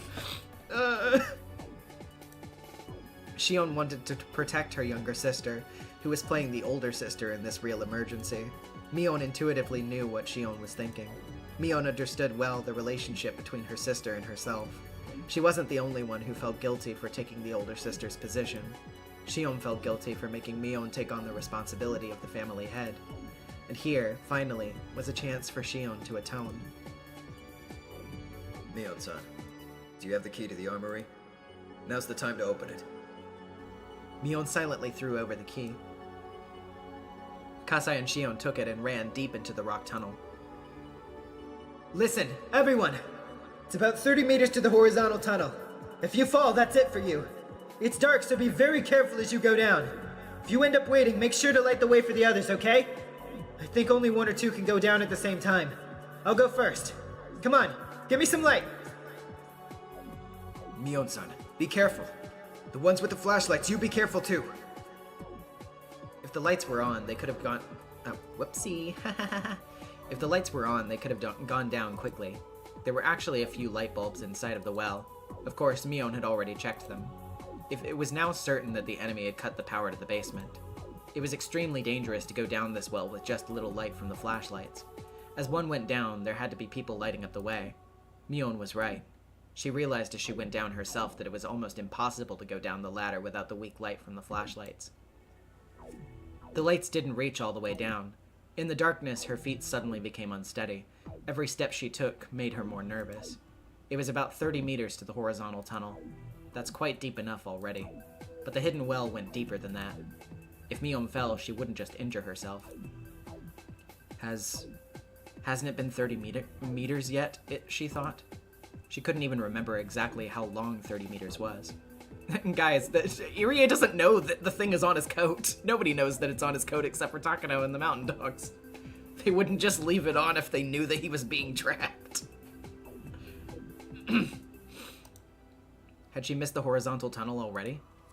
At that time, she felt a cool breeze on her body. She could sense a huge hole nearby, so she took out a flashlight to light the surrounding area. She saw the black tunnel yawning before her. Okay, here I go. Okay, I found the tunnel. Rika-chan, come down. Mion lit up the way from below. Okay, you're next, Rika-chan. Coach, you go next, then Hanyu, then Satoko, okay? Let's move! Irie wanted to say that he would go last, but Rena gave the order first. They couldn't get into the basement or the clinic without Irie. Without him, they couldn't rescue Tomitake. Their lives were all equally important, but at least for the moment, his was the second most vital after Rika. Please be careful. I'll light your way. Okay, come on everyone, hurry up. Rika! Rika was much shorter than Mion. She couldn't go down the ladder as easily. Her legs were too short and her left foot slipped. I'm okay! Damn it, I'm sick of this life where I never grow up. Past through June of 1983. I'll grow taller. My Okay, Rika. boobs will get bigger. It won't stay like this forever! Though she had been living for over 100 years, Rika was still afraid of heights. As she fought that fear, she tried to climb down as quickly as possible. Hiding true with the $5. Irie should lose the code anyways. Bad aerodynamics. Yeah, fair enough, I suppose.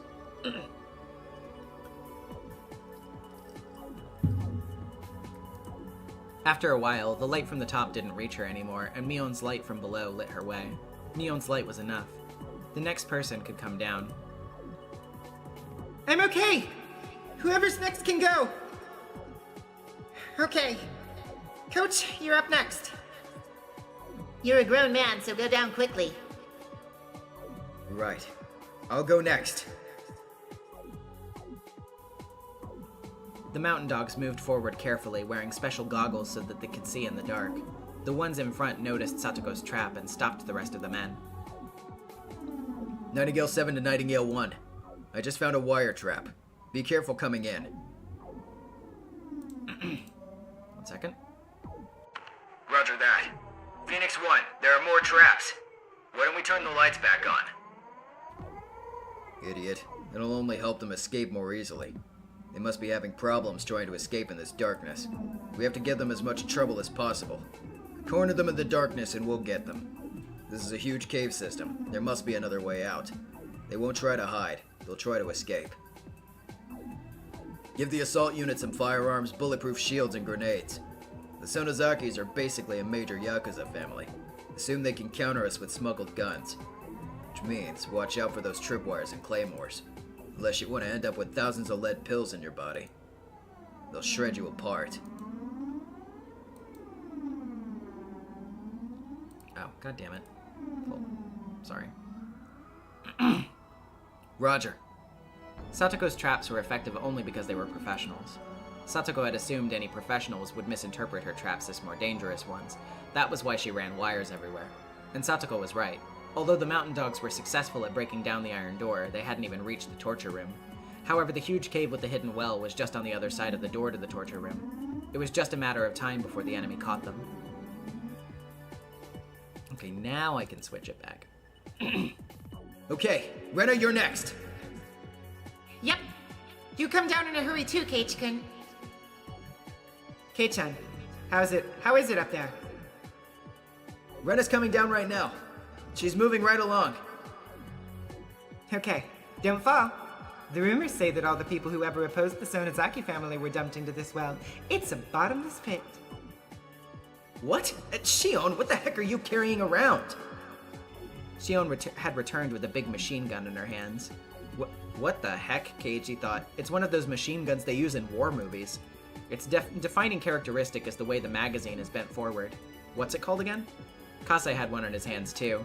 He appeared used to handling machine guns. It almost didn't look real. But it seemed like a natural fit for this surreal world lit only by flashlights. Keiichi felt like the odd one out here, since he didn't know how to use a gun.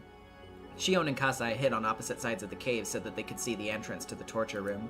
Not only Kasai, but Shion also seemed to be used to doing things like that. Shion, I'll do that. So why don't you go down next? Thank you for the manly offer, Kei-chan, but it'd be much quicker if you went down swiftly than if I had to explain how this Kalashnikov works. Don't worry. A pretty girl like me will never die. As Shion winked at Keiichi, they heard a door being knocked down nearby. Immediately, Shion and Kasai's looks turned stern, and they took cover behind the rocks, aiming their guns into the darkness. The enemies had entered the torture room. There was a flashlight next to the door. Kasai had left it there. The mountain dogs seemed to be able to see in the darkness, even though they couldn't. So it was an improvised solution. The footsteps of the mountain dogs were growing closer. They were passing through the torture room. In other words, the door was the only thing separating them from their enemies. Keiichi-kun! Hurry! Shion, you go first! Shion-san. If something happens to you and I live, my sister will never forgive me for that. I don't have my loved one anymore, but she does. Huh? What are you talking about now of all times? I don't plan to die, but please tell Shion this. I want us to be twins again in the next life. Get going! Shion yelled, telling Keiichi to move on. He didn't understand why Shion said to tell Shion, but she asked him, so he had to convey that message. Otherwise, if something terrible really happened, Shion's message would never reach Mion. An explosion shook the air. Something was thrown in from the torture room. The explosion from that and the noise from Kasai's machine gun sounded at the same time. The clamor echoed in the cave. All I can do, as those violent flashes of light burn the series of images into my eyes, is shed tears over my own intolerable powerlessness, and climb down the ladder. Mion quickly screamed from below. I descended and screamed up to the top too. Nightingale 1! They attacked us! The enemies are trying to stop us from the huge cave on the other side of the torture room! There are 2 muzzle flashes, probably AKs. Whoever it is, he's a professional. Phoenix 1, give us an order!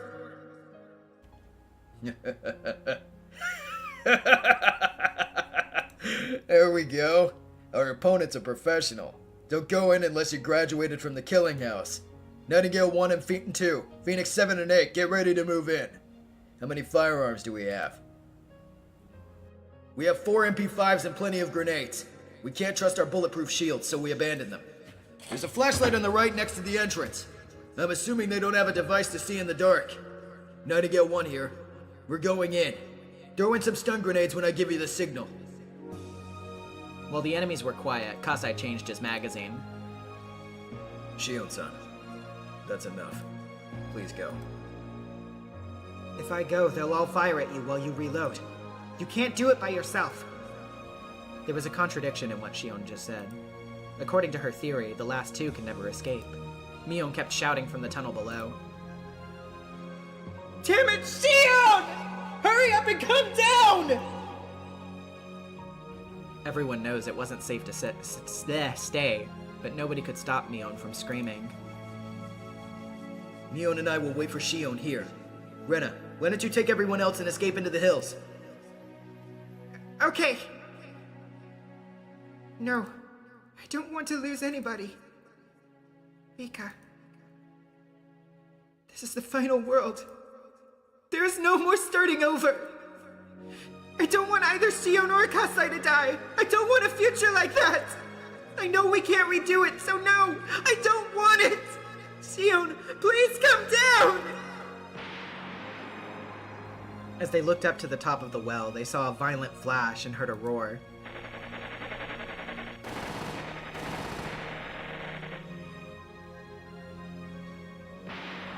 Then they heard explosive sounds, different from the sounds of the machine guns that Shion and Kasai were using. They also heard a tinkling sound which could have been the sound of bullet shells. They couldn't see anything other than the flashing lights. Only the noise reached them. When everything stopped, after a little silence, footsteps that didn't belong to Shion or Kasai gathered at the top of the well. They could hear hard-soled shoes kicking the bullet shells as they walked. It's clear. Nightingale 1 to Phoenix 1. We've secured the loopholes. That voice echoed down the well, and Mion and the others heard it too. They didn't know how to react. Some became speechless. Some started to cry. Some let out a wordless scream. They looked up the well as they waited for Shion and Kasai to come down, but there was no sign of them. A bright beam of light shone down from the top of the well. Irie grabbed Mion and Keiichi's collars and pulled them back, but they could see in the dark. They might already know that Keiichi and the others were hiding in that horizontal tunnel. Roger. We'll try. Can you hear us? You don't need to reply, just listen. A guy shouted from the top of the well. We want the Queen Carrier, Rika Furude, and Director Kyosuke Irie. You've misunderstood something. We're here to eradicate a unique local disease. What's happening right now is because we suspect the Director's involvement in the conspiracy. You have nothing to do with this. Turn them over to us. They had already turned all the flashlights off, so nobody could tell what kind of expressions were on each other's faces. but I could sense Mion's expression distorting. And because of the darkness, nobody knew to stop her from screaming. You murderer! You killed Shion! Oh, are you talking about this girl? Don't worry. She's still alive. She's just unconscious. She's alive! She's alive, Mei-chan! Mion didn't rest easy at their announcement, though. Just because she knew Shion's survival wouldn't help resolve this situation. Same with the guy. He's alive too. But if you refuse to turn those two over to us, we'll have to use them both as bargaining chips. What are you gonna do to them? As Mion looked to the top of the well in the dark, it suddenly became very bright and she saw something unbelievable. Shion was unconscious, and one of the men was holding her. He was basically sticking her body out over the edge of the well. If the man let go of Shion, she would fall to the bottom. They had no idea how far down it went. There was no way she'd survive. Shion! Shion didn't reply, but she moved just a little bit. Shion was alive, at least for the moment. No. No way. They won't push her off. Huh? What are you saying? They can easily kill a hostage if they have more than one. They have Shion and Kasai-san. He'll push Shion off and just ask the same question again. He means it. Shion lashed out fiercely at Keiichi. He regretted saying what he just did. I'll give you a little time to think. But after 60 seconds, this first hostage will go down. Think it over very carefully. Hell, what should we do? Mion was half crazed with fear and panic. They want me. Let them think Rika-san has already escaped. I'll go. They should be satisfied with just me. That plan sounded like the best idea for minimizing damage, but Rena quietly spoke up. No. Shi-chan and Kasai-san risked their lives to buy time so we could escape. If you went back, what they did would be wasted. Then what do you suggest we do? Are you saying that we should let Shion die? Are you saying that we don't care if Shion dies, Rena? Fucking damn you! Please stop Mion-san! I don't know what to do either. Because Shion-san is my nene. Shion!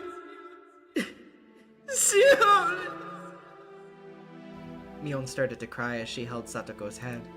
The mountain dog's beam of light shone into the horizontal tunnel. Their eyes had grown used to the darkness, so even with a little light they could sort of see one another. But so what? This was a desperate situation, and Mion and Satoko continued to cry. Rena bit her lower lip, trying to hold her feelings in. Irie simply looked down. And as for Rika and Hanyu, they were restless. What do we do, Hanyu? I don't know what to do. I don't know either. Hey, you're a god, aren't you? Do something. Do something! Use your psychic powers to knock the enemies down. Help Shion. Only a miracle can save her. You're a god. Make a miracle happen! Slap. They all heard a strange noise. Everyone was surprised to see what had caused it. Hanyu just slapped Rika in the face. Rika, listen to me. Hanyu? We both have experienced many worlds, and we have learned much. Sometimes you learned, and sometimes I learned. We've learned so many important things, and now in this world we've learned the most important thing. Something we've been pursuing. Something we finally got. Do you know what that is? It was how to make a miracle happen. A miracle is like a number you get on a die. People think that the result of the roll depends on God's mood. God holds the key to miracles. Humans don't have the right to control them. But although humans don't have the right, they can perceive. They can perceive how to improve their odds, and how they can make a miracle happen. How to make a miracle happen. Rika, you should already know. You learned it before I did. This world must be precious to you. Why don't you try it? This one last time. Rika's mouth hung open. That's right, she thought. I had forgotten again how to make a miracle happen. You all go ahead and escape. Rika stood up. Everyone was surprised to hear what she said. Irie, take them. I'll go out there. Takano means to kill us both, but she wants to kill me in a certain way. So she won't kill me for a while. Are you kidding? You'll end up dead anyway! If I don't go, she and Kasai will be killed. I'll let them capture me. The time it will take Takano to kill me will give you a chance to counterattack. Rika-chan.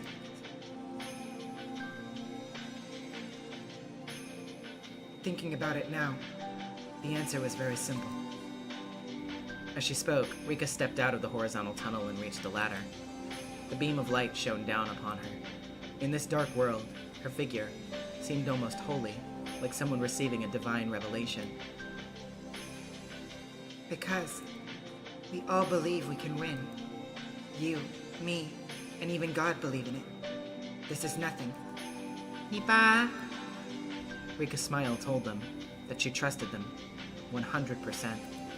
She believed someone would come rescue her before she got killed. That was why she didn't mind letting the enemy capture her. If it would save Shion and Kasai's lives, then it was nothing. I'm coming up right now. Pull Shion back, okay? The mountain dogs pulled Shion's body away from the edge of the well. If you even think of touching my friends, I'll bite my tongue and kill myself. Takano wants to kill me personally, so if that happens, you'll be in big trouble, okay? Alright. Come on up. Let all of my friends go. According to your plan, they'll all die anyway. No, we can't do that. We won't kill them, but we have to restrain them. Well, that's a pity. Farewell. It'll be faster to let go of this ladder than to bite my tongue. This is a very deep well. If you can't produce my corpse, then that ruins your plans too, doesn't it? As long as they captured Rika, the mountain dogs didn't really care about the others.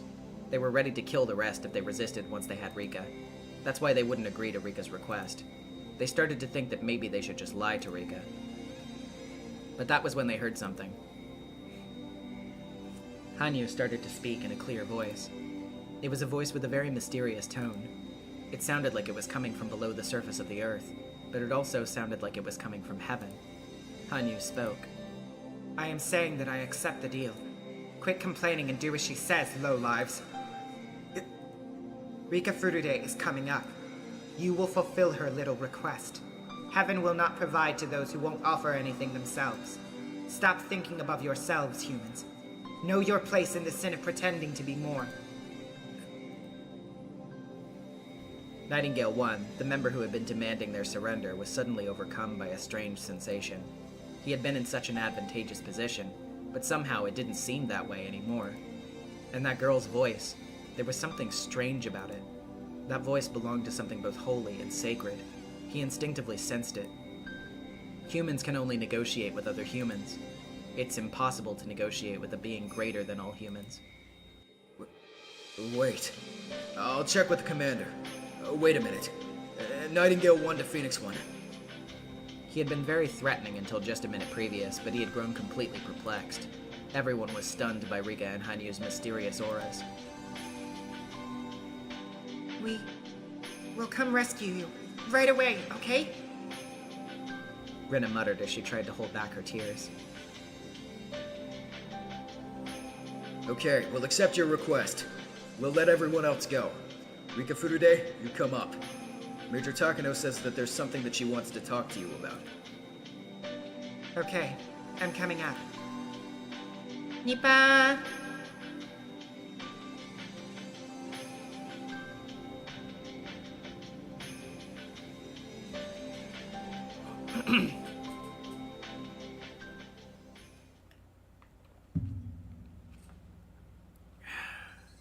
Have we ever been looking for you, Rika-san? You're such an important person, so you can't just disappear like that, you know. That's against the rules. Meep. Rika-san, we'll take you back to the clinic. Everyone else is free to go. The assault unit that led Rika away headed back into the basement. They were about to break the rules, too. You aren't going to keep that promise, are you? A promise? Huh. What are you talking about? Whoa there! We don't want you to bite your tongue. Hey! As Rika tried to run, Okanogi grabbed her fragile arm. She fought back, but her resistance meant nothing against him. One of the mountain dogs took out a syringe from a case. It shouldn't kill her, but it would probably put Rika to sleep. Takano, after all, didn't need a chatty Rika. She just needed a live queen carrier. If Rika got that shot, that will mean the end of this world.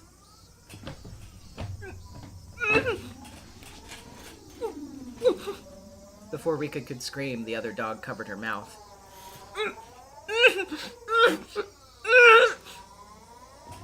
Hurry up and give her the shot. The dog with the syringe drew closer to Rika's arm. Rika was being grabbed from behind and her mouth was being covered. There was no way for her to fight. I believe. Even if I'm asleep. I believe.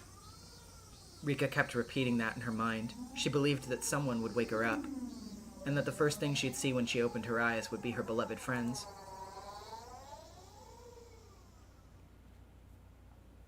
Huh?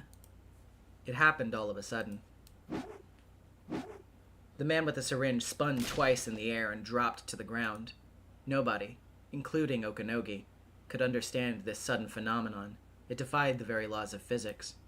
Rika couldn't understand either. The man who was holding Rika from behind spoke up. I made it. His voice had such a heavy feeling imbued in it. I regretted it in countless worlds. Whenever I realized it, it was too late. What? Who? Who are you?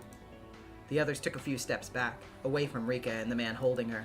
There are many units within the Mountain Dogs. So often its members don't remember each other's faces. There were just too many units, so nobody really paid attention. All of the Mountain Dogs were more or less well built, but this man had an excellent physique. Even Okanogi noticed that he'd never seen anyone like that in any of his units before. Rather, he actually wanted to recruit him. But... This is what I've been longing to tell you all this time. Rika-chan, I came to help you! Akasaka! The hands that were holding Rika left her shoulders. They left ever so gently. Damn you! And as soon as they did, they transformed into a pair of furious fists, which implanted themselves in the faces of the men attacking him from behind. They flew through the air. Akasaka hit those two without even turning around. 5 members of the Mountain Dogs surrounded Akasaka. However, he didn't even see them. He could only feel the deep emotion of finally being able to do what he came to do. And the 5 of them sensed it. That maybe, just maybe, he didn't even care that they were there. What are you doing just standing there? Get him! On Okanogi's signal, the 5 Mountain Dogs bore down on Akasaka. Rika-chan, stay low. Okay! Rika dropped to the ground, and Akasaka was left standing. Akasaka, who came back to keep a promise he made with a girl 5 years ago. But his promise was worth more than 5 years. Rika knew that. Akasaka probably understood it too. The promise went back 100 years. For 100 years, he regretted not being able to save her from the conspiracy. He believed that one day there would be a miracle, and he could travel back to this day. That was why he continued to train himself. His strong will and Rika's wish made that happen. That one and only miracle allowed Akasaka to be here in Hinamizawa in June 1983. The first one went down in the time it took Okanogi to blink. Lowering himself to grapple, Akasaka had proven fatal. He wasn't so soft as to let perfect openings go by. Akasaka's hand smashed into the back of the man's head. His blow was powerful enough to smash a pillar of ice or shatter a mountain of tiles. As it happened, Akasaka was holding back a little, so that his target wasn't too injured. Akasaka goes all out. From the very first shot. That's why he only needs one shot. He is unrelenting.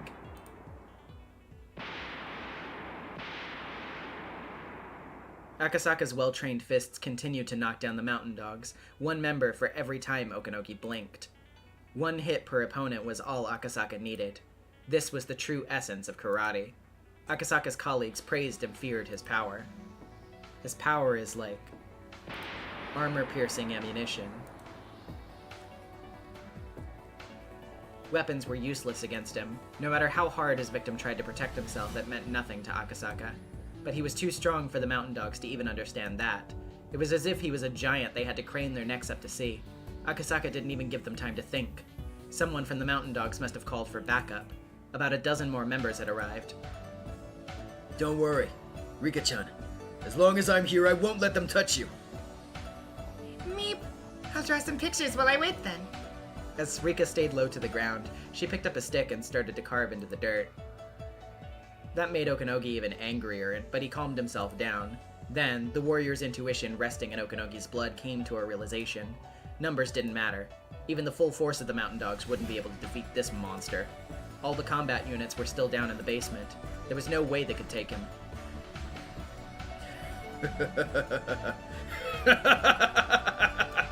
Okay, guess I have to take you down, huh?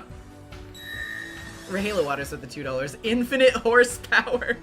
Yeah, it's the true horse bullet coming through. By the way, I remember you now. Your face brings back memories. Boy, you've sure grown, huh? Huh, you. It can't be. You don't recognize me? Sure has been a while, huh? You've grown a hell of a lot. Good to see you again. It had been 5 years. This was the man Akasaka fought when he was investigating the kidnapping of the minister's grandson. Akasaka had still been inexperienced then. I was ordered to go easy on you, so I held back. But I won't hold back today. And that fat guy won't come to help you either. Still, you've improved a lot in the past 5 years, huh? I'm happy. I've been hoping for something like this for 5 long years. The rest of you, stay out of this! He's mine! Okanogi took off all of his equipment and threw it on the ground. He loosened one button and positioned himself. Seeing that, Akasaka realized that he was somewhat capable and narrowed his eyes in vigilance. Okanogi took that as an insult, that Akasaka only thought he was somewhat capable. His behavior was telling Okanogi that he viewed him on the same level as the other small fry. Akasaka first moved to take his stance and avoid getting Rika involved. Akasaka hadn't even moved one bit until then. Okanogi could easily see that Akasaka was extremely strong, but at the same time, he thought he would be fairly simple to take down. Karate may be a martial art, but nowadays it was just a sport. The army combat Okanogi trained in was completely different. Obviously, Akasaka had studied a lot, but it was all just child's play. All he learned were routine moves and forms. Besides, karate moves are fairly straightforward. Okanogi was confident that he could fight any karate pro and win. Okanogi started leaning onto his toes and using his meticulous footwork. In contrast, Akasaka hadn't moved from his back stance. Akasaka was acting as if Okanogi's footwork was simply a trick, which infuriated Okanogi. Okanogi moved fiercely and nimbly, in a manner completely different from how Akasaka was moving earlier. Akasaka remained calm, but Okanogi saw it differently. He can't react to my movement, so he's prepared to take damage in order to deal more. Akasaka couldn't defend himself from Okanogi's quick jab, and it connected with his face. It was a quick but light attack. Its purpose was to distract Akasaka and create an opening for Okanogi. Okanogi knew that Akasaka would use his arms to guard his face instinctively. Okanogi's real purpose was to attack his abdomen, which would then be unguarded. Of course, Akasaka didn't have enough time to guard himself. It took more than just good kinetic vision to prevent his attack. Only Okanogi, who trained for many years, had perfected the speed of that technique. Normal people would struggle helplessly while vomiting if they were to experience Okanogi's kick. It could even rupture internal organs. So it was pretty amazing that Akasaka was still on his feet. What's the matter, Mr. Karate? Can't you fight back? Too light. What? Akasaka mumbled something, but Okanogi couldn't hear. Actually, he did hear it, but Okanogi never imagined he could say such a thing in this situation, so he couldn't hear it. He couldn't comprehend it. too light. What did you just say? Your attack is only meant to defeat your opponent. That's why there's no weight to it. Huh? What are you talking about?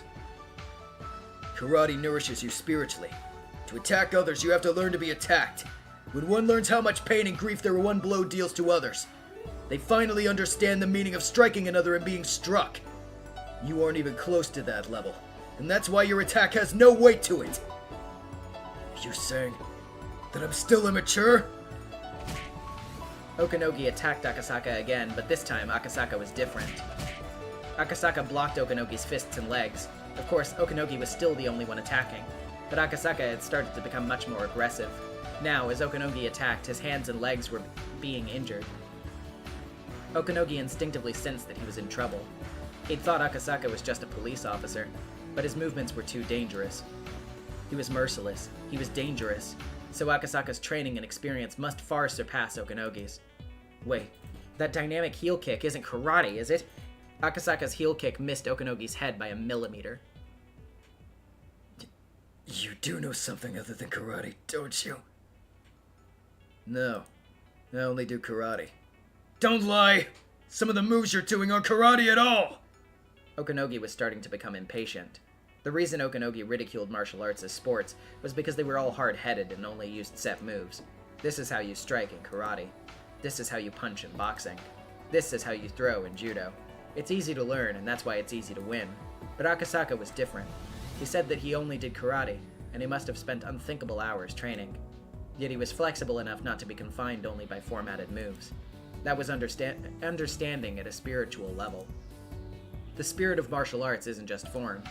One simply learns forms to reach that spiritual level. Therefore, for one who had reached it, there are no forms. What Akasaka had was a philosophical spirit.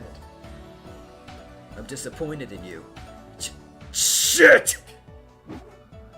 Akasaka stepped away from his original spot for the first time. He moved forward. He filled the space between Okanogi and himself with his inescapable conviction. As Akasaka walked closer to Okanogi, Akasaka's assault radius tried to swallow him whole. To be within that radius meant death. Okanogi walked backwards to avoid being in that radius. That was the result of his clear-headed judgment, not because he was scared. You don't even know the meaning of an attack! They'll teach you just how significant it can be! As Okanogi moved backwards, his back hit the van he came in earlier. He was cornered. Having your back to a wall didn't mean you were at a disadvantage, but the more it was pressed against that wall, the further a disadvantage it became. If Okanogi let Akasaka come any closer, Okanogi wouldn't even be able to take a combat stance. Okanogi decided it immediately. The last chance he had was in the moment Akasaka took his next step. Akasaka's foot left the ground. He was taking another step. Now. Go to hell! No tricks, no feints. Okanogi lowered himself and attacked with everything he had. The attack was powerful enough to break Akasaka's ribcage and rupture his heart. I'm a professional, Okanogi told himself. I can't be defeated by this amateur! I'm Okanogi of the Mountain Dogs! Good for you. So, how much did you get paid, huh? At that moment, Akasaka's eyes opened wide.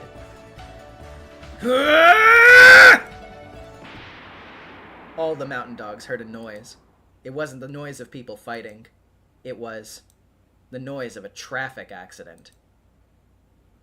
Okanogi's blow missed by a slight amount, and Akasaka's fist struck inches away from Okanogi's face. There was a dent in the sliding door of the van. The windows on both sides had shattered, and it looked like the van was in an accident. Was it even possible for a human fist to do this? Time resumed its flow, and Okanogi knelt down, falling to the ground. Akasaka didn't miss on purpose. Akasaka couldn't control his fist because he put everything into one blow. Okanogi should thank Akasaka.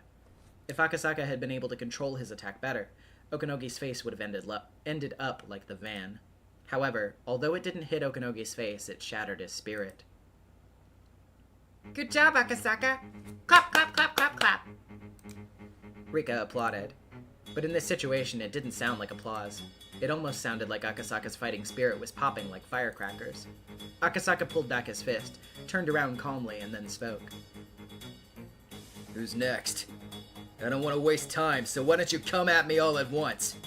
They knew, everyone knew, that there was no way to defeat Akasaka with their bare hands. They realized they needed weapons. They also needed more people. There should be a better equipped unit in the basement. All of a sudden, things began to move quickly. The remaining mountain dogs emerged from the basement. You're not permitted to fire on the surface! I repeat, do not fire on the surface! Phoenix 1, give us permission to collect R and retreat immediately! But the mountain dogs who just witnessed Akasaka's battle against Okanogi realized it was time for them to run. They didn't even care about Rika. Who would even think of taking Rika from him after seeing what Akasaka was capable of doing? When Okanogi regained his awareness, he jumped into a van with the mountain dogs as it drove away. Since Okanogi took off his intercom device to fight with Akasaka, he had no idea what had transpired in the basement. After the mountain dogs broke their promise with Rika, they were supposed to round up the remaining club members. But when Akasaka showed up, the dogs had to be divided into a ground force and a basement force, which altered the situation. Kasai had gone on a counterattack, and the other club members somehow climbed up from the well and helped him.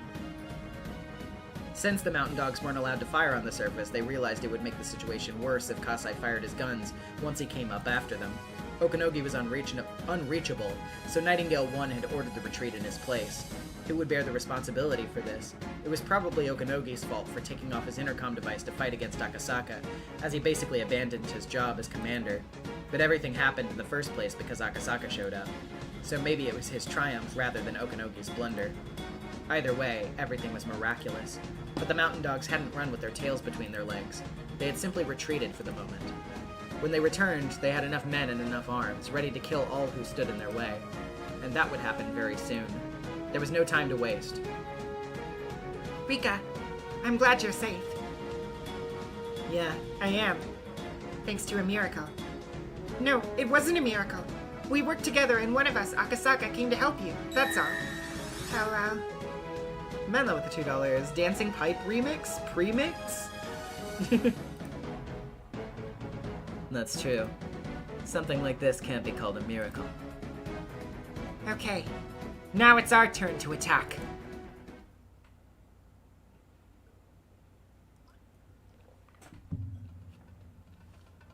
And that is where we will be stopping for tonight. Sorry to leave you off on such a big cliffhanger. I know the cheesy shonen fight was very fun. I had a lot of fun too. Very climactic. But yeah, we do have to be stopping. We do have to be stopping now. So I apologize. But stick around for well, discussion, I suppose, at this point, and fan art.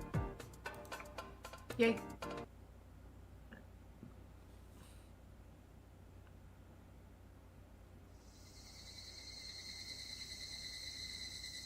And yeah, like everybody, you know, as much as I hate to do it to you guys, Tomi is right. It was basically impossible not to do a cliffhanger here. With how much we have left, we just gotta stop here. There is no way we can continue on from this point. So, sorry, but is what it is. But we'll put up our little thinking Takano for you guys to talk over. So go ahead and share some thoughts for us to read over while I get up art. Yay.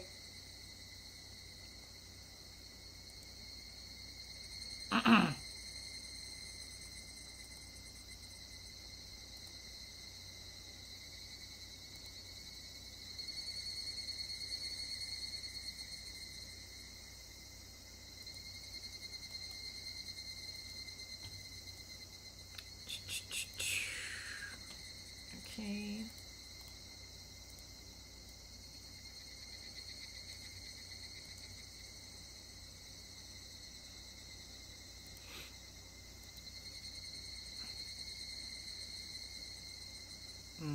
Actually, yeah. That one's on Tumblr, so I'll just open that on Tumblr as well.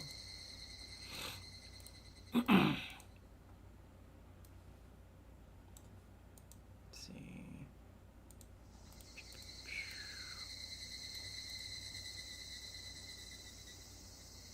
Okay, got that.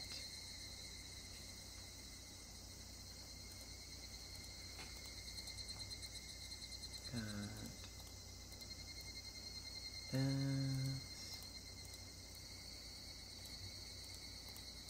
Got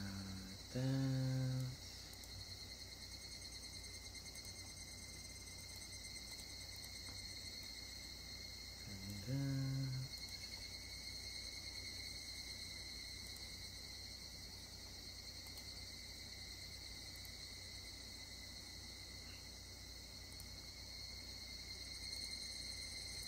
this. Got this. Got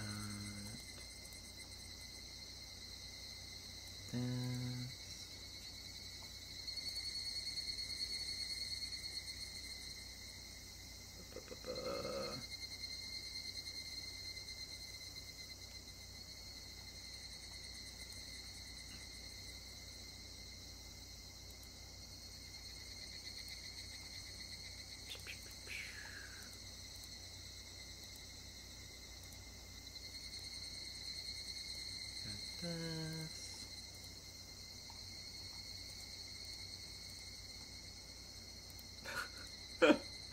Oh my god. This.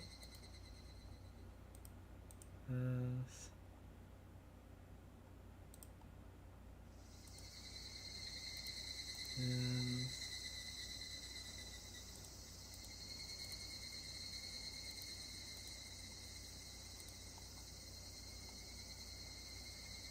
Okay. And I'm sure that some people will probably end up sending in some stuff while I'm going over chat, so just let me know. But anyway,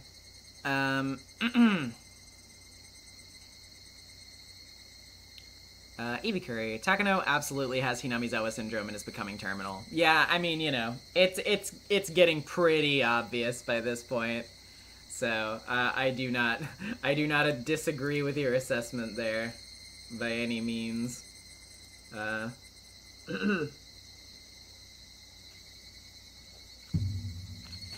Somebody gotta calm her down.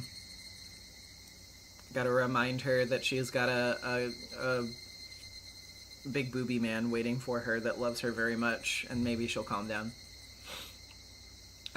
ERA, my thoughts. I love hope and the power of friendship. Me too. Tommy says, how do you guys feel about this? I've seen people get absolutely disgusted by this chapter. I think those people are weak cowards. I think they won't survive the winter. I think that they should just allow joy into their hearts and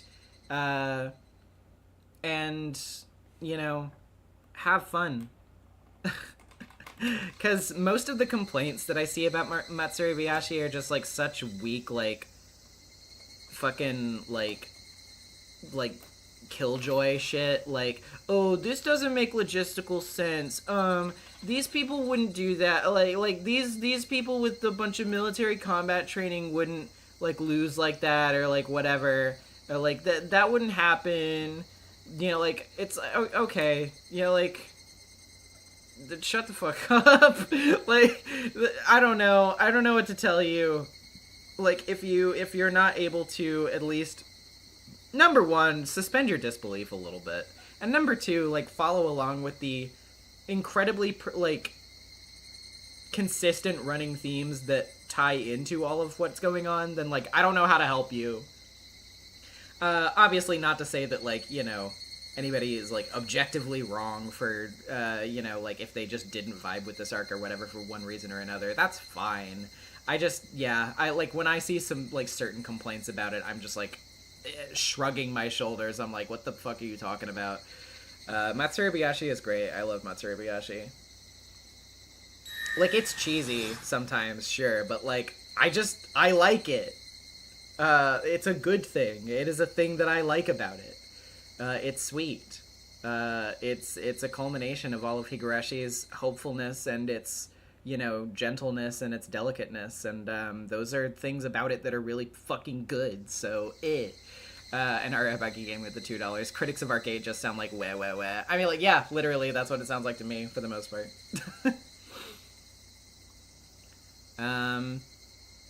Gona, I'm hoping the gang with Akasaka's help will get suspicious of how the Mountain Dogs found them and figure out Irie's tracker, and maybe they can use it to trick Takano. Maybe. Jetty's message is multi-part, so I think I will wait for that. And, like, get back to it whenever you're further along. Seditious. Can't believe Irie is a triple agent, betraying Rika on purpose by forgetting his keys and carrying around a tracker device so Takano can monitor his so-called betrayal. Definitely not an accident. Oh my god. The fucking Irie conspiracy theory is real.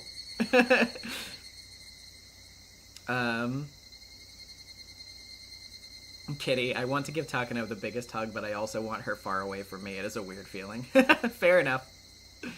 Jeez.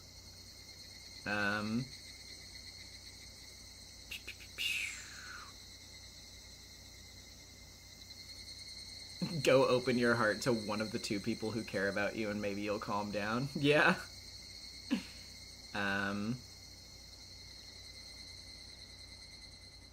Cinema Sins ask criticism. Literally.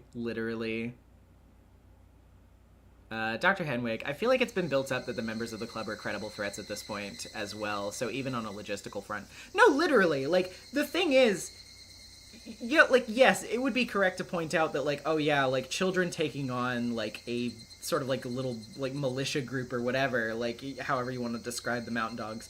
Yes, sure, you can say, maybe it's a little bit silly, but when you consider the context of everything surrounding it, it's been set up decently well. Like, we know that Satoko has, like, a ton of traps littering the mountains. We know that everybody, like, Mio knows the fucking village like the back of her hand. We know about the Sonozaki family shelter. We know about the fact that, like, Mion and, like, literally people associated with the Sonozakis have literally had, like, military training at different points. Also, just, like, this is their village. The fucking Mountain Dogs aren't from here. That, like, sure, they've been working here for a little bit, but they're still, like, people visiting from outside the village. They are city people. This is a village full of people, like, these kids, aside from Keiichi, know this village like the back of their fucking hand. Like, of course they're going to have a home turf advantage in that respect. And using every little bit of that advantage to their benefit is how they've managed to stick it out this long. It's very good. I like it.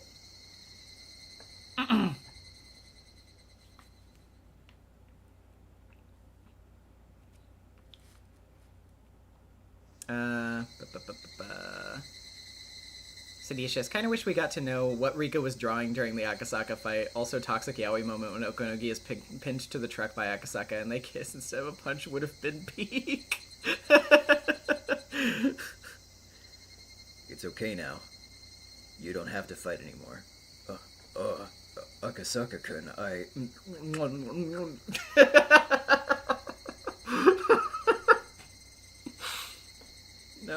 No.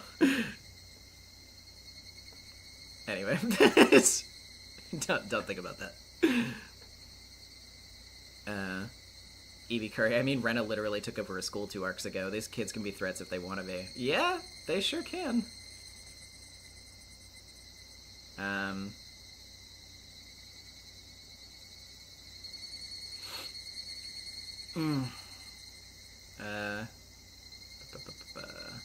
Evie Curry, things can be cheesy as a treat after genuine trudges through trauma and the lasting effects it has. No, that's also a thing that I really like about it too, tone-wise, is that it's like, we've been building up to this point, like, that's why, once again, that's why I dislike the anime and its focus on shock value, over, you know, the actual emotionality of the story, because a lot of people who, especially who only watch the anime, went into this being like, what's this fucking shonen bullshit? Where's all the dark stuff? Where's the scary? Why is it not scary and dark no more? Like, the reason why things were explored in so much traumatic and awful detail before is so that it could naturally be weighty and like build to a point where when things actually started to go the character's way, it is more emotionally impactful because you care about the characters and have seen them go through so much bullshit and you want them to succeed. Literally, what would be the point of the story if it just all turned out bad again and they just all die? Ooh, you get to sit there and be like, oh, that was depressing. And what else? What does that play into? How does it address the themes? How does it address the characters? Not saying that every story has to be happy, of course, but, like, use your fucking brain, please. God. People. Anyway. Let me scroll up and read Jetty's thing. You mentioned before how Takano parallels Rika, but she does the other clubmates as well. Satoko and how she considers herself a burden on her grandfather for just being a kid. Mm-hmm. Mion and how she went from being a scared child to being granted a huge position of power that she also can't control. True. Rena and how she considers her grandfather's work her responsibility. Also true, yeah. Despite never being expected to, with Keiichi, it's more of an opposite. He's impossibly selfless, and she's willing to bulldoze anyone she sees as an obstacle. I like that observation. I think that's good. I think that's good.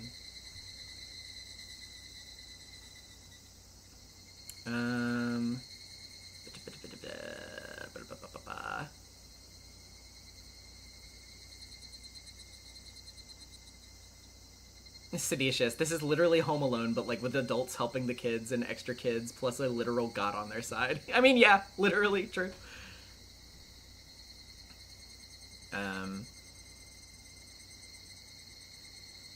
My only main issue with this arc so far is that we could have spent more time with Hanyu growing closer to the club instead of jumping straight to the plotting. I understand that, and I don't necessarily disagree, but at the same time, it's like, well, you know, you only have so much time if you kind of want to, like, keep things on an even kilter pacing-wise, I suppose.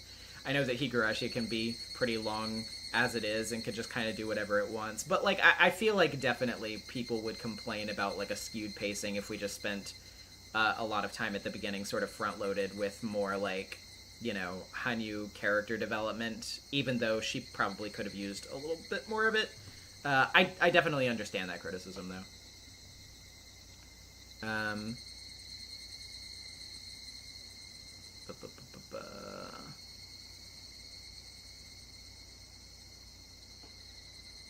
Where's the blood? Gona, still holding out hope that they're going to find Satoshi in the clinic's basement when they go to rescue Tomitake. Must hope, must hope.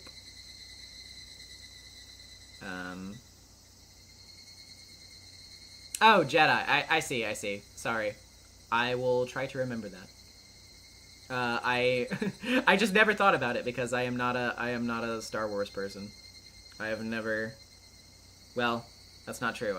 It's not that I've never watched a Star Wars movie. I've only watched 2. I'm not very Star Wars pilled, unfortunately, or fortunately, depending on how you look at it. But well, anyway.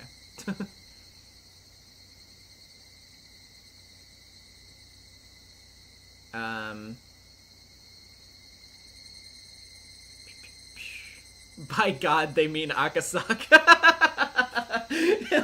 Literally, they hype up Akasaka so much. It's really funny.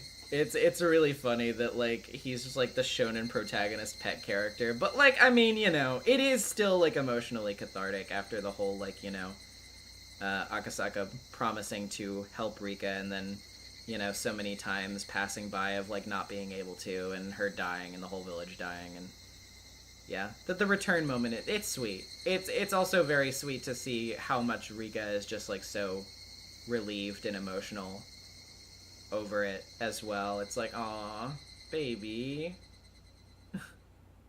You're so happy. And I like Rika being happy. So long as Rika is happy, it's fine. Jupiter August. I just wish they'd been brave enough to make him look as buff as they say he is. Bro should have been a bodybuilder build at that point, I feel. I agree. I saw somebody earlier saying something about, like, you know, the console artist seems not to know how to draw, like, non-skinny men. And it's like, yeah, they kind of don't. And it is pretty lame.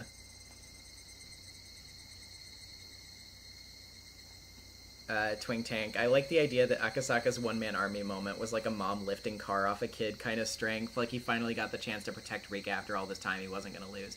I would agree with that. I feel like that's a fair enough assessment. Like, you know, when you have your moments of, like, you know, there's a lot riding on this. I have a big sort of like adrenaline rush. I have to do this or else somebody important to me is going to die. You know, like, it makes sense to sort of have that reaction. Definitely.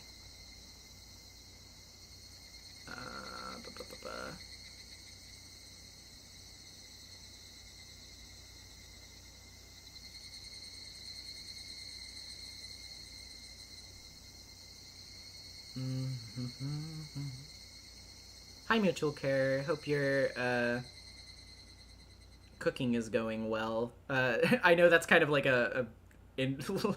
sort of like an interesting way to shorten your name, I suppose, but but I mean, I guess it works as much as anything else.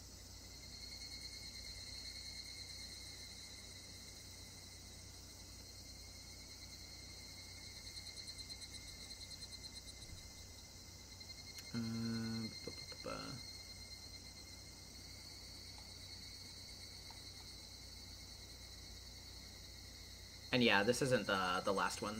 The last one, it's technically next week. And then just to refresh people that didn't hear me say it before, next Friday will be the last, like, the finale of Matsuri Bayashi. So that's basically the Higurashi finale. Then there will be a week break after that, and then the Friday after that will be the epilogue chapter, Saikoroshi. Which will only be one stream. We'll just read that entire thing in one stream. Because it's only about as long as, or maybe a little bit longer than an average stream length for this series anyway, so might as well.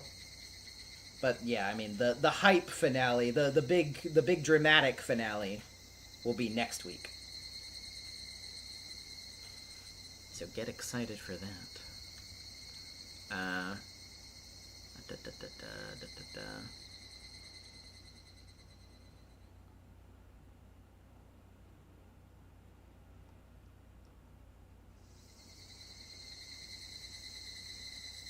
Thanks, Nezumi. I'm so tired as I only got 4 sleeps. 4 hours of sleep partially due to my cat Alphonse, yes, named after FMA Kara. Aw, kneading me all over and tugging the blankets off of me. Well, we we do many things for our cats. We do many things for our cats.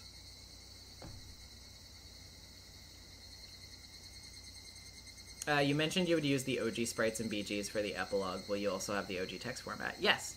I didn't mention it on stream before, I guess. But my plan is, when we get to Saikoroshi, I will be doing it with the original sprites and backgrounds and text format, all as originally presented.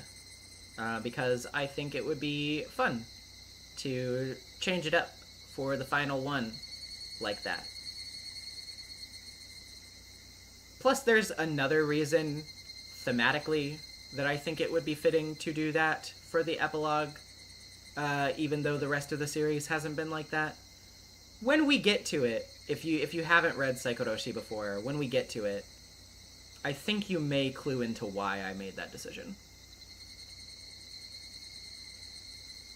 But we'll leave that discussion until then.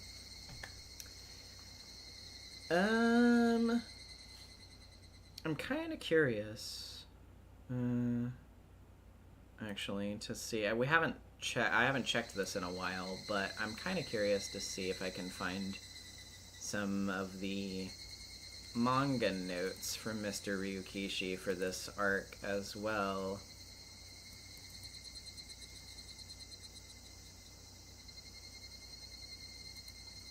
Just because it's always fun to read some of his thoughts on the arc about some of these things. I just have to find them. is there a part during this section? Let me see.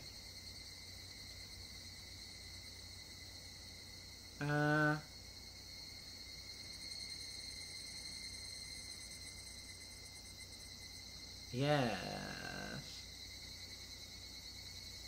Yeah. So, yeah. Here's a note from Ryukishi about this section of the story, which is fun.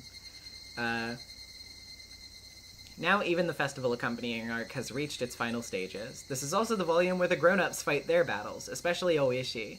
He makes peace and joins forces with the Sonozaki family, once his powerful enemy with a strong influence on everyone in the village, and together they repel Otaka. I wonder if it's because he's so well loved that he was able to come out victorious. Because if Oishi had lost his battle, Operation 48 Hours would have ended in failure. As for Otaka, I get the feeling that he's your typical punching bag character. Yeah, self-aware.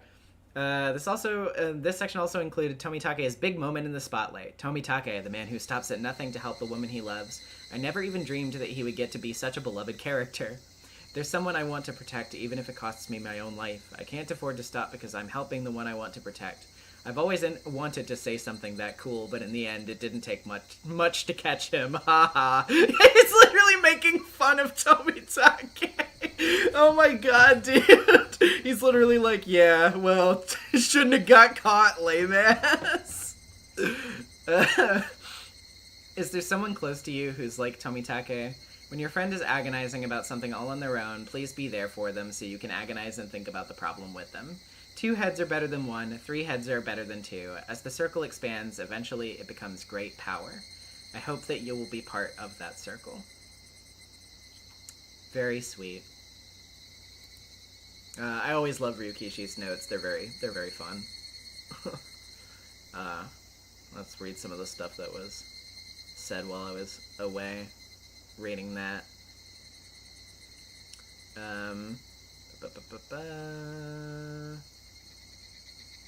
I guess I didn't really miss much.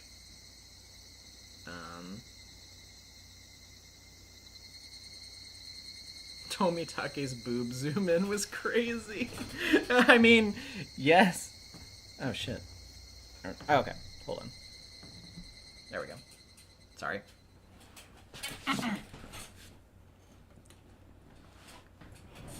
Train man. I don't know. Are we gonna have enough time? Because I know the artists are probably, for next week, since next week is the finale, like, I don't know if the artists are going to want to do funny joke drawings.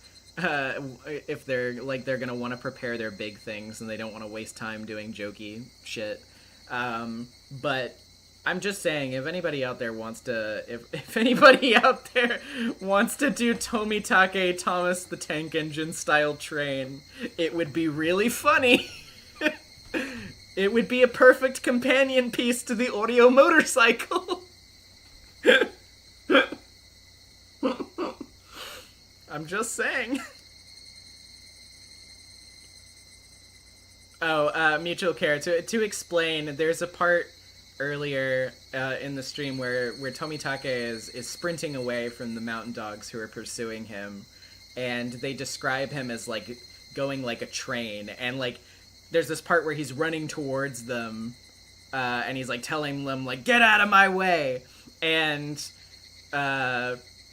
it's like, you know, a train, you know, blows its whistle at people that it's approaching, not because it thinks the people are going to damage the train, but because the train is going to, like, barrel through them and hurt them. And so he's just, like, saying, like, get out of my way, in the sense that, like, if you don't get out of my way, I'm going to beat the shit out of you. And then it says, you know, you're like, Tomitake didn't grin because trains don't grin, which is such a funny fucking thing to say. But yeah. So that's train Tomitake. That's the explanation. He's Tomitake is a train, Oreo is a motorcycle, and Akasaka is a horse. All of these things are true. And Rika and Satoko are Keiichi's dad. This is also true. Armor-piercing horse bullets. Honestly, the horse bullet joke kind of came around in a perfect way that way, to be honest. I didn't even think about the way that could wrap back around into Akasaka here, but it actually kind of worked out perfectly.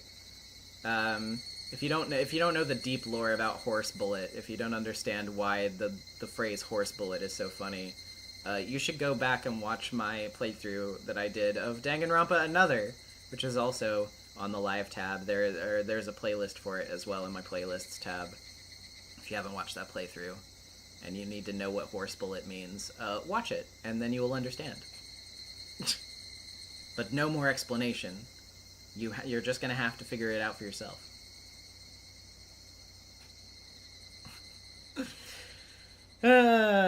Boy, oh boy. Alright. Let me do one last check of the tags real quick, and then once I've made sure that we've got everything, then we can go ahead and do art. Tumitake, Tion, Woman, Audio Shitposting, Random Mion, and of course Furudad. These bits have truly made this the best way to experience Higu. True! I mean, you know, I don't mean to brag. No, it's just... I'm very happy that we've all made some lasting memories over this piece of media together. I hope these memories carry with you whenever you think of Higurashi in the future. Along with how good it is, obviously, which you should always be thinking when you think about Higurashi.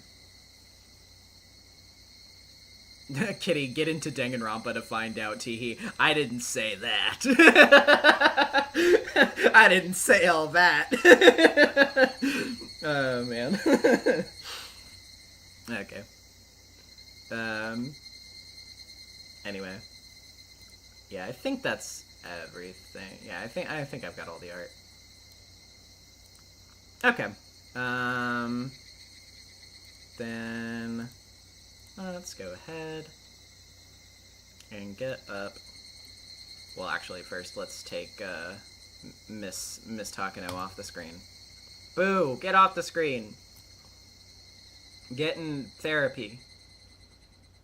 And in the arms of a beautiful man who loves you, and then everything will maybe be okay. Anyway, fan art. Turn that layer on. First, Thank you for listening to my words from last week. We're starting off with this from Don Pumpan. Toxic Yuri versus Old Man Yaoi, and we'll get to the Old Man Yaoi in just a second. the Chie Takano, let's go! It's so cute. The makeout meme is also really funny, but it's cute. Aww. They could be so good for each other. They could make it work. God, you are so awful. But you love me anyway. It's good. I like this a lot. This is very good. And the Toxic Yaoi in question is to Akasaka from Oishi, a gift from me to you. That's... I think, you know, the thing that's more mysterious to me about this picture is not actually the Oishi in the sexy Christmas underwear. It is, you know, just looking at his surroundings and being like, huh, is this the kind of place that Oishi would live in? Like, it, you know, like a nicely decorated, like with a bunch of Christmas lights and a flat screen and his little snow globe and everything. It's honestly, it's a little cuter than I would have imagined a place for Oishi to live in. Akasaka's wife is gonna be mad, I think. I mean, who can say? Who can say?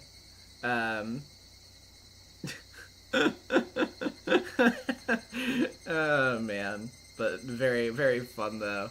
And hey, I mean, if he gets through this, and if he gets that pension, then, you know, he'll be able to decorate that house and he'll be able to live till Christmas. So, hey, there you go. More reason to win, Oishi. Very good. moving on to this from Chiyoko, our consistent goat over at Chiyoko Arts on Blue Sky. The scene is still so badass. Shion just casually whipping this one out like it's another Tuesday. I love this scene. I love this scene so much. I know, like, you know, I said I was already, like, saying how much I loved that scene while it was happening, but, like, I'm very glad that someone gave this scene the props that it deserves by drawing art for it, which you did a fantastic job as usual. You did a really, really good job with the gun, especially. But yeah, I mean, like, just everything about it is so iconic. Like, I already said the thing about the shaft, like, you know, the cave shaft thing, like the contrast with Miyakashi. The line "Pretty girls don't die" is iconic. But really what really gets me a lot is the fact that, number one, Shion goes into that thinking full well that, like, there's a possibility that she could seriously die. And she's doing this to protect Mion. The fact that she calls her Shion, the line, like, "Tell her that I want to be twins in the next life," and Mion, after thinking that Shion is in danger and thinking that she could have possibly died, like, Mion literally, like, screaming and crying for her. Like, dude, it gets me. The Sonozaki twins, I love them. I love them so much. I just, man. It's just, yeah, I love them. I love them a lot. Oh yeah, Satoko calling her Nene as well is really, man.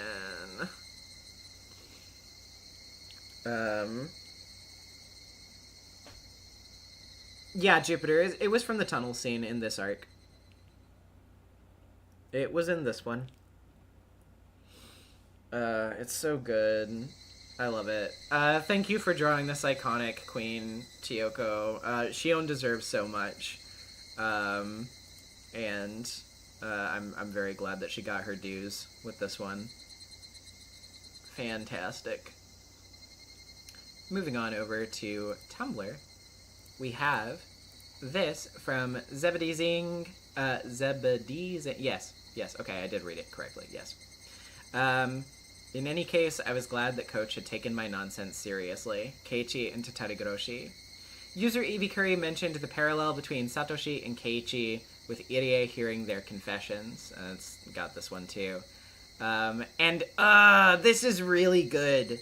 This is really good. I really like the stylization on this a lot. The anguish on both of them is really, really clear. The coloring, like the red in the eyes. But one thing that the thing that I really wanted to point out about the stylization that I actually really, really like is the way that you render Irie. Sort of like out of the frame in both of them, kind of lingering nearby, and like just kind of this shadow over the proceedings. The fact that he's like feels like it kind of emphasizes the feeling of his character in these moments, I think, where it's like he wants to do what he can to help, but like he just feels powerless to be like involved in the situation beyond like just standing by, like literally being a helpless bystander. Again, we've talked on these streams a lot about how, you know, if it weren't for his stupid fucking jokes, his terrible, terrible bit, that Irie would be such a compelling character. And these moments in particular are ones that I'm really like, you know, there's a great example of them. And I think the way that you render him here really speak to that quality of Irie's character that I like. You did a really, really good job with these. I quite like these a lot. Also, like, just the general, like, the perspective and stuff is very evocative at, like, sort of getting across the sort of emotionality. And sort of, like, I don't know, just, like, the vibe overall, like, how do I describe it? it's the harriedness of both of Satoshi and Keiichi here, which really gets across the way they feel. Yeah, you did a really, really good job with these. And you also included a couple of memes as well. 88 scenes be like cringe pervert lolly jokes, then have one scene like this, and the you don't need to say anything, close your eyes and get some rest, we'll get to the clinic soon, then I'll give you some medicine, okay? Like, yeah. Yeah. And then also, year 1983. Help! Can someone please take care of Satoko? Jeez. Very, very good. Oh, man. This next one, oh, man. We have this from Aquanoir, who always fucking knocks it out of the park, and I really like this one, in particular, for, like, the description, which I will read now. Something I really love about Higurashi is the various ways characters perceive the violence, and it feels like such a wasted opportunity for the adaptations to always take the route of extremely graphic, literal depictions. So I'm taking a swing at it myself with a series of pieces on the subject. I'm planning on 4 in total, but we'll see what happens. I have ADHD and I'm allergic to doing things in order, so the first piece here is actually from the end, Matsuri Bayashi. And it is the line during, the Takano flashback where she sees the stuff in the orphanage, and she says, inside of the hen house I saw redacted. The general goal was to make something that is instantly identifiable as graphic in nature, but once you take a look, you will find there are no details to allow you to comprehend what you're looking at. I tried some other censorship methods such as pixelization, but this is the result I liked most. It didn't turn out quite how I initially planned, but I'm happy with it. I've little experience with drawing buildings, so I built that hen house in Blender, and it saved me a lot of grief, haha. This is fucking awesome. I really like this as a concept, honestly, just like the idea of like trying to abstractly render these scenes of violence in a way that perfectly captures the vibe and the horror without sort of like sensationalizing or lingering on the shock value of the specific gore. Like, that in particular is really, really good. And also, having read the manga and knowing, of course, like, what is actually happening in that scene, you did a really, really good job of conveying that information in a vague way. I don't know, like, I don't know how to describe, like, how I think, how well I think this gets that across, like, again, like, with that, like, succeeds at that specific goal of conveying that information and that vibe without giving you too many specifics. And giving you, like, a still suitably horrifying image to, like, sort of provoke that emotional response. I really, really like this. I really, really like this a lot. Man. Yeah, I wish I could say more, like, specifically about it. But yeah, it's like Ibikuri says, your mind fills in the gaps. It's very successful, like, doing something like that, which I would actually say is, it plays very well into the ethos of what I think is really effective and good horror, which is, obviously everybody knows, the idea that the more you leave to the imagination, the more the person in question will fill in the blanks in their own head. And that will be, yes, nothing is scarier. Yes, exactly. Just, man, the colors are really striking. The red especially, like, really breaks through very, very well. I would love, love, love to see more scenes, like you said, rendered in this way. I'm really excited to see what other ones you do, whether or not they're featured on the stream, or if, you finish them after the streams or whatever. I would still love to see you post them. I'm very, very curious to see which ones you want to pick out and do besides this one, because this one is fucking excellent. I really, really like it. Really good work. Speaking of fantastic work, we have this by the Twink Tank on Tumblr, and that's a dash between each word on Tumblr for the URL. Gomenasai, Higurashi Whip. Wanted to draw some comfort art of Rena being held by Hanyu after the hospital scene with the capsules and Matsurubayashi. Kinda turned out to be more of an angst than comforting piece, with Hanyu helplessly trying to console Rena but unable to. Rena is definitely my favorite character from Higu. She is a wonderful little weirdo and so smart. Rikishi's portrayal of her struggles with psychosis are heartbreakingly real and always deeply respectful. A really rare find in fiction even today. Absolutely 100% agreed. And this is really well done. Really like the posing on this. The hands covering the face are always something that I find very effective, and this is really well done. I just want to go ahead and compliment too your hands, like the hands that you draw. I mean, not the hands attached to your wrists personally. Your hands are really good.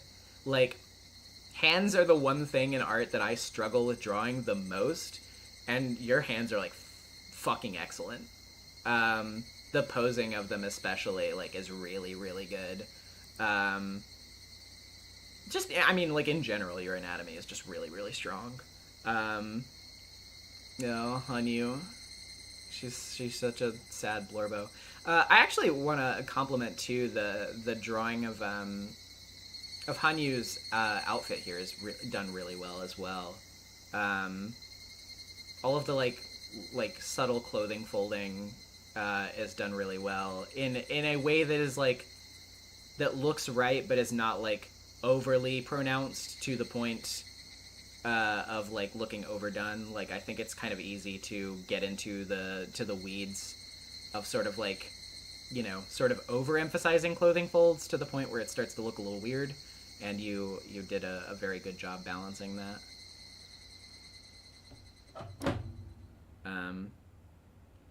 So yeah, very effective.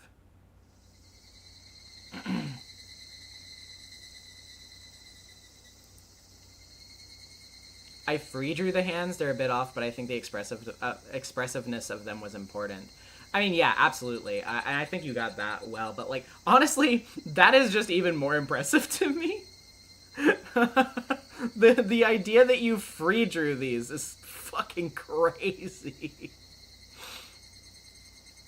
Anyone know Chiyoko's social? I heard she was on Blue Sky, but I can't find her fan art. Chiyoko's on Blue Sky is Chiyoko Arts.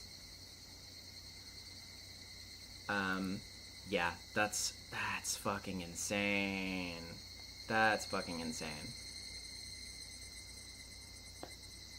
Arts, with an S at the end. Avi Curry. Yeah, kind of a humble brag. No, I mean, you deserve the humble brag. Like, you know, yeah. I fully support bragging when you are good at what you do. Which you are. This is very good. Excellent work. Moving on to the Discord now. We have this from Rahela. Here's the first two more troubled Higurashi Takano with one of Mincing Mockingbird's most iconic quotes. I'd sell you to Satan for one corn chip. The inspiration beamed into my head last week, thinking about Takano's obsession with finding her irrefutable proof. If you know, you know. But something tells me that she is starting to waver, at least in regards to Tomitake. Her regard for human life besides him still leaves a lot to be desired. Yeah. This is a really fitting line for her, though, isn't it? Thinking about it. I mean, it is a quite iconic quote, but it's a pretty good connection. Oh, jeez. Very well done, though.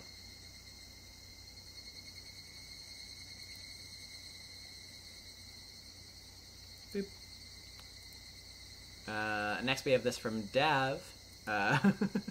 So, Satoko, this is Akasaka. He'll be staying here for a little bit. Rika, you brought home a horse? Hello. The horse face yet again fucking kills me. It's so well done. And then like the text that, hello. I'm so hungry. How hungry? The expressions on this are so fucking funny. I really, really like this a lot. Dev. the breaking out the traditional art for Horse Akasaka, truly one of the greatest talents of our time. Thank you. All right.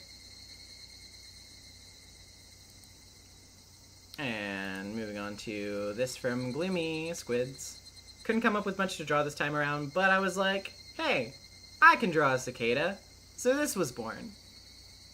It's a good cicada. And a good Rika as well. Quite like the light coming from behind the tree line as well. Very fun. That is a big-ass bug, though. Like, Rika, I think you found the king of all cicadas. Very cute, though. Like it a lot. And speaking of gloomy art, so Headless and I read the VN without the console sprites, so the boob zoom in was a very interesting inclusion / surprise to me. Just boob zoom. Oh, hello. Gloomy. Oh my god, the posing is so, jeez. Oh man, this is really good.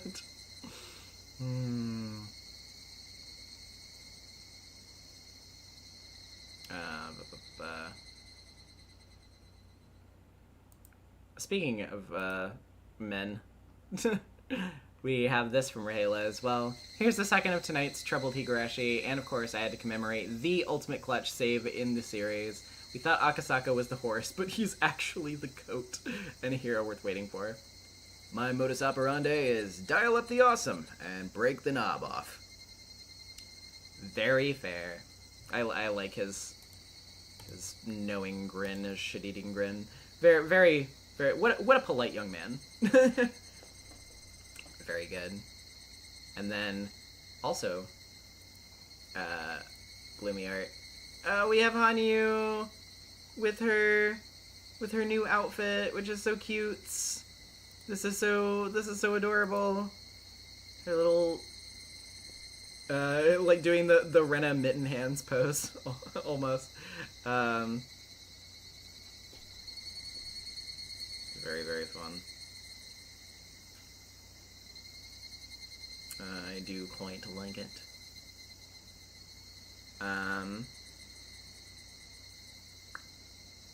But yeah, I think that's it. Hi, I'm the guy that draws Hanyu, and I drew Hanyu. And you did a fantastic job as usual. But let's scroll through the art one more time.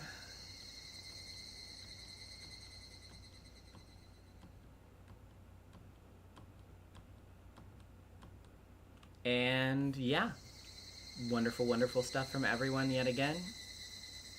And yeah, I think we're about ready to wrap up here. So just as a reminder, one last time for how things are going to go. Next week, next Friday, is the finale. It'll be fun. Come swing by. Have a good time. Then the week after that is a break. And then the week after that is epilogue. So, yep. Very exciting stuff. I will see you all next week. Thank you so much for watching, as always. And have a good one. Good night.